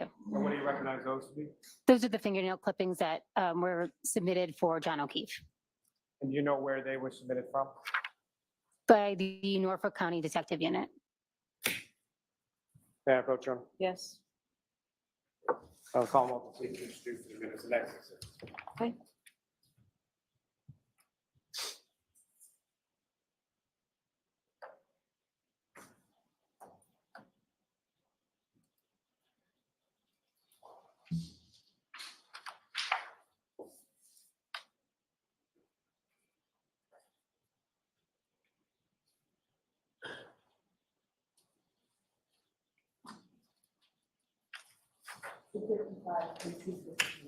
Thank you. And Your Honor, with respect to each of those, I'm not seeking to publish those to the jury at this time. So Okay. Court officer. The lights back on, please.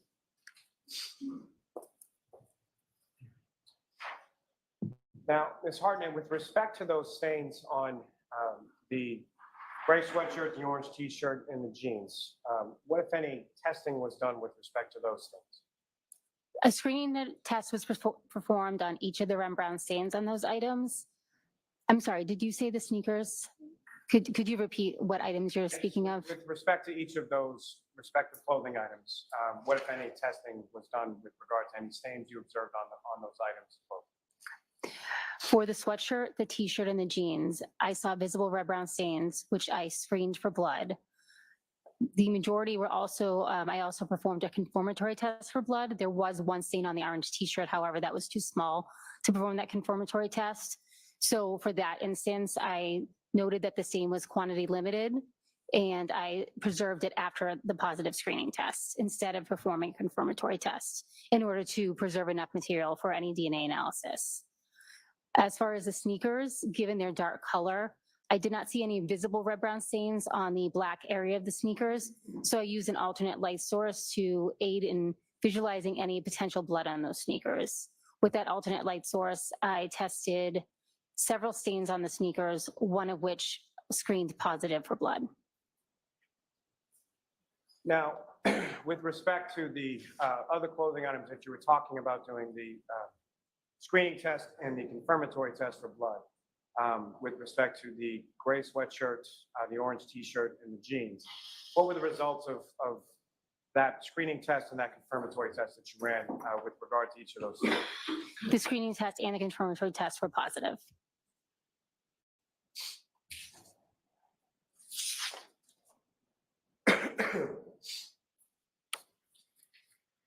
Exactly, Lee. Now, beyond the stains, You can did tell you each take time any she additional asks, the samples judge gets from more those items? irritated and more Yes, I did. irritated. And what were those and how was that done? For the for each of the items, I picked up any loose trace material, which would be hairs and fibers or apparent hairs and fibers that were adhering to the item. I also did a scraping and swabbing for skin cell collection of the unstained areas, and that involves taking a sterile scalpel and swabbing the areas of the clothing that don't have any visible stains on them, and then taking 2 cotton swabs and swabbing that same area, and then combining those scrapings and swabs for potential DNA analysis. In addition to those, I also took a scraping of each of the materials, and that involves taking the item using something like a flat metal spatula and scraping down whatever adhering materials left on the item into a glassine packet. And as far as those items, once they're collected from the material or from the clothing, what do you do with them from there? Each of those items is given its own item number. It's a sub-item of the overall larger number used to mark the item, and those are sent to the appropriate units for additional testing. And as far as preservation is concerned, when it comes to sending something to either the trace unit or the DNA unit, what, if any, steps are taken in regard to preserving those items once they're removed from the clothing and sent off to the other units? Each of those items would be preserved according to protocol. They're sealed properly, initial and dated with my initials and date. They're entered into our LIMS system, so those sub-items could then be tracked throughout the laboratory, and they're stored in the appropriate storage unit.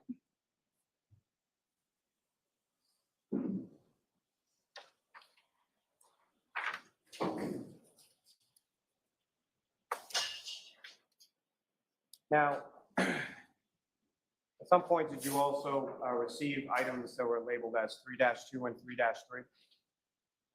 I submitted those when I returned from the original scene. And what were those, ma'am? Those were pieces of glass from the bumper and a drinking glass from the crime scene. Did you examine those items? Yes, I did. And what, if any, examination did you do, and what is it that you were looking for in your examination?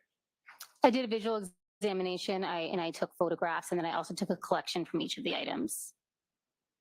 And did you do any testing on those items? No, I did not. And what kind of samples did you collect from those items? I took potential skin cell collection using a swab moistened with sterile water. And as far as the samples that you took from, as well as the items themselves, what, if anything, did you do with reference to those once you were done with your examination? The swabs were preserved for testing in the DNA unit, and the original items, the apparent pieces of glass and the drinking glass, were preserved for the trace unit. As far as those preservations were concerned, is that similar to the preservation process you were describing earlier with regard to the clothing items? Yes, that's correct.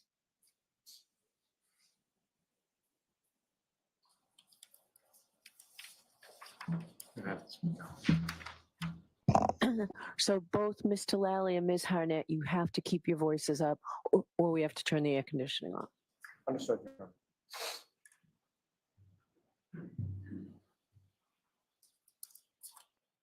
I may have one moment, Charlie. Yes.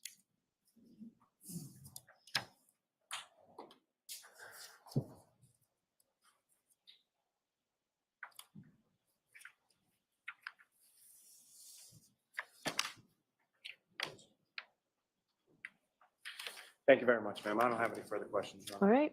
Cross-examination? Thank you, Your Honor.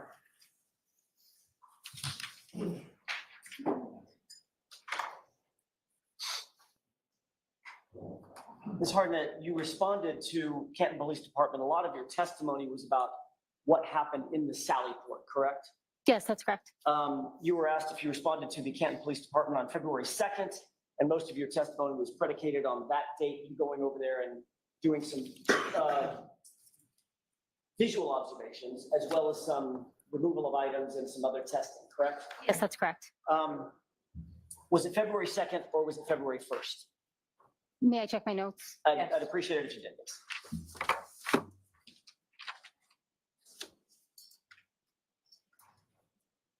My apologies, that was my error. It was February 1st. Okay. So everything that you testified to, you only went once. Yes, that's correct. So everything that you testified to having taken place on February 1st, we should assume it was actually on February 2nd, we should assume it was actually February 1st, the one time you were there. Yes, I was there one time. Okay. Were you dispatched to the Sallyport? And I apologize, I'm not yelling at you. I'm trying to keep my voice elevated, so just so you know. Understood. It's not my normal speaking voice.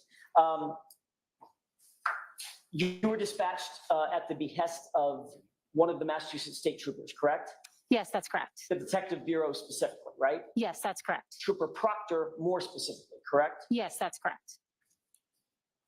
And Trooper Proctor, you knew at that time to be the lead detective, the person that was in control of the investigation.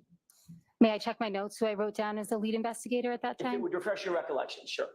With the court's permission. Yes.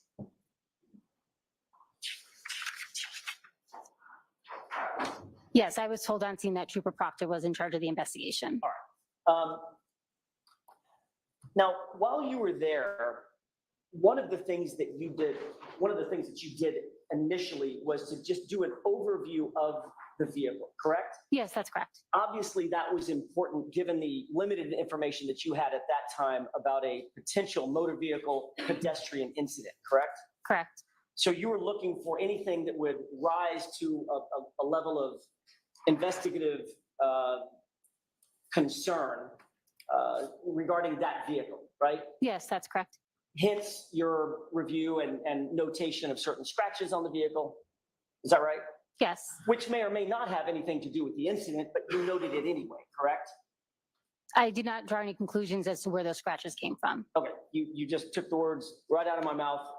My next question, the dent that you noted and photographed, you made no conclusion that that occurred as a result of a motor vehicle pedestrian incident, correct? That's correct. The scratches, and I'm just going to go through a couple of them. The scratches that you denoted and had photographed, you made no conclusions about that having anything to do with a motor vehicle pedestrian incident, correct? That's correct. Even the broken taillight, at that point, you made no conclusions or drew no scientific conclusions about that having anything at all to do with a motor vehicle pedestrian incident, correct? That's correct. You did, however, look for tissue, human tissue, blood, biological material, and things of that nature on the car itself. Did you not?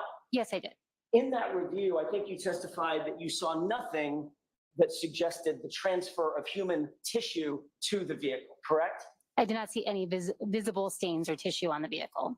You were told, Ms. Hartnett, that there were scratches on one of the extremities of John O'Keefe, correct? That's correct. Were you shown a photograph of those scratches to assist you in your visual review or examination of that vehicle? Not at that time, no. To this date, have you seen a photograph of his arm and the injuries to his arm? Yes, I have. Your Honor, if I may, if we have it, could I display for the jurors and for Ms. Hartnett Exhibit 19. Is this the one that's The arm. covered a bit? has been Okay, propped. yes.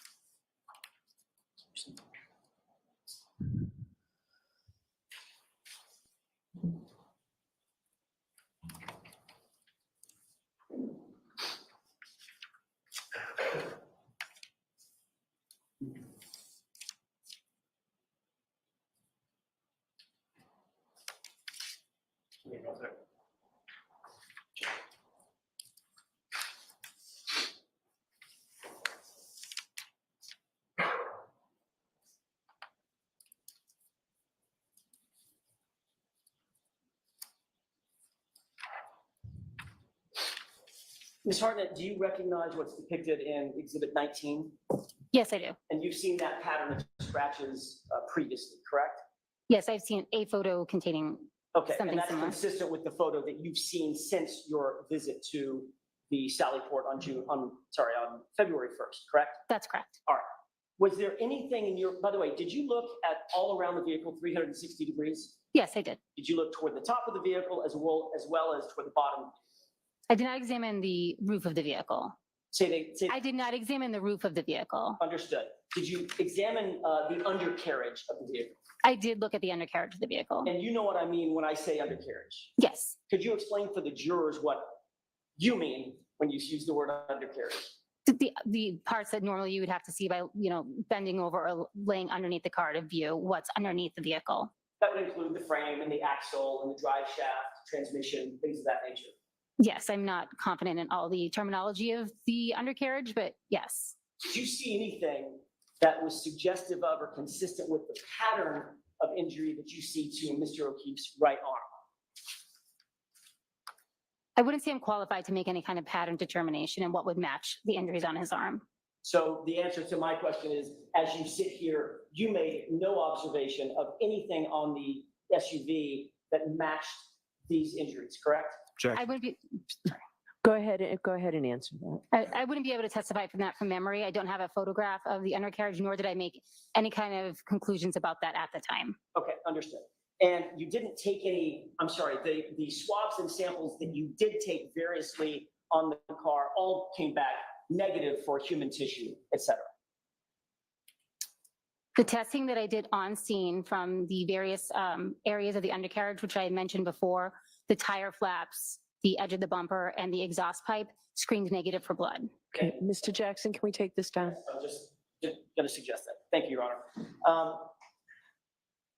On February 1st, 2002, in addition to taking some swabs from the vehicle itself, you also mentioned that you took swabs of what you believe to be blood evidence contained in 6 solo cups, correct? Yes, I noted those as frozen red-brown stains in red cups. Were those solo cups in any way labeled among themselves? In other words, solo cup 1, 2, 3, 4. I don't believe they were, but I don't have a photograph of that, so I'm not 100% sure. You did not thereafter label those solo cups. If they hadn't been done beforehand, you did not undertake that to label those solo cups, correct? No, I did not label them. Did you, how did you take those swabs? Was the swab done in one solo cup, or did you take a swab from all 6, or how did you take those swabs that you ultimately did take? I took those swabs from one solo cup. How did you choose which of the 6 solo cups you were going to take a swab from? I don't recall exactly how I chose which cup. It was reported to me that those cups came from the same area of red-brown staining, so you make an assumption that they're all related. It came from what I was told, it came from one area of red-brown stain at the scene. And you, of course, know as a forensic criminalist that blood stains can contain multiple contributors, correct? Yes, that's correct. You don't know as you sit here which blood stain found at the scene related to which solo cup in the bag, correct? Objection. I'll allow it. No, it was my understanding they were all taken from the same stain, but I was not there. From the same scene or? Stain, excuse me. It was my understanding they were all taken from the same stain. Okay. If they in fact were taken from multiple stains, you would have no way of knowing that as you sit. That's correct. And ultimately, once you did take that swab from that single solo cup, what did you do with the rest of that blood evidence? I left that with the Canton Police Department.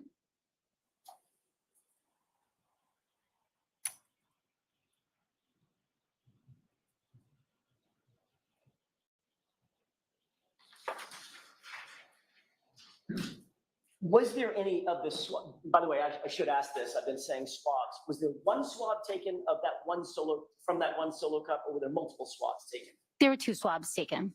Of those 2 swabs, did you seek to do DNA testing, or was DNA testing done on either one of those or both of them? DNA testing was not done on those swabs. So as we sit here now, there's been no DNA confirmation of what who that blood relates to, I should say. There was no testing done on it at all. And so therefore, What in we the do not know if world? there were multiple contributors to those stains. No DNA testing done on this. I mean, yeah, I mean, I would say it's safe to say that they were John O'Keefe's, Officer O'Keefe's, but come on.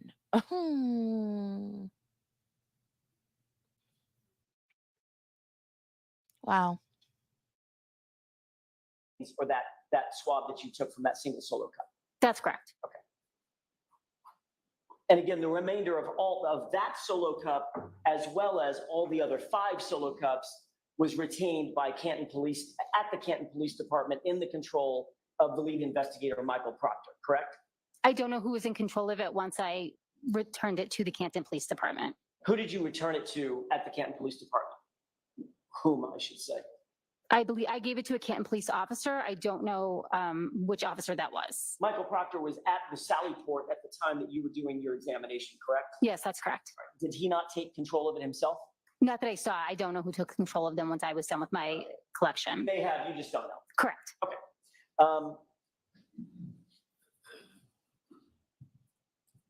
Going back to some of the damage that you did note on the vehicle, that vehicle looked like it had been driven to a certain degree, right? Objection.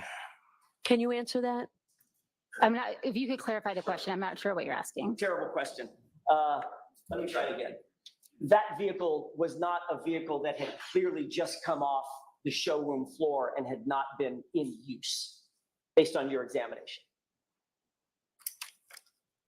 I don't think I am qualified to make that kind of decision. It looked like there was some normal wear and tear on the car. Other than the specific items that I pointed out earlier, the dent and the scratches, the exterior was in overall good condition. So I can't say specifically if it was driven other. I don't think I can make that conclusion unless you want to rephrase the question. You didn't have any reason to believe that car was in any other condition than it had been owned and driven by somebody, right? Or could you make that conclusion? I don't think I can make that conclusion. So it could have been an absolutely brand new, right off the showroom floor car? I guess I don't have any understanding of what could have happened to it in the showroom. I'm not sure I understand the line of questioning. Why don't we move along? Fair enough. I guess what I'm asking is, did you've done some damage analysis in the past, obviously, this was not your first rodeo, right? I don't do damage analysis on vehicles. Okay. Did this car look like it had reasonably normal wear and tear on it? That's my question. I don't feel comfortable answering that question. Okay.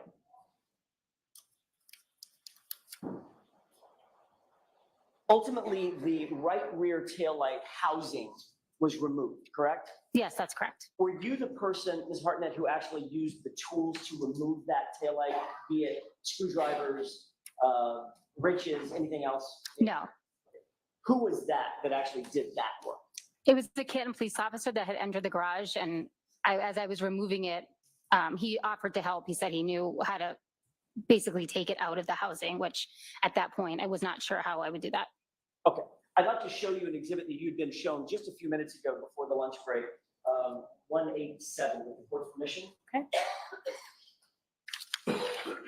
Does that look like the the same housing that you removed from the SUV, or you saw being removed from the SUV? Yes, that is the taillight housing that I submitted to the lab from the garage.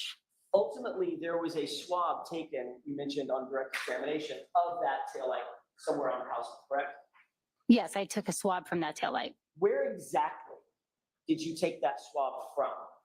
I took it from the outer exposed areas, which would have been on the outer side of the vehicle. So I did not take it from the internal, what would have been the internal portion of the taillight when it was intact. Can you point with a laser pointer exactly where you swabbed that taillight housing? Sure. Is there a way that, can it get zoomed in just a little bit so I can differentiate the silver in the front? I'm having a little trouble. Is that zoomed in enough, or do you need more? I believe so. I can start. So I took it from the red area here that would have been exposed. And then if we could zoom in a little bit more just on this front area so I can differentiate between the internal structures and the external.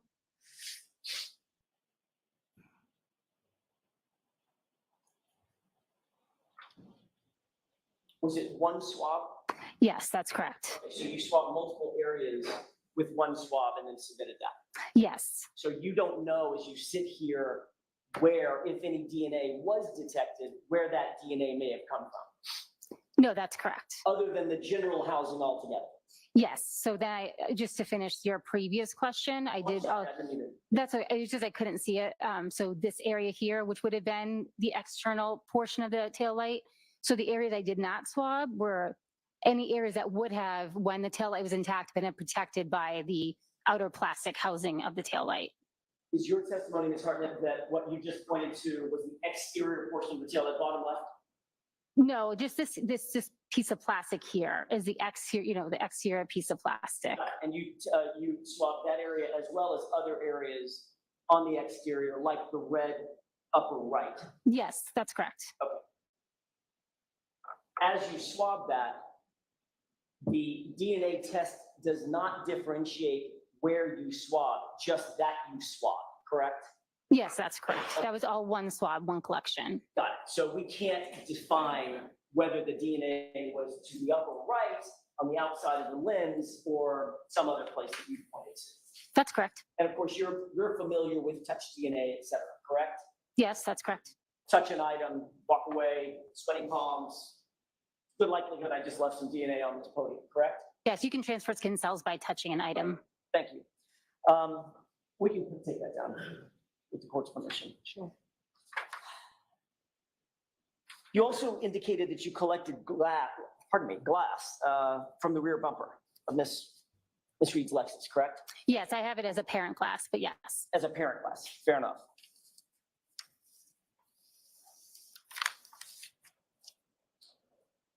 You labeled that as item 3-3, and it was 5 pieces of glass labeled A through E, right? A, B, C, D, E. Is that May I refer to my notes? with the court's permission? Yes.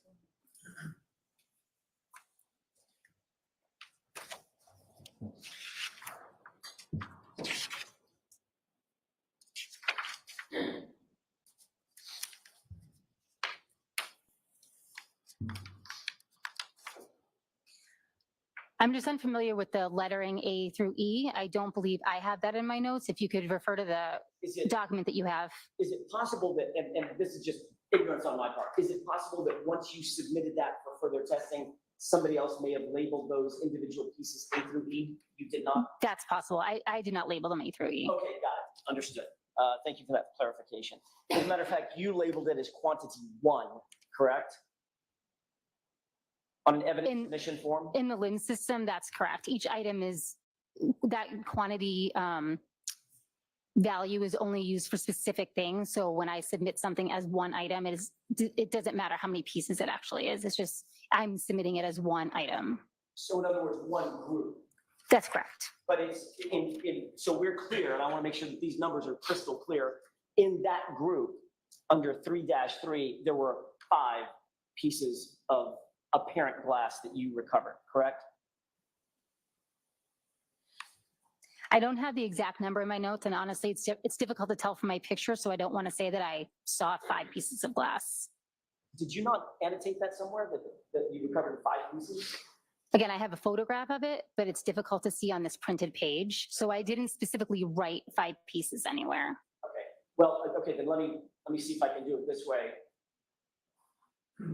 Instead of pitching, let's cash. The person that you submitted it to would have annotated exactly what the grouping was that you submitted to try to be accurate.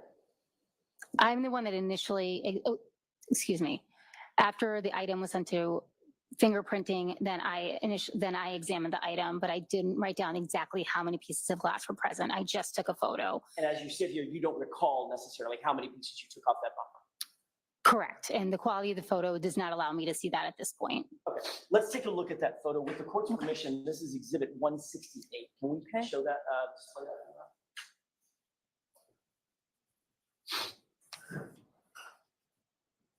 And if we could, Mr. Bates, with the court's permission, you can zoom in on the area, and a little bit bigger than that, capture all of the documents there. Zooming in at this point, and I would ask you, Ms. Hartnett, do you recognize this photo? It's zoomed a little bit. Do you still recognize it? Yes, I do. Is that a photograph that you caused to be taken at the Sally Port on February 1st, 2022? I believe it was February 2nd, right? Did we, or it's February 1st now? We agreed it's February 1st. My apologies. Yes, on February 1st, I did request that photo be taken of the apparent pieces of glass. Okay, and can you, I know you can't see necessarily every piece. Can you use your laser pointer and point to a piece? Sure. Okay, got it. So that's the largest of the pieces, correct? Yes, that's correct. And it's correct that none of these pieces of apparent glass were embedded in the bumper. They weren't dug in, stuck into that hard plastic, correct? No, I do not have that. I do not have that notation that they were embedded, just they were on the bumper. As a matter of fact, they were physically perched on top of that hard plastic horizontal bumper, correct? To my recollection, they were just sitting on the bumper, yes. Okay, and do you know, just in your experience, and if we could leave this up for just a moment while I ask the next couple of questions, Your Honor? Okay. Do you know where Dighton, Massachusetts is? I know the general area. How far would you say that is from Canton? I don't know, maybe a half an hour. I'm not exactly sure. Do your notes indicate that the vehicle was recovered from Dighton and towed back to Canton and placed in the Sally Port before you started your examination? Yes. So and you also had been apprised before you began your examination that the incident in question took place in Canton, correct? Yes, that's correct. So you knew as you were looking at this vehicle and doing your examination, the vehicle had to have been driven by definition from Canton to Dighton and then towed back from Dighton back to Canton, correct? I was informed that the car was recovered in Dighton. And ultimately either driven back or towed back, one of the ways, some way it ended up back in Canton, correct? Yes. Okay, so if Dighton is, how far would you say Dighton is from Canton? Again, I'm really guessing. I would say maybe a half an hour. 30 miles? Potentially. I don't know exactly. I was never in Dighton. Okay, so according to your notes, the glass pieces that we're looking at on the back of this bumper would have traveled, let's call it for round figures, about 60 miles in a blizzard before you saw it. I don't know when the glass pieces were ended up on the bumper, so I couldn't say. And of course, you knew that on February 1st, you knew a few days earlier, on the 29th, there had been a pretty significant snowstorm here in Massachusetts, correct? Yes, I did have that information. And that blizzard included high winds, freezing rain, snow, all the good stuff with a blizzard, correct? I don't recall the exact weather conditions of the blizzard. But irrespective, after all of that, whatever that was, you saw these 5 pieces just sitting perched on the top of the bumper, not embedded in any way, correct? That's correct. And you recovered those with little bitty tweezers, correct? Yes. We can take this down with the court's permission. You testified on direct examination that you also found a hair on that rear panel, the quarter panel of the car, correct? Yes, at the time of the scene, I noted it was an apparent hair, correct? And the apparent hair, and I'll try to use that same word, I keep forgetting, you'll correct me. That apparent hair was not sitting on the horizontal bumper, but on a vertical portion of the quarter panel, correct? That's correct. Did you find the hair or was that hair pointed out to you by somebody else? I believe I located the hair. How exactly was that hair secured to that vertical panel, if you can explain that? It didn't appear to be secured in any way. It was just on that quarter panel. Okay, so it wasn't taped, No, it wasn't glued, no, wasn't stapled, no. it was not affixed in any way whatsoever. It was just perched on that vertical panel of the SUV, correct? That's correct. And for you to remove it, and by the way, you found this at the same time that you found the general time, that you found the glass pieces as well. That's correct. So that hair potentially would have had to make that same 60-mile round trip in the same blizzard. At the time, I don't know when that hair was deposited on the vehicle. Right. And it didn't take you much to remove that hair, correct? I picked it up with a pair of tweezers. Didn't give you any resistance? Not that I recall.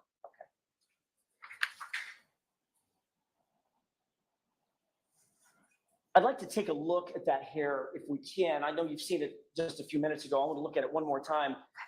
With the court's permission, these are exhibits 165 and 173. If we could start with 165 and publish those. Okay.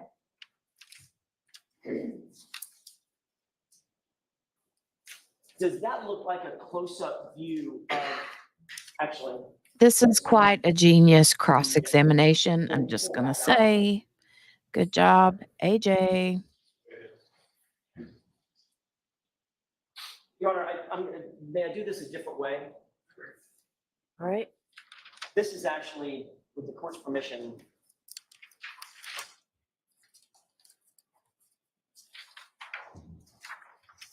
okay,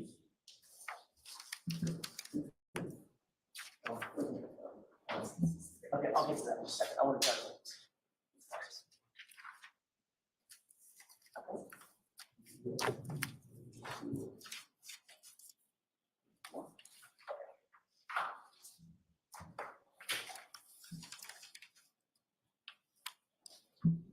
John, may I approach briefly? Yes. Thank you.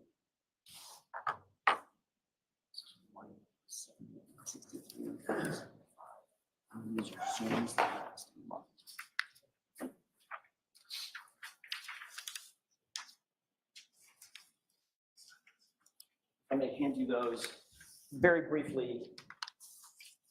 Could you take a look at those 4 photographs and tell me if you recognize the first 2 to be exhibits 165 and 173? They're not marked on there, but what you earlier looked at. Okay. Do those appear to be those 2 exhibits that you earlier saw? Yes, I don't know what numbers they were, but I do remember seeing these photos earlier. Fair enough. And then the second 2 photos, do those appear to be zoomed photos of the same 2 photographs? Yes, they do. With the court's permission, I would ask that the zoomed photos be marked as next in order. Is there any objections to Ally? No, Your Honor. Can I approach? Yes.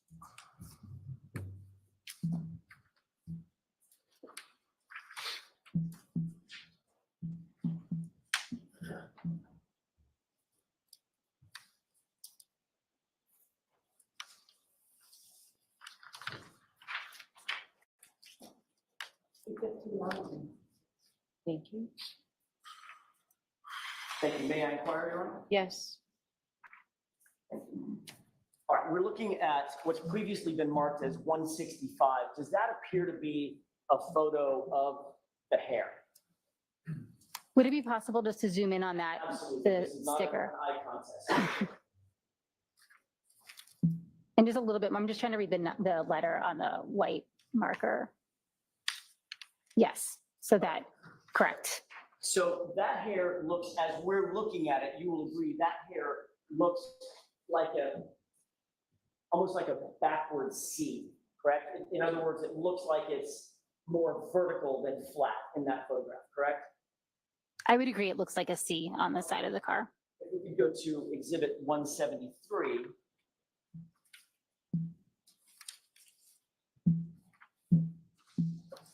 And this is the same hair photographed a second time, correct? If we could, again, just zoom in on that sticker. Yes, that's correct. Ms. Hartnett, does it look to you like between the first and the second photographs, that hair has moved? It's no longer an inverted C, but a C.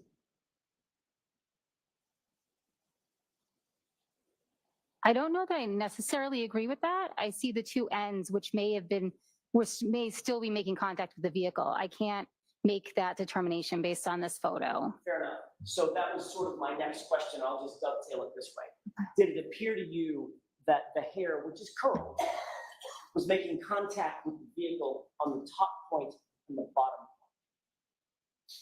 I would say from this photo, I honestly can't tell if those two ends are coming off the vehicle or touching the vehicle. I just can't make that determination. But you would agree that that hair was somewhat precariously perched on that vertical quarter panel, correct? Objection. I want to sustain the objection, ask it differently. We can, Mr. Bates, we'll finish with that. With the court's permission, we can take that down. If you take a look at the zoomed photos that have just been marked as 259 and 260 respectively, can you take a look at those side by side? And when you're finished, I'd like to ask you a question or two about those. Okay. Does it look from your perspective, seeing those photos side by side, that the hair appears to have gently moved just a little bit between the two photos? I just don't think I can make that determination. They're taken from different angles. I just don't know. I can see that they have a curl in both, but I don't know which ends are making contact or if the ends are coming off the vehicle. May I approach, Your Honor? Yes. Thank you. Thank you, Ms. Brown.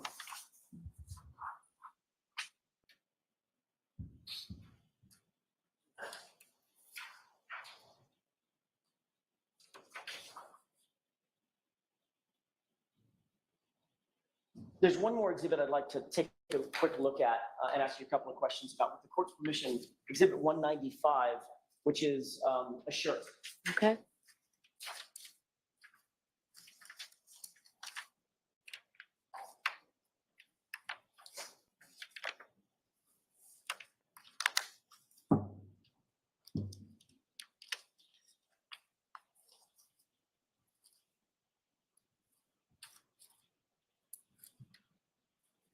Do you recognize what's depicted in this photograph? Yes, I do.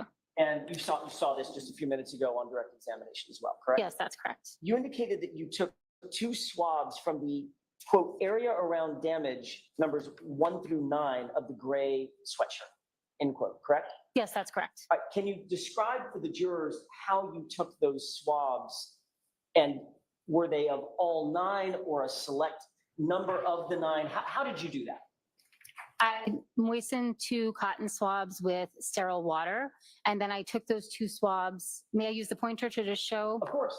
And I vigorously swabbed around. I don't know if it's working. There we go. This entire area. So every area of damage, I swabbed around all of it using the same 2 swabs. So it was one collection from all those areas.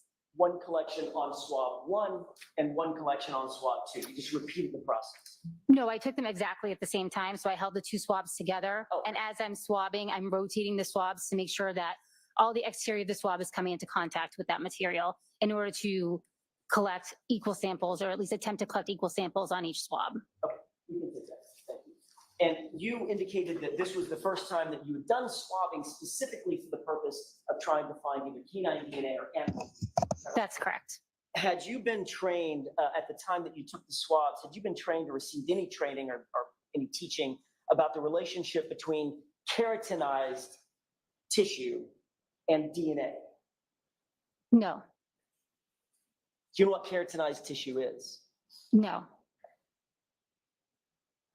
Did you photograph exactly where any of those swabs were taken, or just notate it in your notes? I notated in my notes that overall photo is the photo that I used to describe the sample that I collected. And I think it probably goes without saying, you didn't videotape your swabbing technique on that shirt either, correct? That's correct.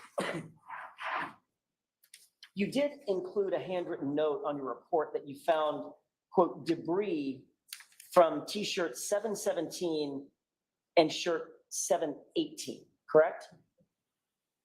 I performed a debris collection on each of those items. I don't know if that's what you're referring to. That is what I'm referring to. Okay. Okay, so there was a note in your report that you had recovered some debris or done some debris collection, correct? That's correct. And you indicated in your note that the debris was from shirt 717 and shirt 718. Is that right? May I refer to my notes? With the court's permission. Thank you.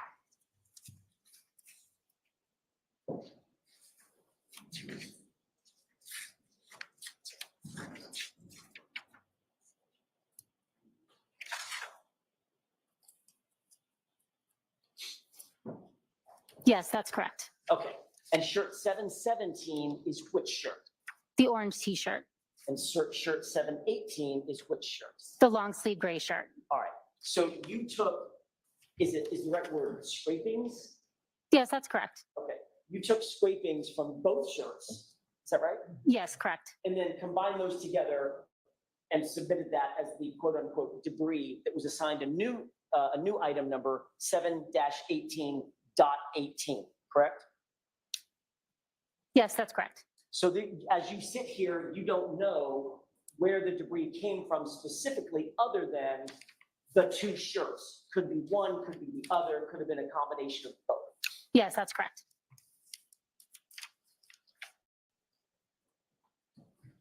Did you describe in detail anywhere the actual debris that you found? Little fibers, little hairs, little pieces of green or blue or whatever? And If I was able to pick out a hair or a fiber, I would have attempted to do that from the debris collection. The debris collection was just anything that was left on the item that I was not able to pick off. Okay, and you did not note any debris item that was plastic or plasticine, anything like that, correct? No, I did not make any kind of observations on the debris itself. And there was no marker put on any part of the debris that was recovered, correct? That's correct. And there was no photograph taken of the debris, That's correct. and there was no videotape of the debris collected? Correct. Okay.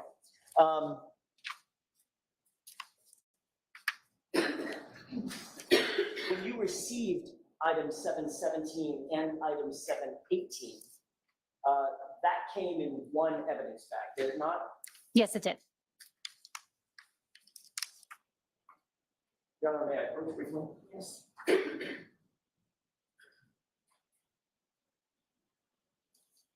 If you wouldn't mind taking a look at that, that's a photograph. I'd ask you to review and tell me if you recognize it. Not the photograph, but what's depicted in the photograph.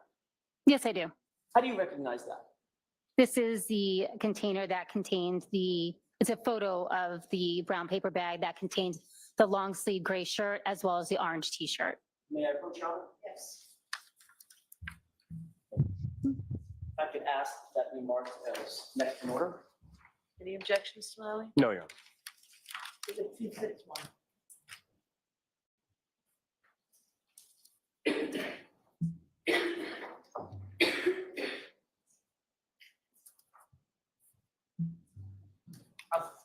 May I approach? Yes. Thank you.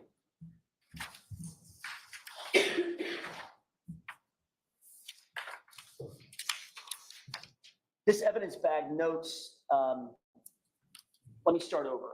This evidence bag is in the condition that it was in when you received it, meaning the writing on the back was already there when you received it. Yes, that's correct. And it notes that these items of evidence were collected by Trooper Proctor, correct? Yes, correct. And the date of collection was January 29, 2022, is that right? I'd have to relook at that Of course. for the date. May I approach? Yes. Yes, I didn't. Display the, So you got an answer. My Right, I think- apologies. I'm sorry. The date on there is January 29th, 2022. So I don't have to walk back and forth, may I? Display Yes. the pictures before I finish? Okay, does that look like what you're looking at, exhibit 261? Yes, that's correct. Thank you. See if I can stand out of the way. You see Trooper Proctor's name on the evidence bag as the person that collected it? Yes, that's correct. And it also has a description of what's in the bag, and it shows both the orange t-shirt and the gray sweatshirt collected together and bagged together, correct? Yes, that's correct. And the date, again, once again, on the upper right is January 29, 2022, correct? Yes, that's, Okay. You have no way of knowing, as you sit here, the journey that those two items of evidence took before they got to you in your lab, correct? yes, they're tracked as soon as they're entered into our laboratory system by us. I didn't hear any of that. I'm sorry. My apologies. The item would be tracked as soon as it's submitted to our lab by us, by the crime lab. Thank you. We can take this down, Your Honor. Thank you.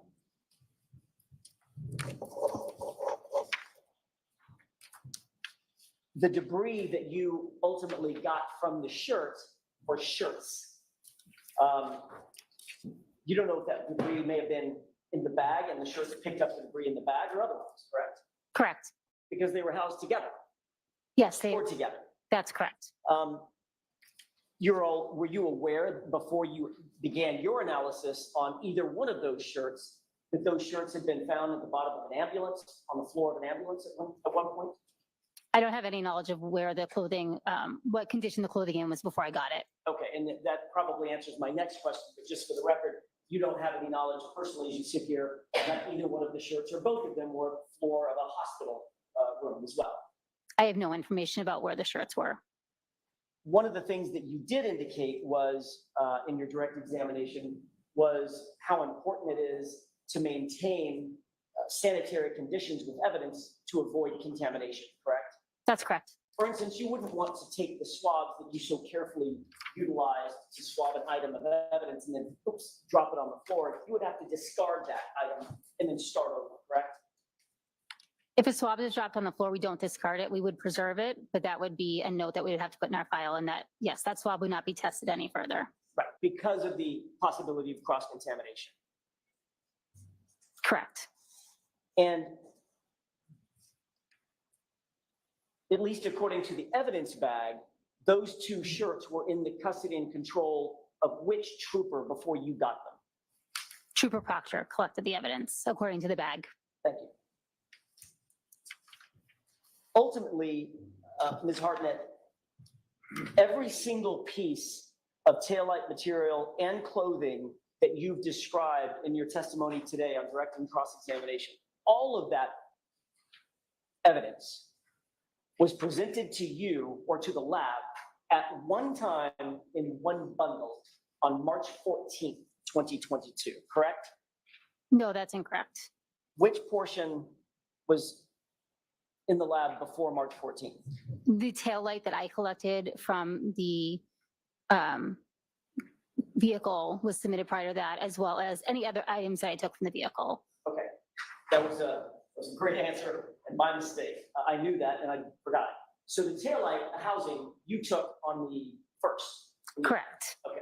Every other item other than the taillight housing itself, which you took personal possession of, all the taillight fragments, all the clothing, orange shirt, gray shirt, jeans, shoes, everything was all submitted in one fell swoop on March 14th, 2022. Is that right? No. What else am I incorrect about?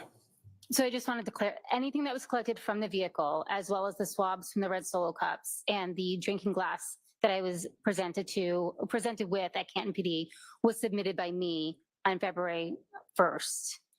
The other items, the clothing items, were submitted together. And then there was another submission that had the fingernails and the known blood standards. So there were several submissions. So I'm hesitant to lump it all into one because it did happen on different dates. Okay, fair enough. Can we agree that the earliest submission, with the exception of the stuff that you actually took with you from the salad bar, the taillight material, whatever swabs you took, I'm sorry, the taillight housing and whatever swabs you took, all of the other material that was submitted to the lab, all of the other evidence, the earliest date anything was submitted was March 14th, 2022. If you don't mind, I'm just going to take another look at my submission forms just to clarify. May I approach? Yes. I think I have it. It's a Okay. two-page document, if I can show Mr. Lally.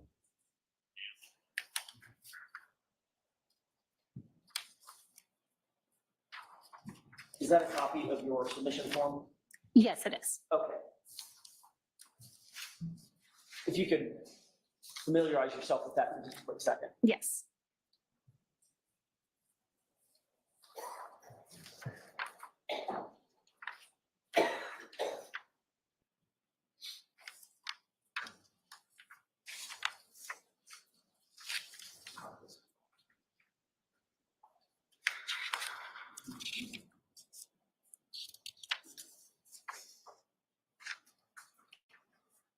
Sir. Okay, may I approach one more time, Your Honor?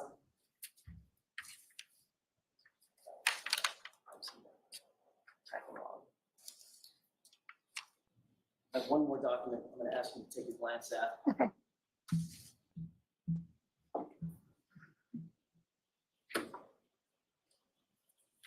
Do you recognize that document? Yes. What is that document, the second document that I just handed? This is a printed chain of custody report from our laboratory information management system. Your Honor, with the court's permission, I'd like to mark the first document's name again. I want to get it right. It's the evidence submission form for submission 7. Evidence submission form for submission 7, 2-page document, if I can have that next in order. And then the, Chain of custody, my apologies. Is there an objection, Mr. Lally? Yes, to both. So the objection sustained unless you want to convince me otherwise. I'll have a mark for ID for the time being. That's fine. If that's okay with the court. Yes.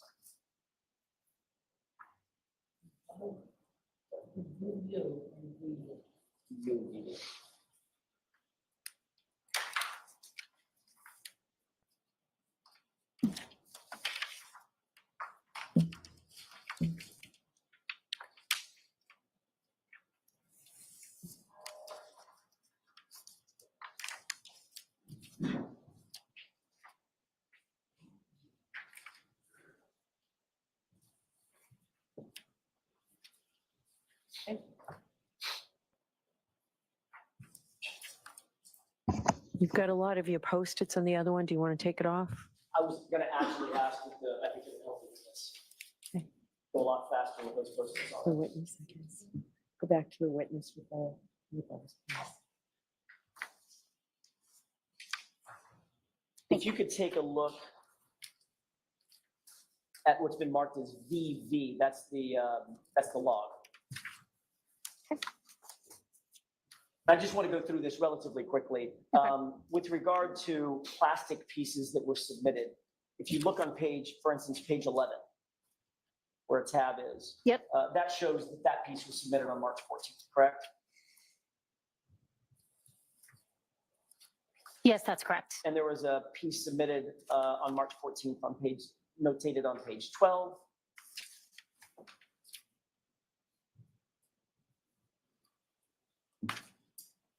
What item are you referring to? It's a plastic piece. Yes, correct. Page 13, another plastic piece. Yes, submitted on March 14th. And page 14, another plastic piece.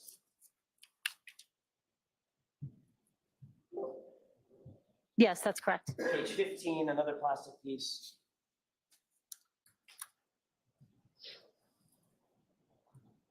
Correct. And page 17.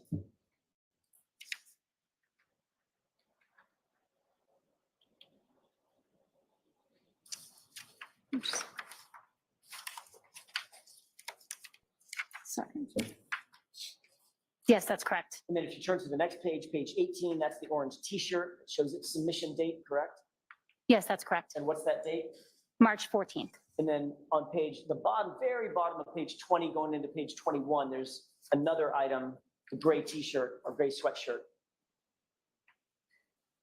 Yes, that was also submitted on March 14th. Okay, thank you. I may approach? Yes. Thank you.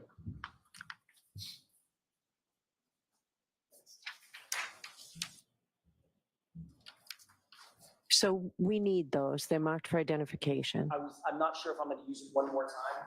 Put them up on the bench and you can grab them. Of course, may I? Yes.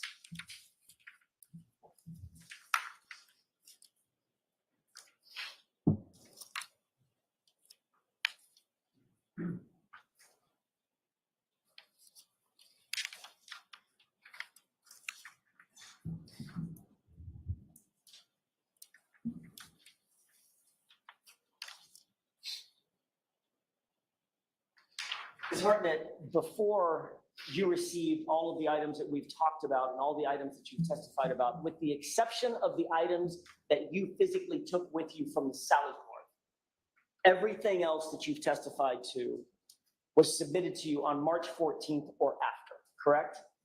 That's correct. And all submitted by Trooper Proctor, correct? I know they were all submitted by the Norfolk County Detective Unit. I don't know the specific officer that necessarily dropped them off at the lab. Can you answer the question based on the log information that you have and the chain of custody that's in front of you? Can you answer the question whether Trooper Proctor or anybody else stored the taillight lens material and the clothing in the same place or in the same bag before you received it? I'm sorry, can you just repeat that question one more time? Based on the log information that you have, in other words, the chain of custody that's in front of you, that you can absolutely look at and determine where things were and who had them, can you tell us whether or not Trooper Proctor or anybody else stored any of the taillight material and the clothing in the same place or even in the same bag? No, I don't have any information to how the evidence was treated before it was received in the lab. In fact, that's because there is no chain of custody for that data. I'm sorry, for those items. There's no data for those items predating March 14th, correct? Objection. Sustained. You don't personally have any chain of custody information about those items we just went over predating March 14th, do you? I personally do not have any data that would indicate where those items of evidence were prior to them being accepted into the lab. And one of the reasons why you have such detailed chain of custody protocols is to maintain control over where items go and how they're handled and by whom, correct? That's correct. Thank you. I have nothing further. Okay, anything, Mr. Lally?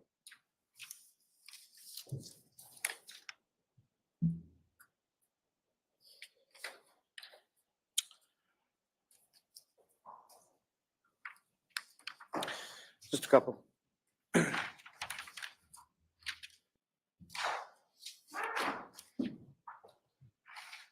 Now, the vehicle that you observed, the defendant's vehicle in the Sally Port of the Camp Police Station, that was in generally overall good condition, other than the areas of damage that you noted on the right rear, correct? Yes, that's correct. And when you were swabbing, the swabs that you took from the taillight housing that you then later submitted to DNA, that was a taillight housing that you took from the Camden Police Station, correct? Yes, that's correct. You logged that into the lab? Yes, I did.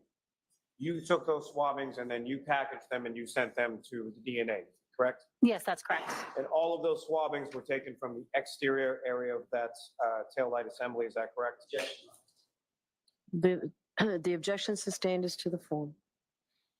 With regard to those swabbings that you took from the taillight housing, where on the taillight housing did you take? I took them from what would have been the exposed area of the taillight, should the taillight have been intact. So I did not collect from any of the interior portions of the taillight that would have been protected by the exterior plastic piece. Now, at the time that you were looking at the vehicle in the Sally Port of the Camden Police Station, do you recall what the temperature was inside the garage? No, I don't have that information. Was the temperature the same inside the garage as it was outside of the garage? If you know, was it heated at all? I don't know if it was heated. As far as the vehicle itself was concerned, when you saw it in the garage, did you see any sort of frozen snow or ice or anything like that on the exterior of the vehicle? Not to my recollection, no.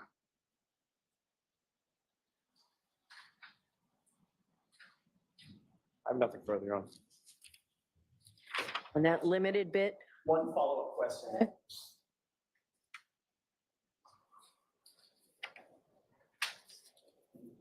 May I approach? yes.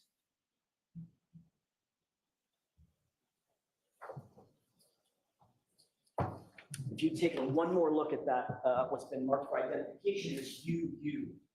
That's the evidence submission form, correct? Yes, that's correct. Who signed that form? Objection. So the objection sustained unless you want to see me at sidebar. I'll ask it a different way. Whose name is on the bottom of the form? Objection. It's the same question. Do you want to come up? Do you want to come up to sidebar? Yes, Your Honor. May I have half these, Ms. Hartnett?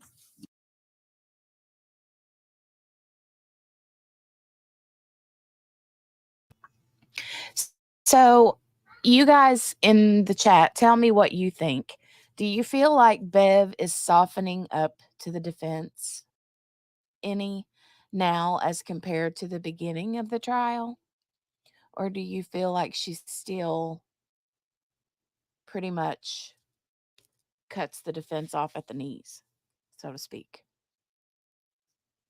What are your thoughts?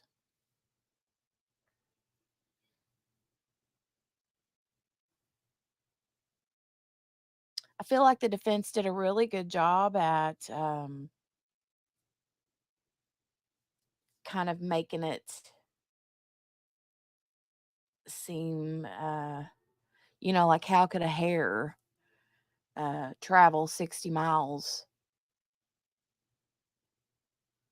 total in a blizzard? You are unmuted. I know, Miss Thank you, Your Honor. King. With that, I know. I have no further questions. Your Honor. Right. All right, Ms. Hartnett, you are all set. Thank you.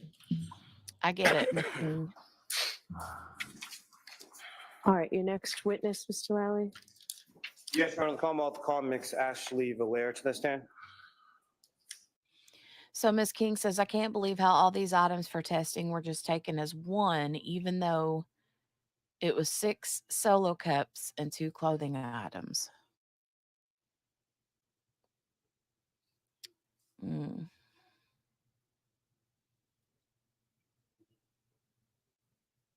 Well, there were actually more clothing items. There was the hoodie, the t-shirt, the blue jeans, and the shoes. But still, I know what you mean. But I feel like the defense did a really good job at trying to disprove that the hair would have still been there after traveling through a blizzard. The same with the tail light pieces. And then also,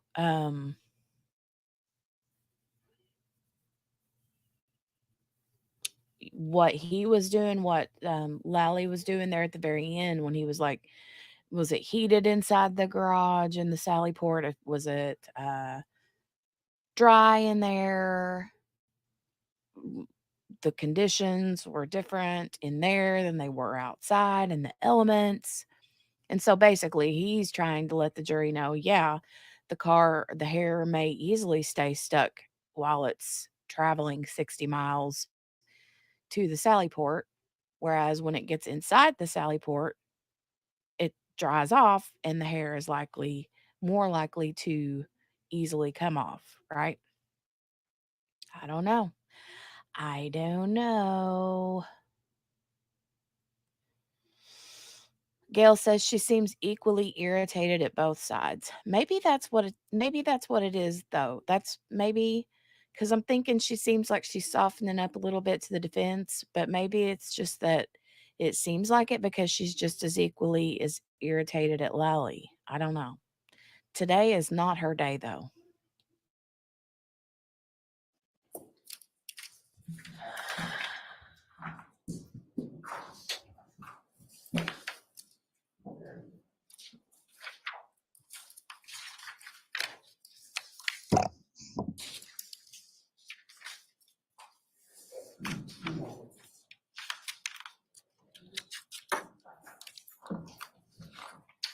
Just step right up here, just watch your step for me.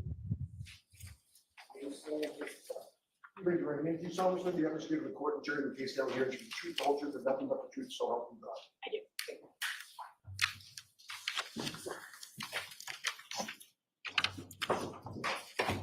So, Mr. Lally, would you remove good afternoon, would you remove the exhibit that's on the witness stand, Yes, sure. please?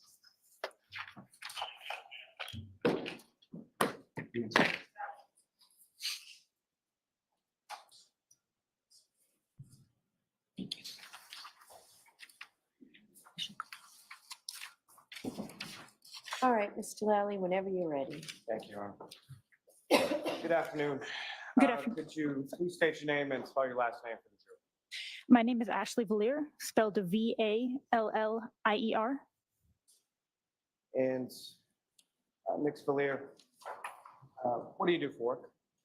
I'm a forensic scientist at the Massachusetts State Police Crime Laboratory. All right, so Mix Villar, I'm going to ask you to keep your voice up. Okay. What we've been doing is we've had to turn the air conditioning off when we can't hear. Okay. Thank you. All right, Mr. And Lally. how long have you been employed at the State Police Crime? Just over 5 years. And if I could ask you just a little bit about your educational background, starting with your undergraduate work, where did you go to school for that? I have a Bachelor of Science degree in biochemistry and cell biology from University of California, San Diego. And following your receipt of that degree, where did you go from there? I have a Master of Science degree in biomedical forensic sciences from Boston University.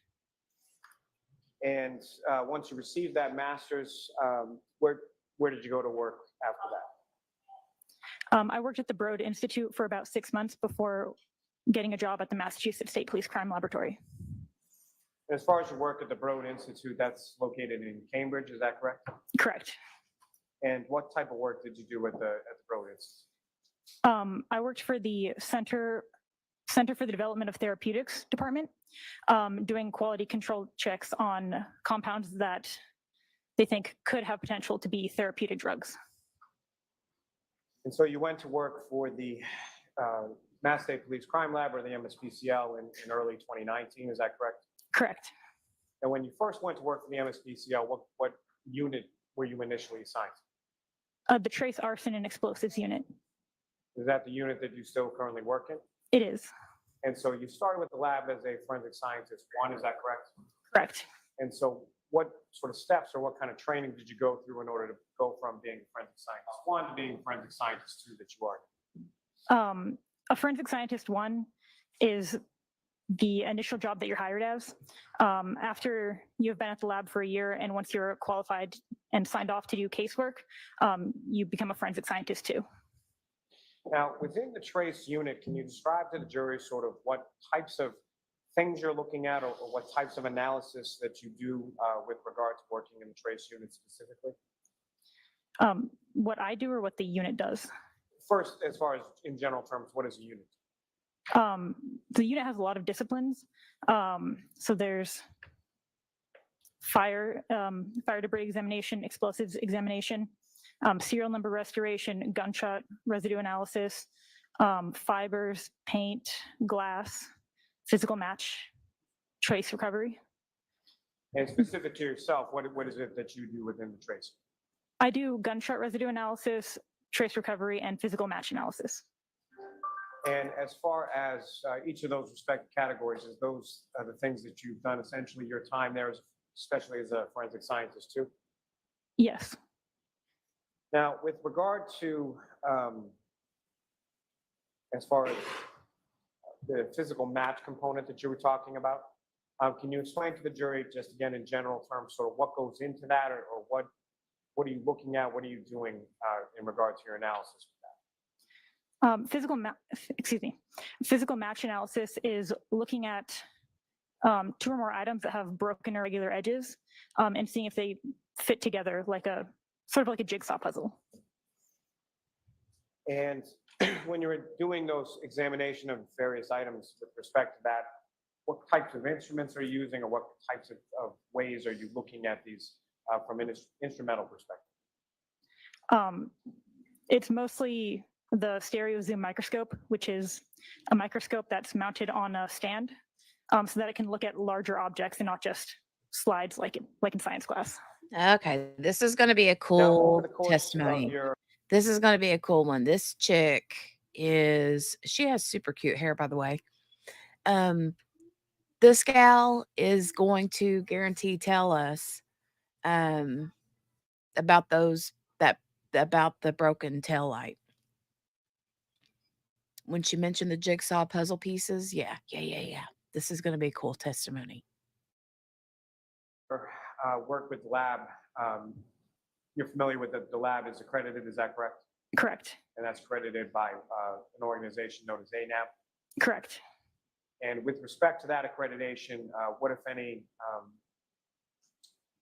testing or what if any examinations or continuing education do you have to undergo in order for that accreditation, either for yourself or for the lab itself? As part of the accreditation, analysts that are signed off to do casework do proficiency tests every year. And have you done proficiency testing over the course of your 5 years with the lab? I have. And specifically, what types of areas have you taken proficiency testing in? I've taken proficiency tests in gunshot residue analysis and physical match cases. So with respect to sort of each of the various areas of work that you do within the lab, is that correct? Except for trace recovery, but yes. And with respect to each of those, as far as the proficiency testing was concerned, you've successfully completed each of those? I have. Now, if I could turn your attention to, at some point over the course of your work within the trace unit in the lab, did you become involved with the lab case number 22-02184? I did. And there's a name that's associated with that lab number as well, is that correct? A name? A name as far as a suspect or a defendant or something like that? Yes. And whose name is that? Karen Reed. And as far as your work within the trace unit, how is it that you came to be involved, or what piece of analysis did you become initially involved in with respect to Ms. Reed's case? I was assigned to do physical match analysis on, well, many different items. Before we get to the physical match, was there something, what if anything were you asked to do with regard to some clothing items associated with the John Oak? I believe I later received debris that was collected from those clothing items. And so debris specifically, do you recall which clothing items you received debris from? I do not without looking at my notes. Your Honor, with the court's permission, may the witness look at her notes? Yes, go right ahead.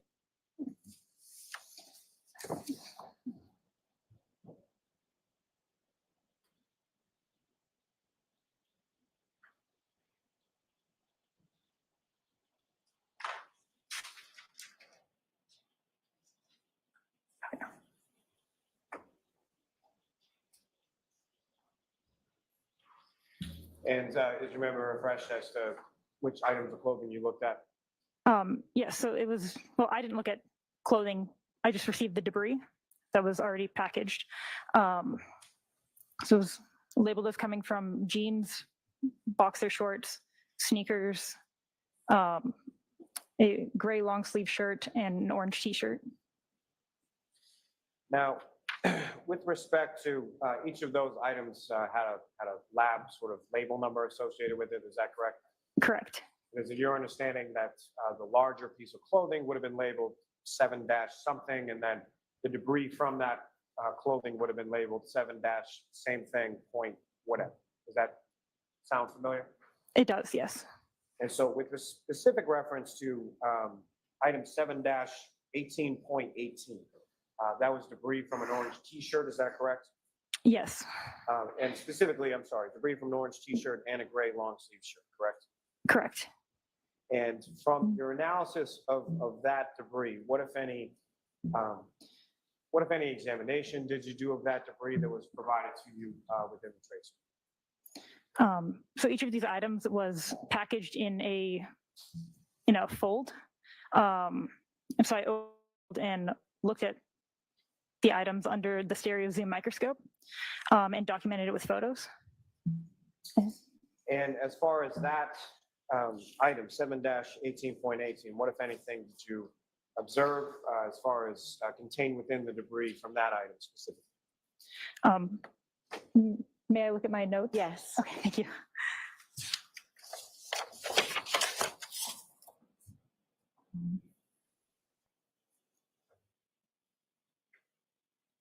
Okay. There was apparent dirt debris, many black, gray, blue, and orange apparent fibers, several pieces of red apparent plastic, several apparent hairs, one piece of green material, and one piece of clear apparent plastic. And the clear apparent plastic, what if any measurements did you conduct with reference to that? It measured approximately 1/8 of an inch by 1/16 an inch of an inch. Now, from your analysis of those items, what if anything, do you know where within the lab they went following your analysis there? I believe another analyst in the trace unit then looked at those items. And that would be are you familiar with another person who works in the trace unit named Christina Hanley? I am. And so what, if any, training does Ms. Hanley have that you do not have in order to conduct that sort of further analysis? So Christina Hanley is the trace supervisor, and she is signed off to do casework in fibers, miscellaneous paint, glass. You see the other trace disciplines that I am not. So essentially, those items contained within that debris were something that you examined microscopically, made observations of, took measurements, and then they went to Ms. Hanley? Correct. Now, with respect to, you mentioned a variety of plastic items that you examined, correct? Of the initial items that I looked at? Yes. Yes. And what were those, generally speaking, what were those initial items that you looked at? There were many different items containing that I believe were recovered from an address, but I would have to look at my notes to. Go ahead. So they were all labeled as recovered from 34 Fairview Road. And what types of items were they specifically that you had received? So it was many pieces of apparent plastic and apparent glass and one drinking straw. And those items were generally labeled as items 7-5 through 7-19. Does that sound familiar? Yes. And with reference to the process in general terms of when you receive these items, can you explain to the jury sort of your process and what you did and what you looked at as you went through each of these respective items? Sure. So for beginning a physical match case, you always look at the questioned items first, which are the ones that you don't know where it came from. Like here, they're labeled as coming from the road, so you don't know where their actual source of origin is. And so what we'll do is we'll scan that item into my custody. And then I will document the packaging with photographs. And then I'll open that item and then document that item as it is. And if there are multiple pieces, each piece will get a designator like piece A, piece B, piece C. All this gets documented, written down in my notes and in photographs. If any of those pieces look like they could possibly fit together, then I will look under the stereo zoom and see if they do in fact fit together, and document it if they do. And then once I've finished documenting that, I'll repackage it in the original packaging.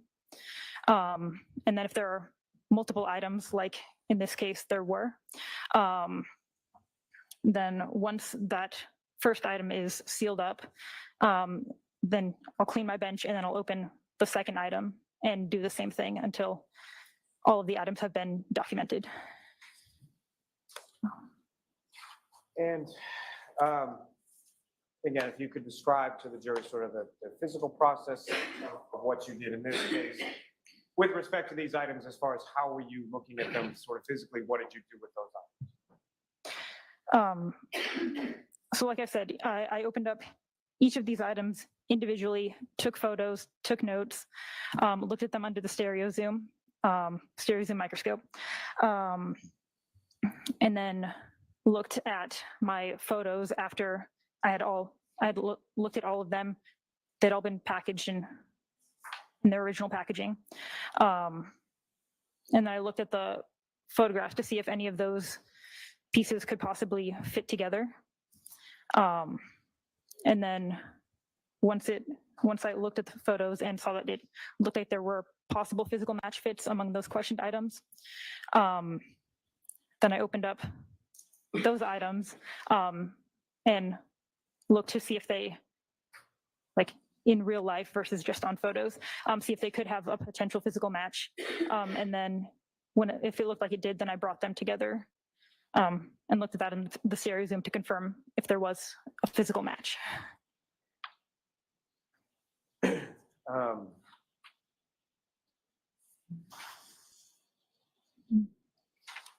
May I approach? Yes.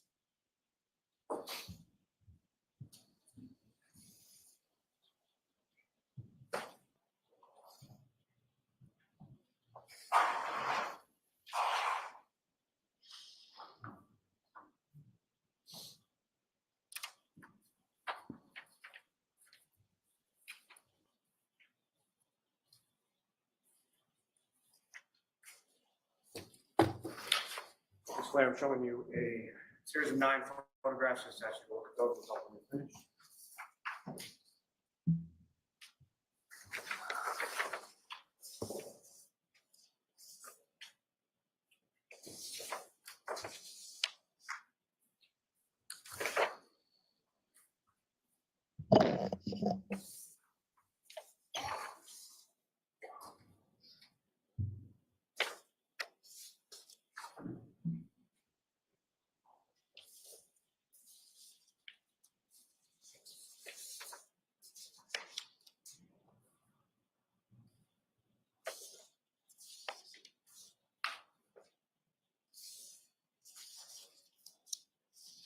There's a new poll in the chat. Make sure you go and vote. Do you recognize those? Yes. And what do you recognize those to be? Item 7-5. And is that how it was presented to you or shown to you as far as the evidence bag that you opened and the items that were contained within? I mean, this is just a picture of the seal, not the entire bag, but yes. Okay. Now, Nicole will seek to introduce the minutes of the next exhibits. No objection.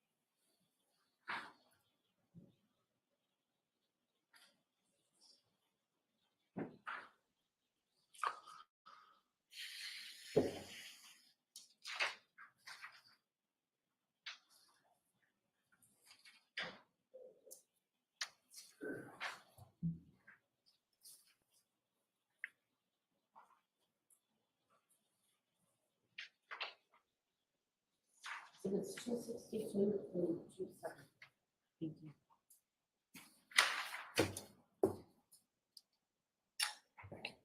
You know, with the court's permission, may I publish some of these photographs in the jury, please? Okay. And Ms. Tillman, if I could have photograph 1905.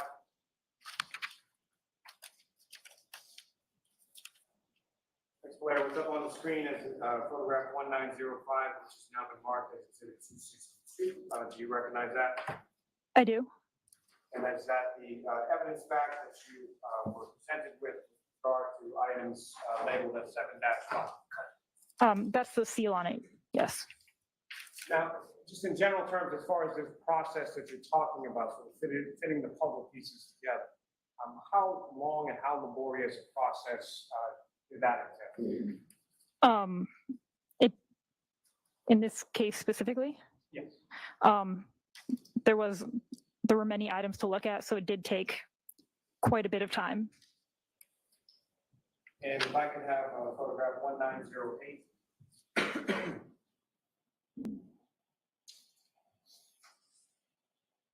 And do you recognize what's up on the screen, which has now been marked as Exhibit 263?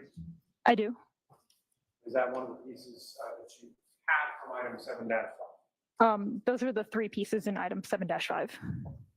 So the 3 pieces from that were all red, apparent plastic pieces from that same item. Is that correct? May I approach the witness, Your Honor? Yes.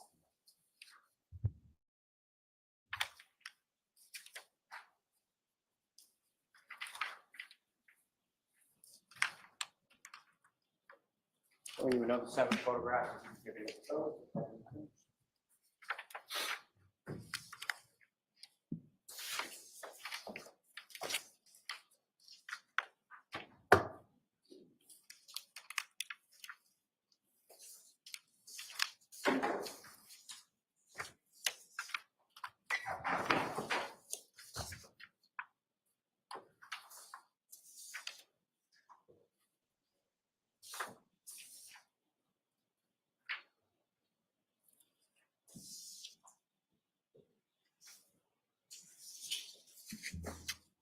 And do you recognize what's depicted in those photographs? I do.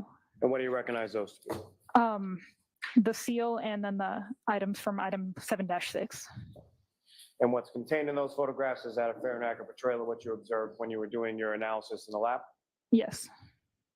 Your Honor, how will seek to introduce the minutes of that exhibits? No.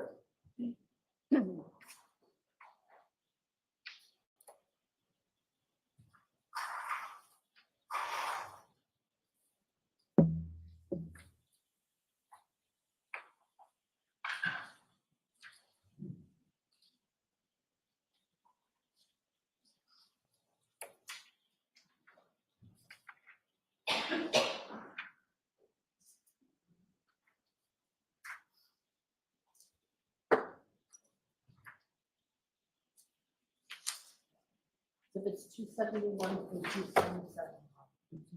Thank you. And Your Honor, with the court's permission, if I could publish some of those photographs to the jury at this time. Okay. Gentlemen, if I could have photograph 1921.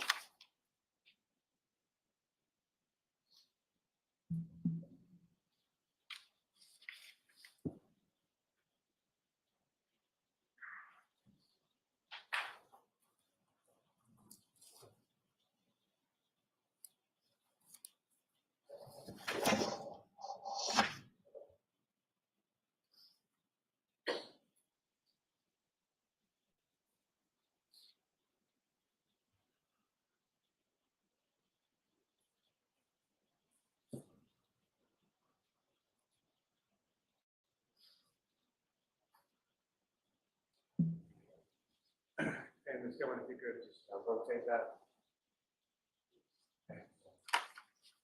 So, Mr. Leader, what's up on the screen, as that's photograph 1921, exhibit 271. That is the evidence bag box that contains the items in reference to lab item 7-6, is that correct? Correct. And with reference to that, as far as the labeling is concerned, these are items that were submitted by the state police, correct? As far as you know. Yes. And from the labeling that's exhibited in labeling that's being shown in Exhibit 271, that actually has an indication of who the submitting agency is and the date that the item was collected, correct? Presumably, I don't know because that's not our lab's labeling system. It's fair to say, as far as your observation of these evidence bags as you were opening them, or boxes as you were opening them, they had different dates on them, some of them, is that correct? I don't know. I don't know. Ms. Gilman, if I could have photograph 1924.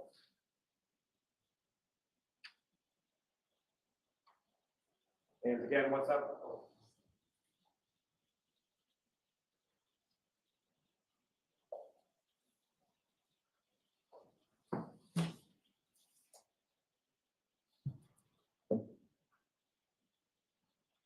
Now, what's up on the screen that's now been marked as Exhibit 272. These were the items that were marked within that box or that bag of item 7-6, is that correct? Correct. It appears two pieces of clear plastic, correct? Apparent plastic, yes. May I approach the witness room? Yes.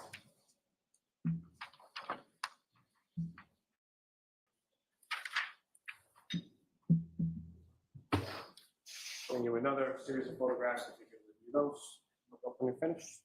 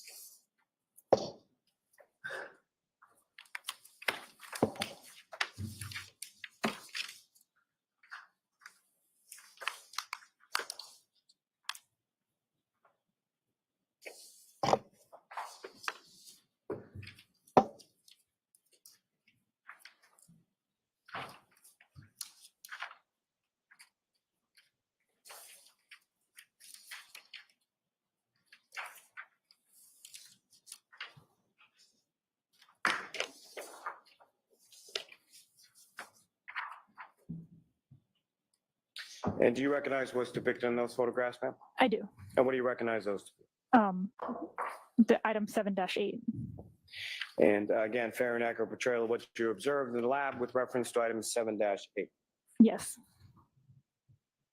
Come up to introduce the man today. Okay.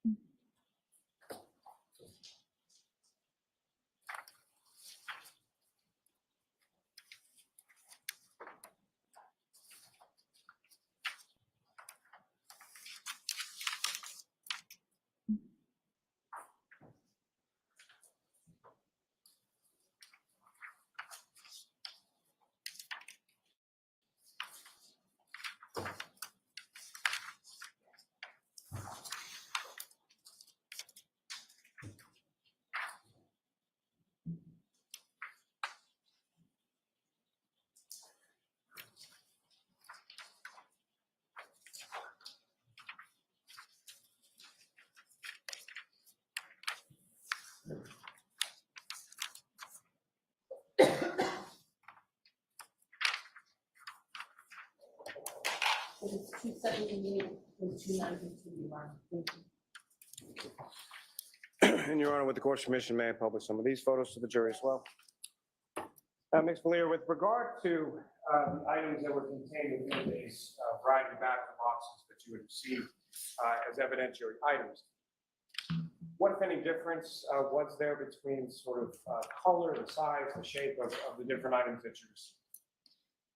Sorry, what? Can you repeat the question? Were they all sort of uniform as to their color, as to their size, as to their shape, or what, if any, differences did you note between them? Between the items that we've already published, or just all of them? And all of them in general.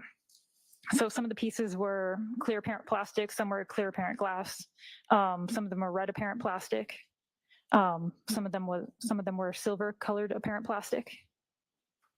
And as far as the size of these pieces of plastic or glass that you had received, how would you describe sort of their physical size, shape, things of that nature? Some of them were very small, and some of them were larger. I can't tell you the dimensions without looking at my notes.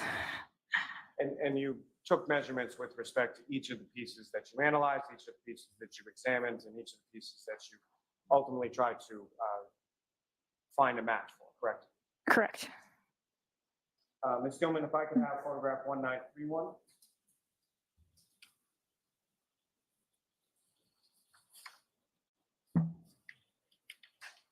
And what's up on the screen is now divided into Exhibit 278. You recognize as the bag of boxes that contains item 7-8.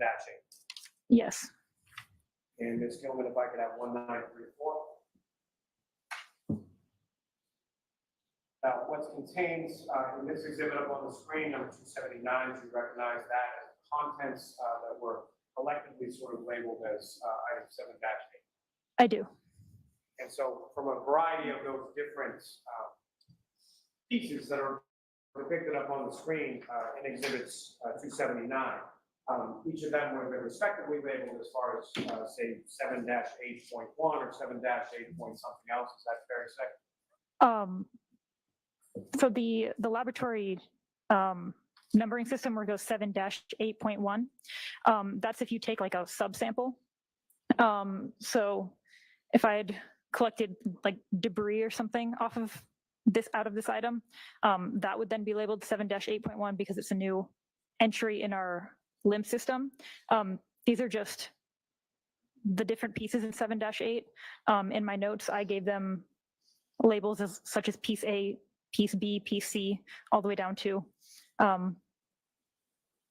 well, however many there were.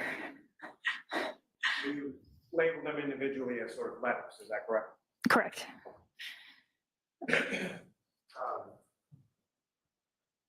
Ms. Gilman, if I could have photograph 1928. And if we could zoom just a little bit in on that.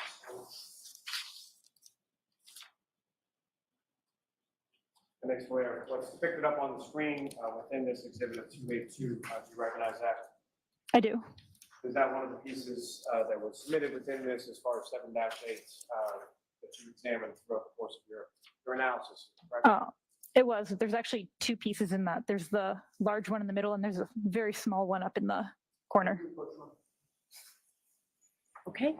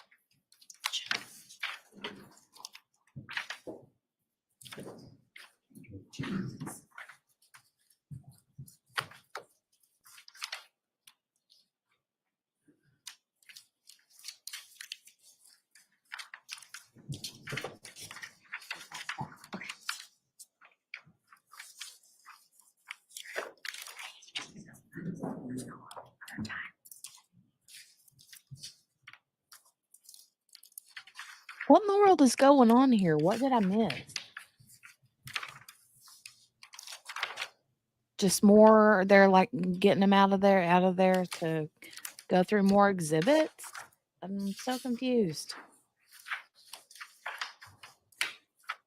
Right, Miss King? I don't know what happened.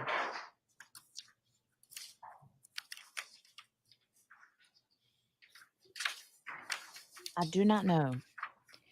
We're going to fast forward through it. I know that much.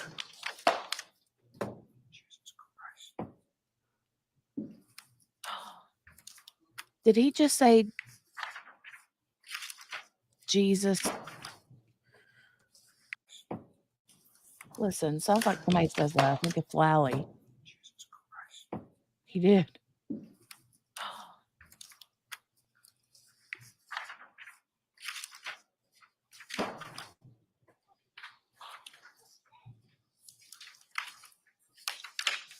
Lord, Lord, Lord.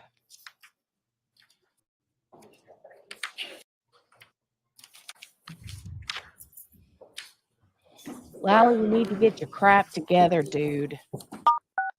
You are unmuted.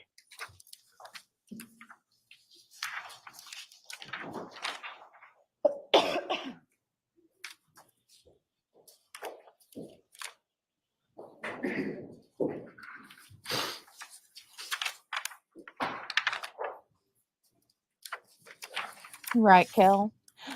Busted. Hot mic, hot mic. Ah, Lord. What in the world? Why did this go all the way to the beginning? What in the world is going on with YouTube today? Hold on a minute.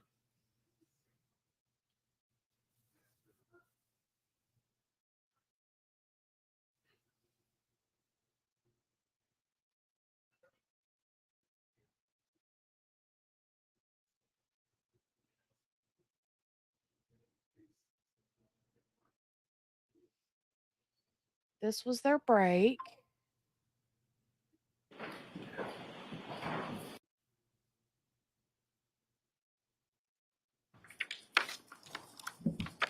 Okay.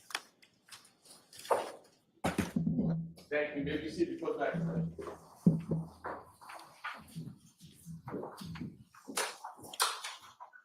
May I approach the witness again, Your Honor? Yes. Okay, I think we're back. What, baby? Hi, baby.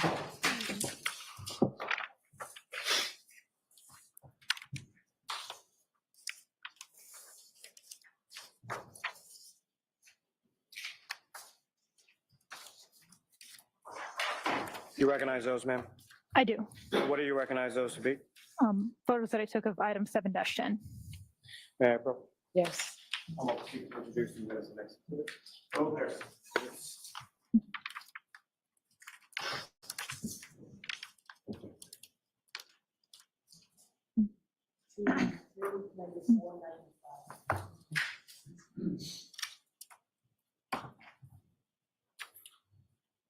And again, Your Honor, with court's permission, if I could publish that to the jury. Okay. Gentlemen, if I could have photo 1952.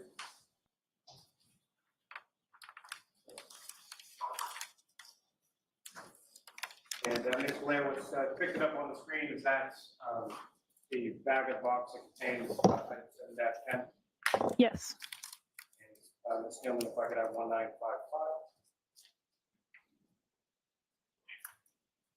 Again, what's up on the screen is that the item that was contained within that evidence. Yes. Can I approach the witness again, Your Honor? Yes.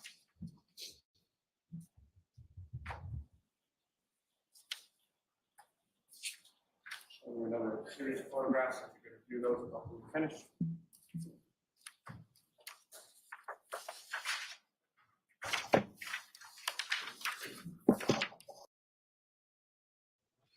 Okay, can I just say real quick, this is super random, but when I look at the screen with my glasses off, it's kind of like one of those like blob tests, like ink blob tests. And all of a sudden, I'm envisioning the Pizza Hut logo. So sorry. I told you it was very random. Very random. But yeah, I'm with your glad with my glasses off. It looks like a Pizza Hut logo. Maybe I'm just hungry for pizza.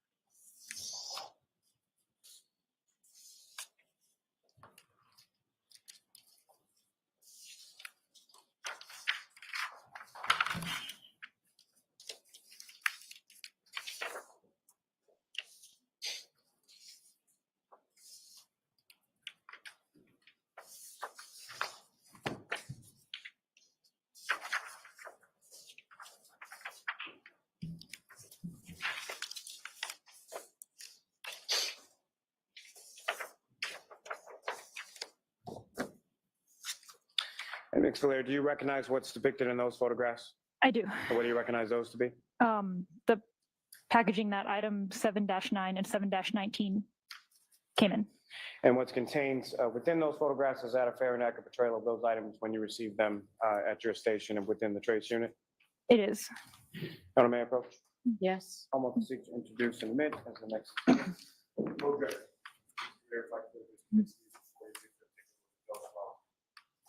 The stenographer's marking.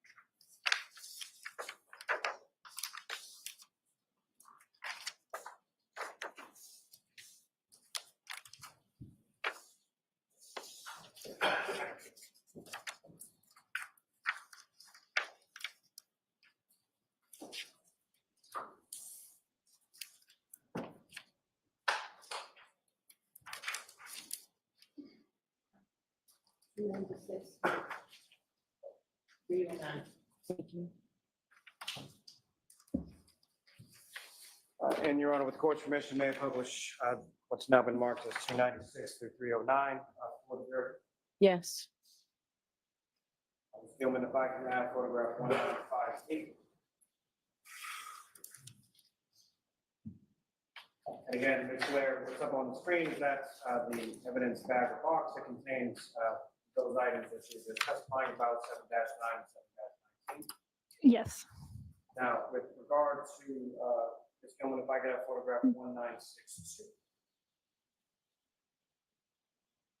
Ms. Blair, now what's been depicted up on the screen and been marked as exhibit 297. Ms. Gilman, if you could zoom in just a little bit on items of evidence, please.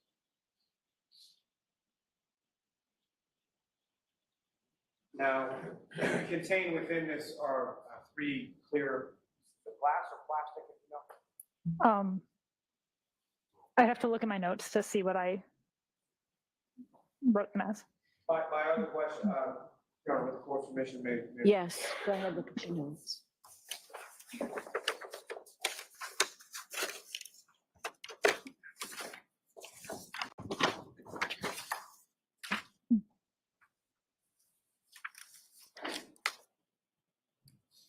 And after referring to your notes, what type of material is that?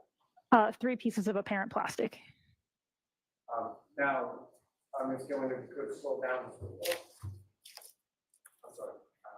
Up. The item that's contained above those three pieces of apparent clear plastic, what is that? That is item 7-19. That is a black straw.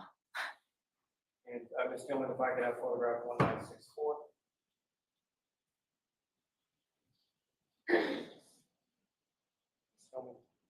And what's up on the screen next flare now, and it's been marked as exhibit 299. Is that essentially the straw next to a ruler with its measurements? Is that correct? Yes.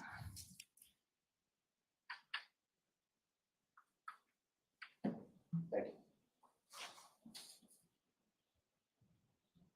Now, with reference to the photographs that I asked you to look at before, have you had a chance to review those?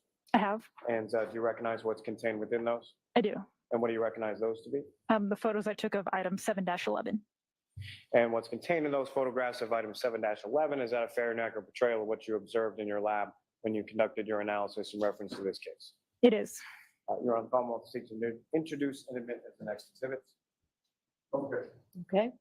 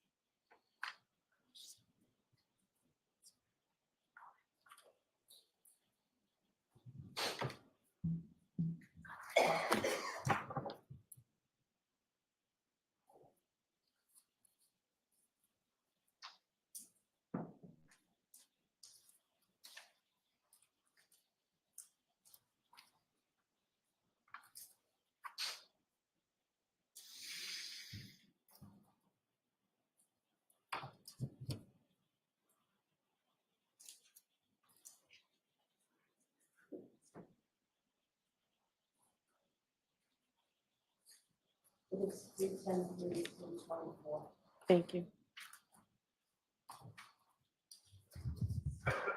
And Your Honor, with court's permission, if I could publish. Yes. Ms. Gilman, if I could have photograph 1979.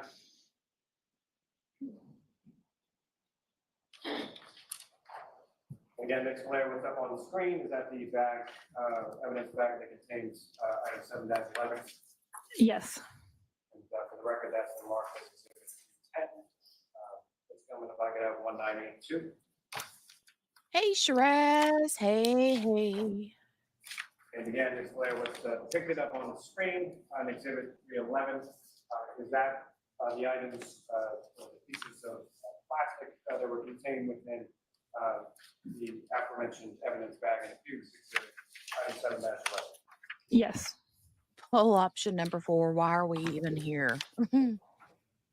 Now, with regard to the photographs that I just placed before you before, have you had a chance to review those as well? I have. And do you recognize what's contained within those photographs? Photos of item 7-14. And what's contained in those photographs of item 7-14, is that a fair and accurate portrayal of what you observed in your lab when you conducted your examination in this case? It is. Thank you. Your Honor, Commonwealth seeks to introduce in minutes exhibit. Okay. No, Shiraz, what she said was she used 2 swabs at the same time. Like on the same spot. But yeah, that was weird. I don't know why.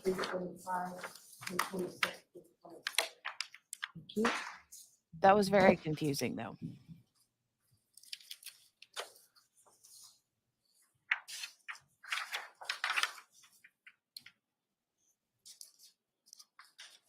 Oh, Bev's hand's itching. That means she's coming into some money. Ms. Gilman, if I could have photograph 2009.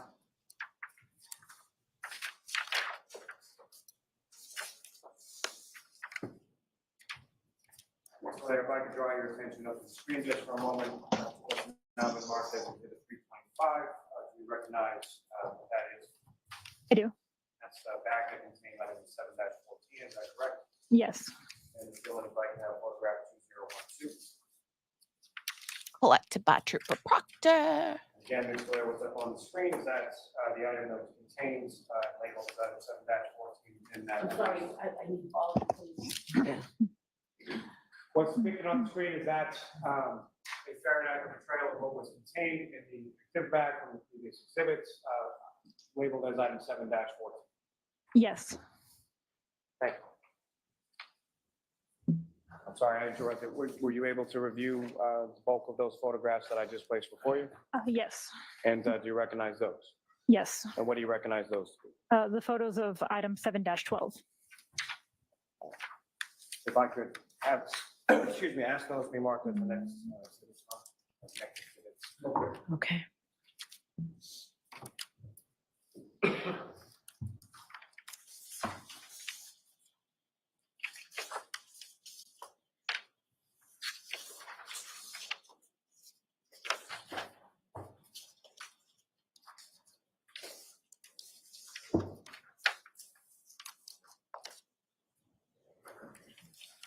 Oh, maybe. I know that she said she only tested one. I might have missed that, Shiraz. She also said that she only took swabs from one of the solo cups, not all 6 of them. Also, none of the solo cups, the red brown stains in the solo cups, were ever tested for DNA.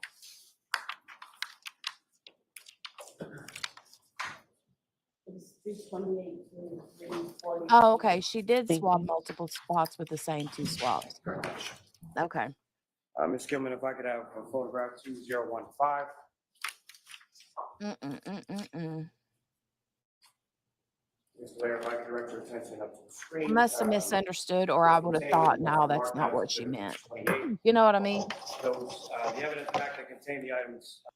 Like, I would have been like, I didn't hear that right. You know what I'm saying? I don't know. I don't know. I don't know. Definitely pretty wonky.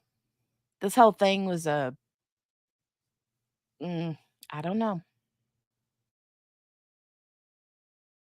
Labeled as 7-12. Yes. And Ms. Gilman, if I could have photograph 2018.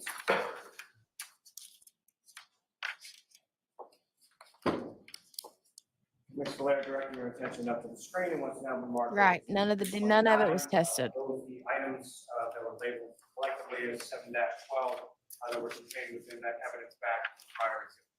Yes. As far as those photographs that I presented to you a moment ago, have you had a chance to review those as well? I have. And do you recognize what's contained within those photographs? I do. And what do you recognize those to be? The photos of item 7-13. And also, this is something that I keep thinking about too. If you hit somebody with your car, specifically the tail light area, and you hit a human, even if it's the head, God forbid,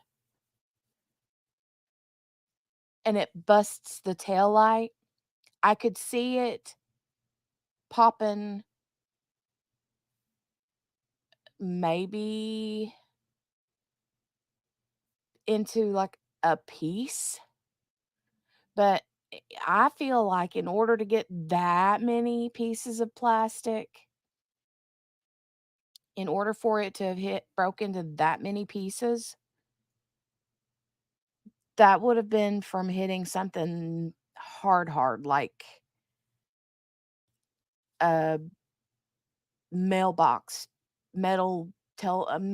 something metal or something brick or something, another car or not a head.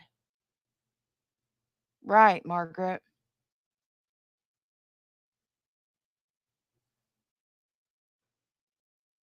Shiraz says, I wish I could see the face of the lab person that was handed the solo cups in a grocery bag for forensic testing. I know. Crazy. But you see what I'm saying with the tail light? Like you hit a human with your tail light. I could see it splitting a piece of the plastic off, right? But in order for it to bust into that many pieces, you'd have to hit something hard, hard. Or something hard, hard would have to hit the tail light um, with something else. Right, Lauren, it can't be because Officer John O'Keefe would have had more wounds and broken bones at least.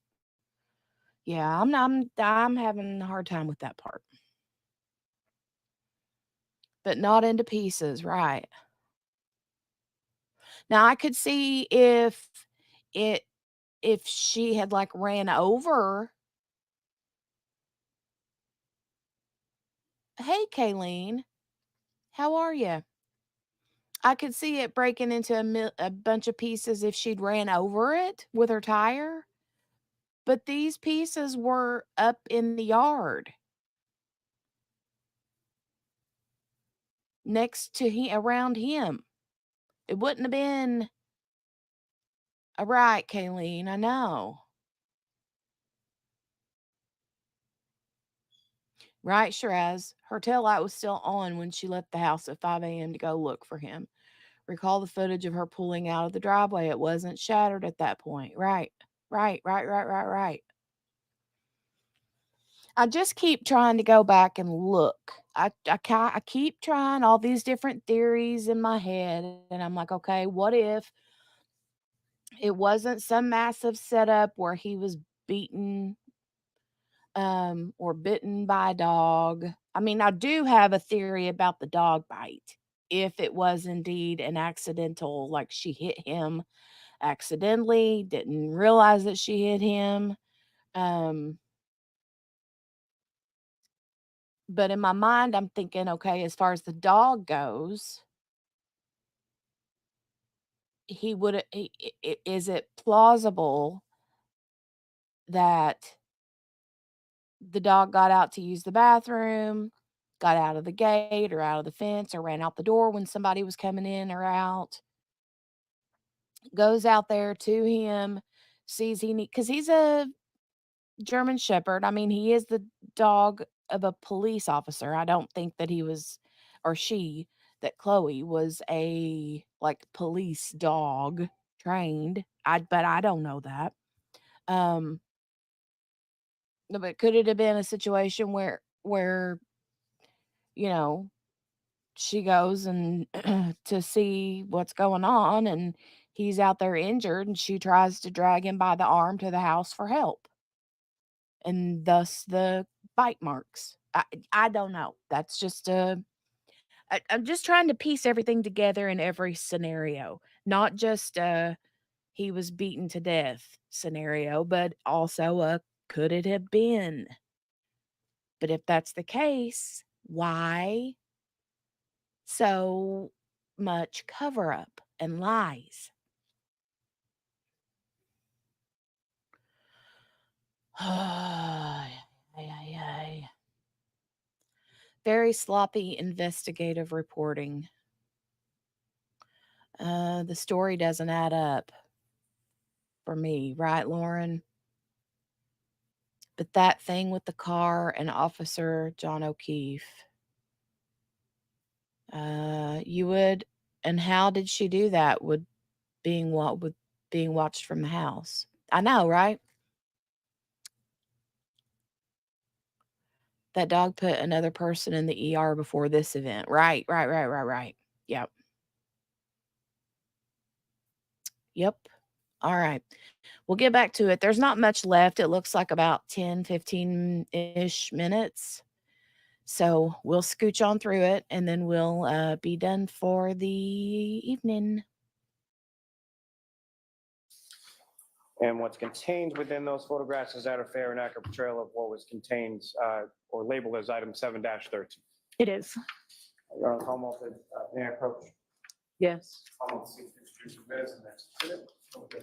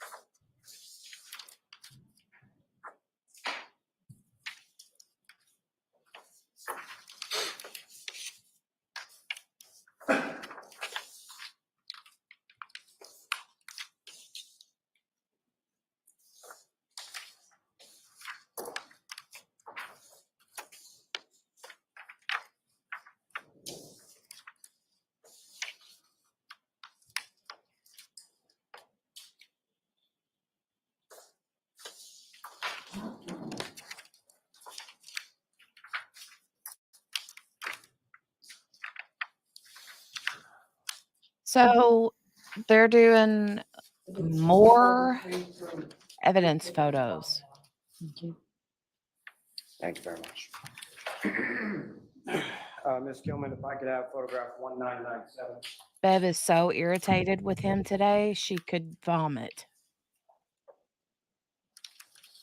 And Ms. Blair, what's depicted on the screen in that photograph, which has now been marked as exhibit 343. Yeah, that's a very, very likely scenario, Shiraz. I keep thinking about that too. I've heard they are, Miss King. German Shepherds are protective of their family. Yeah, I've heard that. I think that's why they make great police dogs. 7-13. Yes. And Ms. Gilman, if I could have photograph 2000.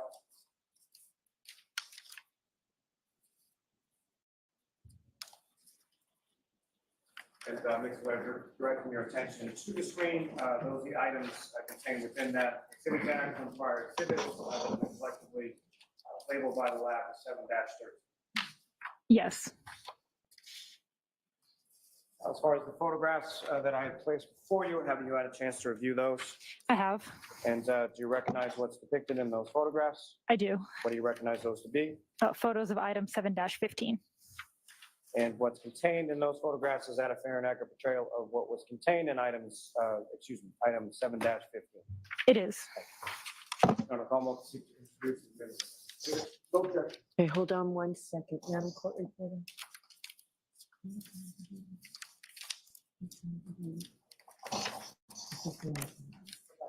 Yeah.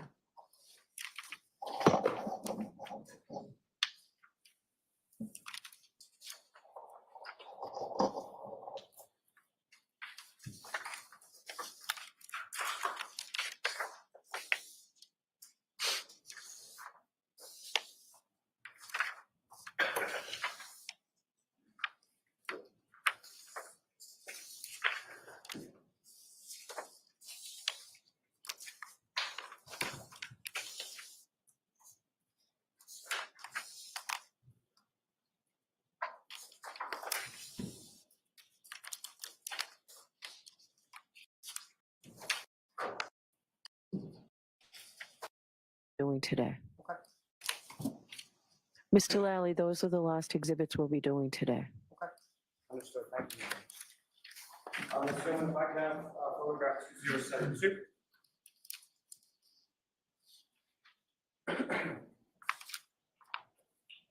Ms. Blair, if I could direct your attention to the screen, you recognize this as the evidence bag that contains item 7-15 that's now been marked as exhibit 352. I do. And Ms. Gilman, if I could have photograph 2077.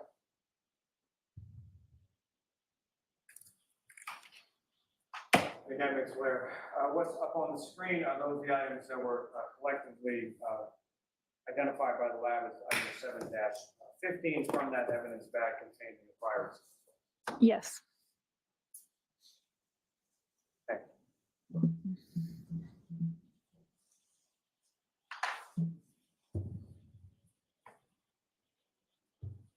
Now,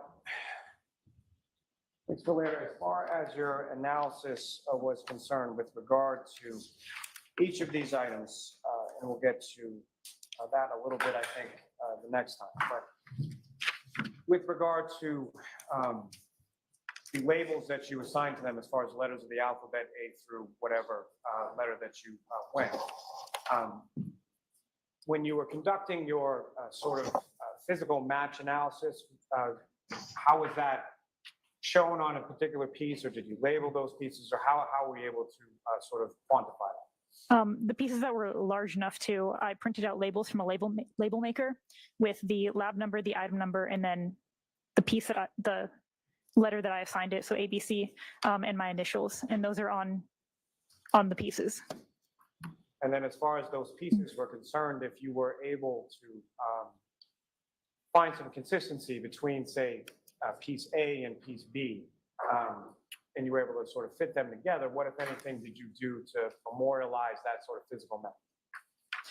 Within the same item, if there were two pieces that fit together, I documented that with photos, wrote down my notes, and then if it was within the same item, I held it together with tape and then repackaged it still together as a single piece. And as far as these consistencies or the matches that you were examining or looking for, was that solely within piece to piece, or at some point did you also look at sort of a larger piece as far as a housing unit for a tailor? For this case? Yes. Yes. And with regard to the pieces that you had sort of put together, what, if anything, were you able to do with regard to some of those pieces and the tail light housing, item 3-1?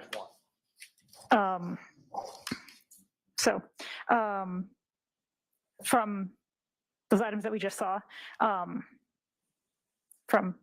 was able to piece one larger piece with many of those pieces all fit together into one piece that I then called piece one. There were some other pieces that also fit together among those question ones that I called pieces 2, piece 3, piece 4, and piece 5. Piece 1 was a physical match with item 3-1, the taillight. Your Honor, if, I think that may. Okay. All right, so, Mixville, we're going to have you back on Wednesday. Okay, but, I'm going to ask you to wait for jurors, so we don't meet tomorrow, we'll meet Wednesday, and we'll go a full day Wednesday with an abbreviated lunch and sometime between 4 and 4:30. So please do not discuss this case with anyone, don't do any independent research or investigation into the case. If you happen to see, hear, or read anything about the case, please disregard it. I know we took a long time today with getting exhibits in before you, but it's a very important part of the case, and it does just take some time, so we appreciate your patience. All right, we'll see you on Wednesday.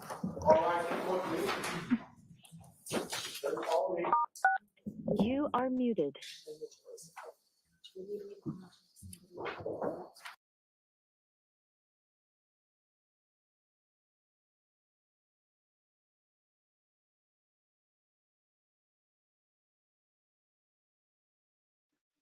All right. Yep. No court tomorrow.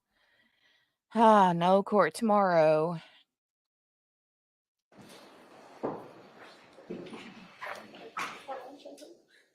Thank you, ABC. Court still in session. So you are all set, you can go. So I was just talking to Mixville about whether I needed to call Lawrence Court for her or not. So you are all set. Thank you very much.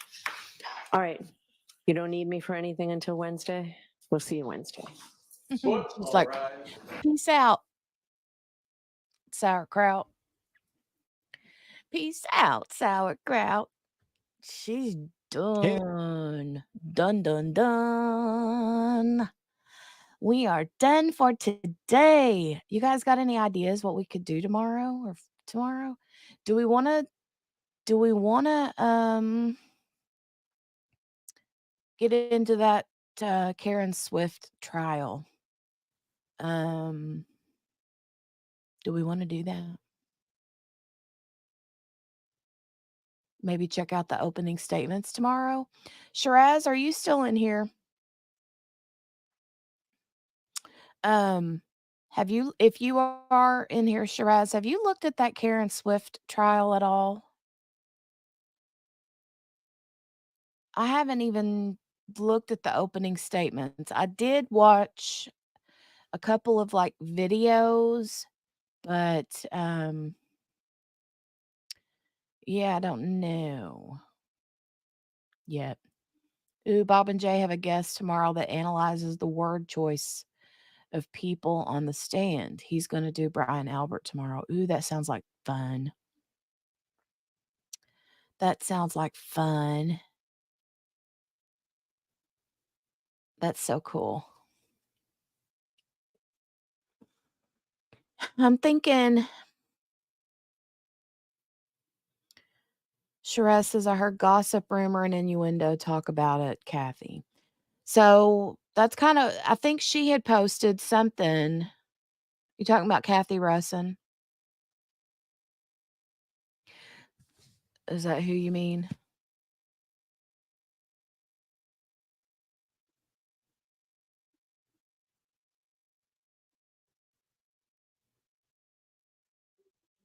Kathy Russin?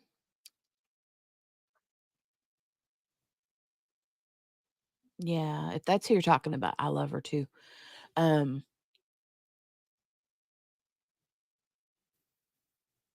okay, yeah. So it was something that she had posted on Twitter, and it was a video, I think, of one of the husband's police interviews. And I watched a little bit of that. Um,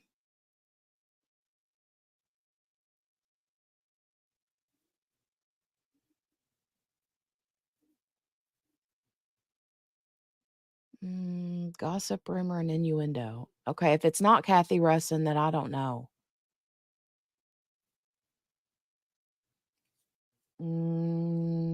Maybe not.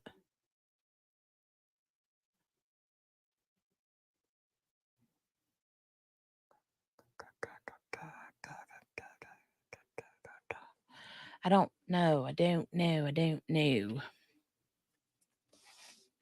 Let me look. Oh, I need to end the poll, you guys. I forgot to. Let me do that real quick. Let's end the poll. All right. So the poll we have. The question was, after today's forensic evidence, are you still thinking it was a setup? 55% say yes to that. 22% says leaning more towards accident with a car, and 22% say something else. So, a chatty black woman with tons of attitude who's publicly planning to kidnap her neighbor's dog because they neglect him. Oh no. Oh, goodness gracious. I'll have to check her out. That's funny. That's funny, funny, funny. Well, we might check it out tomorrow. We could look at the opening statements, and if we, after the opening statements, I can open up a poll and say yes or no if it's something we want to watch. And then kind of just have that one as a little backup plan to catch up on while we're, waiting on evidence photos to be marked. Lally. Lally.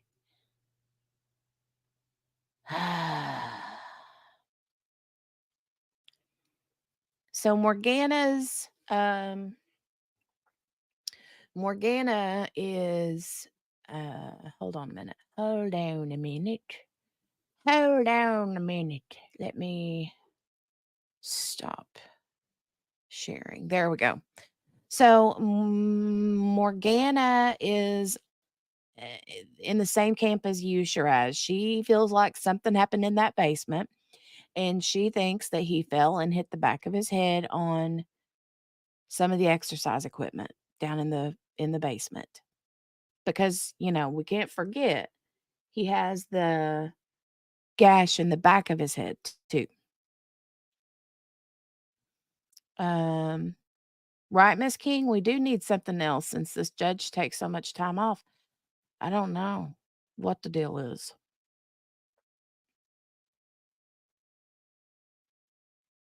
I don't know what the deal is with her.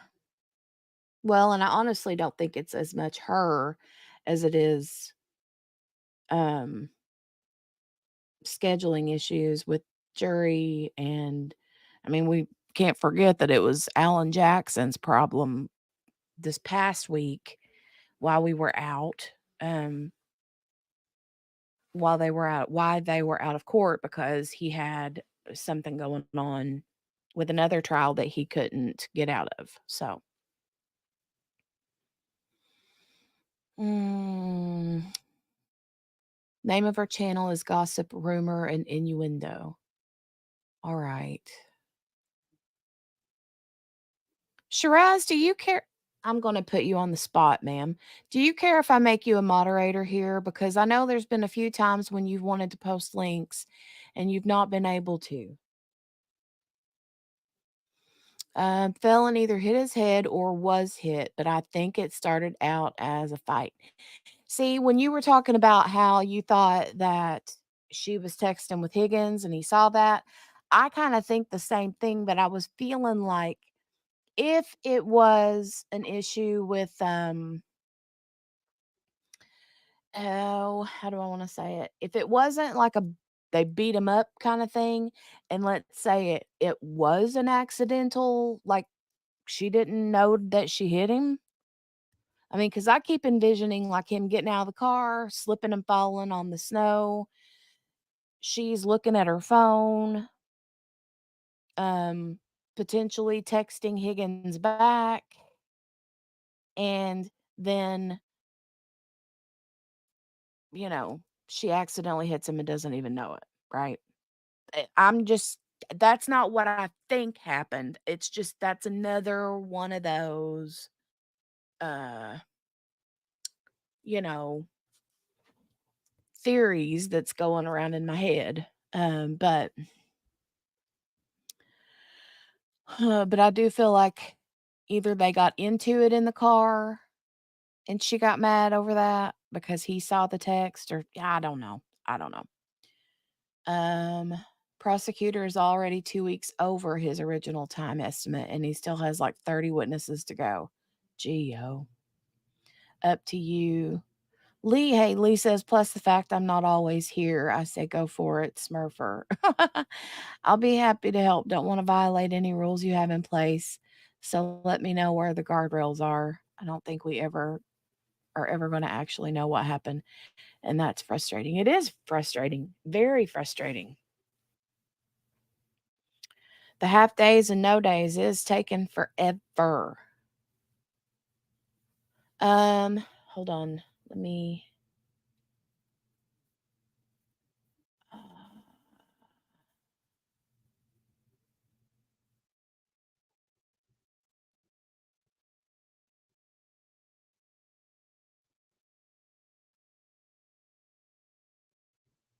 all right. Shiraz, you are now a moderator. Um, but no, we could always use more moderators, right? But I'm just thinking because there's been a few times when you've needed to put, like, I've wanted you to put a link in or whatever, and you haven't been able to. Um, suspect that they're trying to just wait out the FBI investigation, but Lolly Marbles ain't that smart. Basic rule, everyone has a right to their opinion and they should be respected. Yeah. Yeah, we don't have any massive rules over here. We're such a small community over here. It's been pretty decent. It's been pretty decent. So that's good. Uh,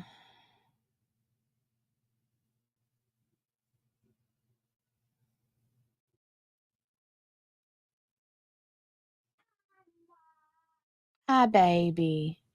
Jolene at the door. She said, hi, Mom.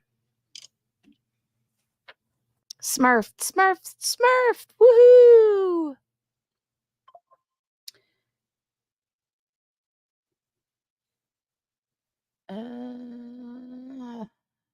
Brenda says, I'm up for whatever you guys do because I'm not always here. It's terrible to get so wound up in the trials and then bam, it ends and we're just dangling. Right. Well, we've been so busy, busy, busy with back and forth, Daybell, and then Reed. But it's been nice because we've been able to bounce back and forth very easily. Um, so that does go to prove that we can do a couple of trials at the same time. However, it was pretty bad because the other day I almost called Karen Reed Karen Daybell. That was a train wreck.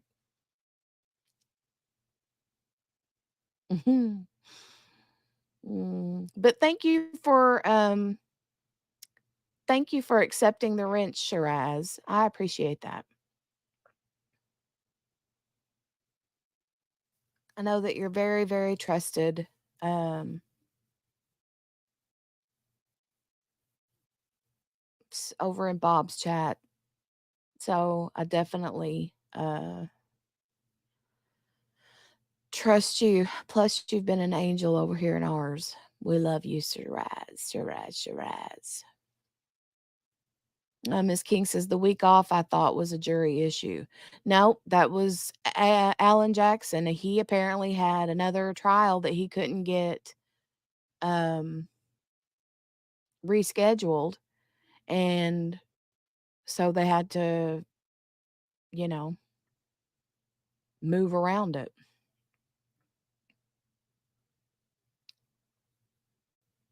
Yep. Yep, yep, yep. Well, you guys, that'll be the plan for tomorrow then. I think what we'll do is we'll come in and we'll do opening statements for um, Karen Swift. And then um, we'll just kind of play it by ear, see what we think of the opening statements, and I guess I can put a poll up and let you guys vote yeah or no, um, based on what we feel like from the opening statements. You think? You think? You think? You think? Shiraz says they've almost no rules over there, y'all. Half my job there is breaking people's comments out of the YouTube filter. Oh no. Lee says you get your pay doubled instantly, Shiraz. Ah, that's cute. Margaret says Alan Jackson handling other trial and this one too, I'd explode. Right? Right, right, right. Mm-mm. There's no way. But apparently that was just some piddly something or other. I don't really know what it was, but it was only something that was a week long, thank goodness. So I don't know. Well, you guys, I'm gonna get on out of here. I'm gonna go spend the evening with my family, do all the family things. The family, as Margaret says. Family. But I love you and I appreciate you guys for coming and hanging out with us all day, evening, afternoon. Um, no staff meetings, right? Neither judge would cave. Nope. They're like, nope, no rescheduling here. Nope, no rescheduling here. Mm. All right. Thank you guys. I appreciate it. If you haven't yet, before you leave, I would love it if you would give the video a thumbs up on your way out the door. If you're new around these parts, would love for you to subscribe and hang around with us. We hang out pretty much darn near every single day. Uh, and then if you're watching on the replay, if you've made it this far, thanks for hanging out with us as well. And put a hashtag replay in the comment section down below and let us know that you're on the replay crew. All right. We love you guys and we'll see you back tomorrow. I'll say 11 a.m. Eastern. That's going to be unless something changes, we'll just say 11 a.m. Eastern is going to be the summertime start time. So, unless I say otherwise on a specific date. So, all right, I'll see you guys back tomorrow then. Love you. Bye.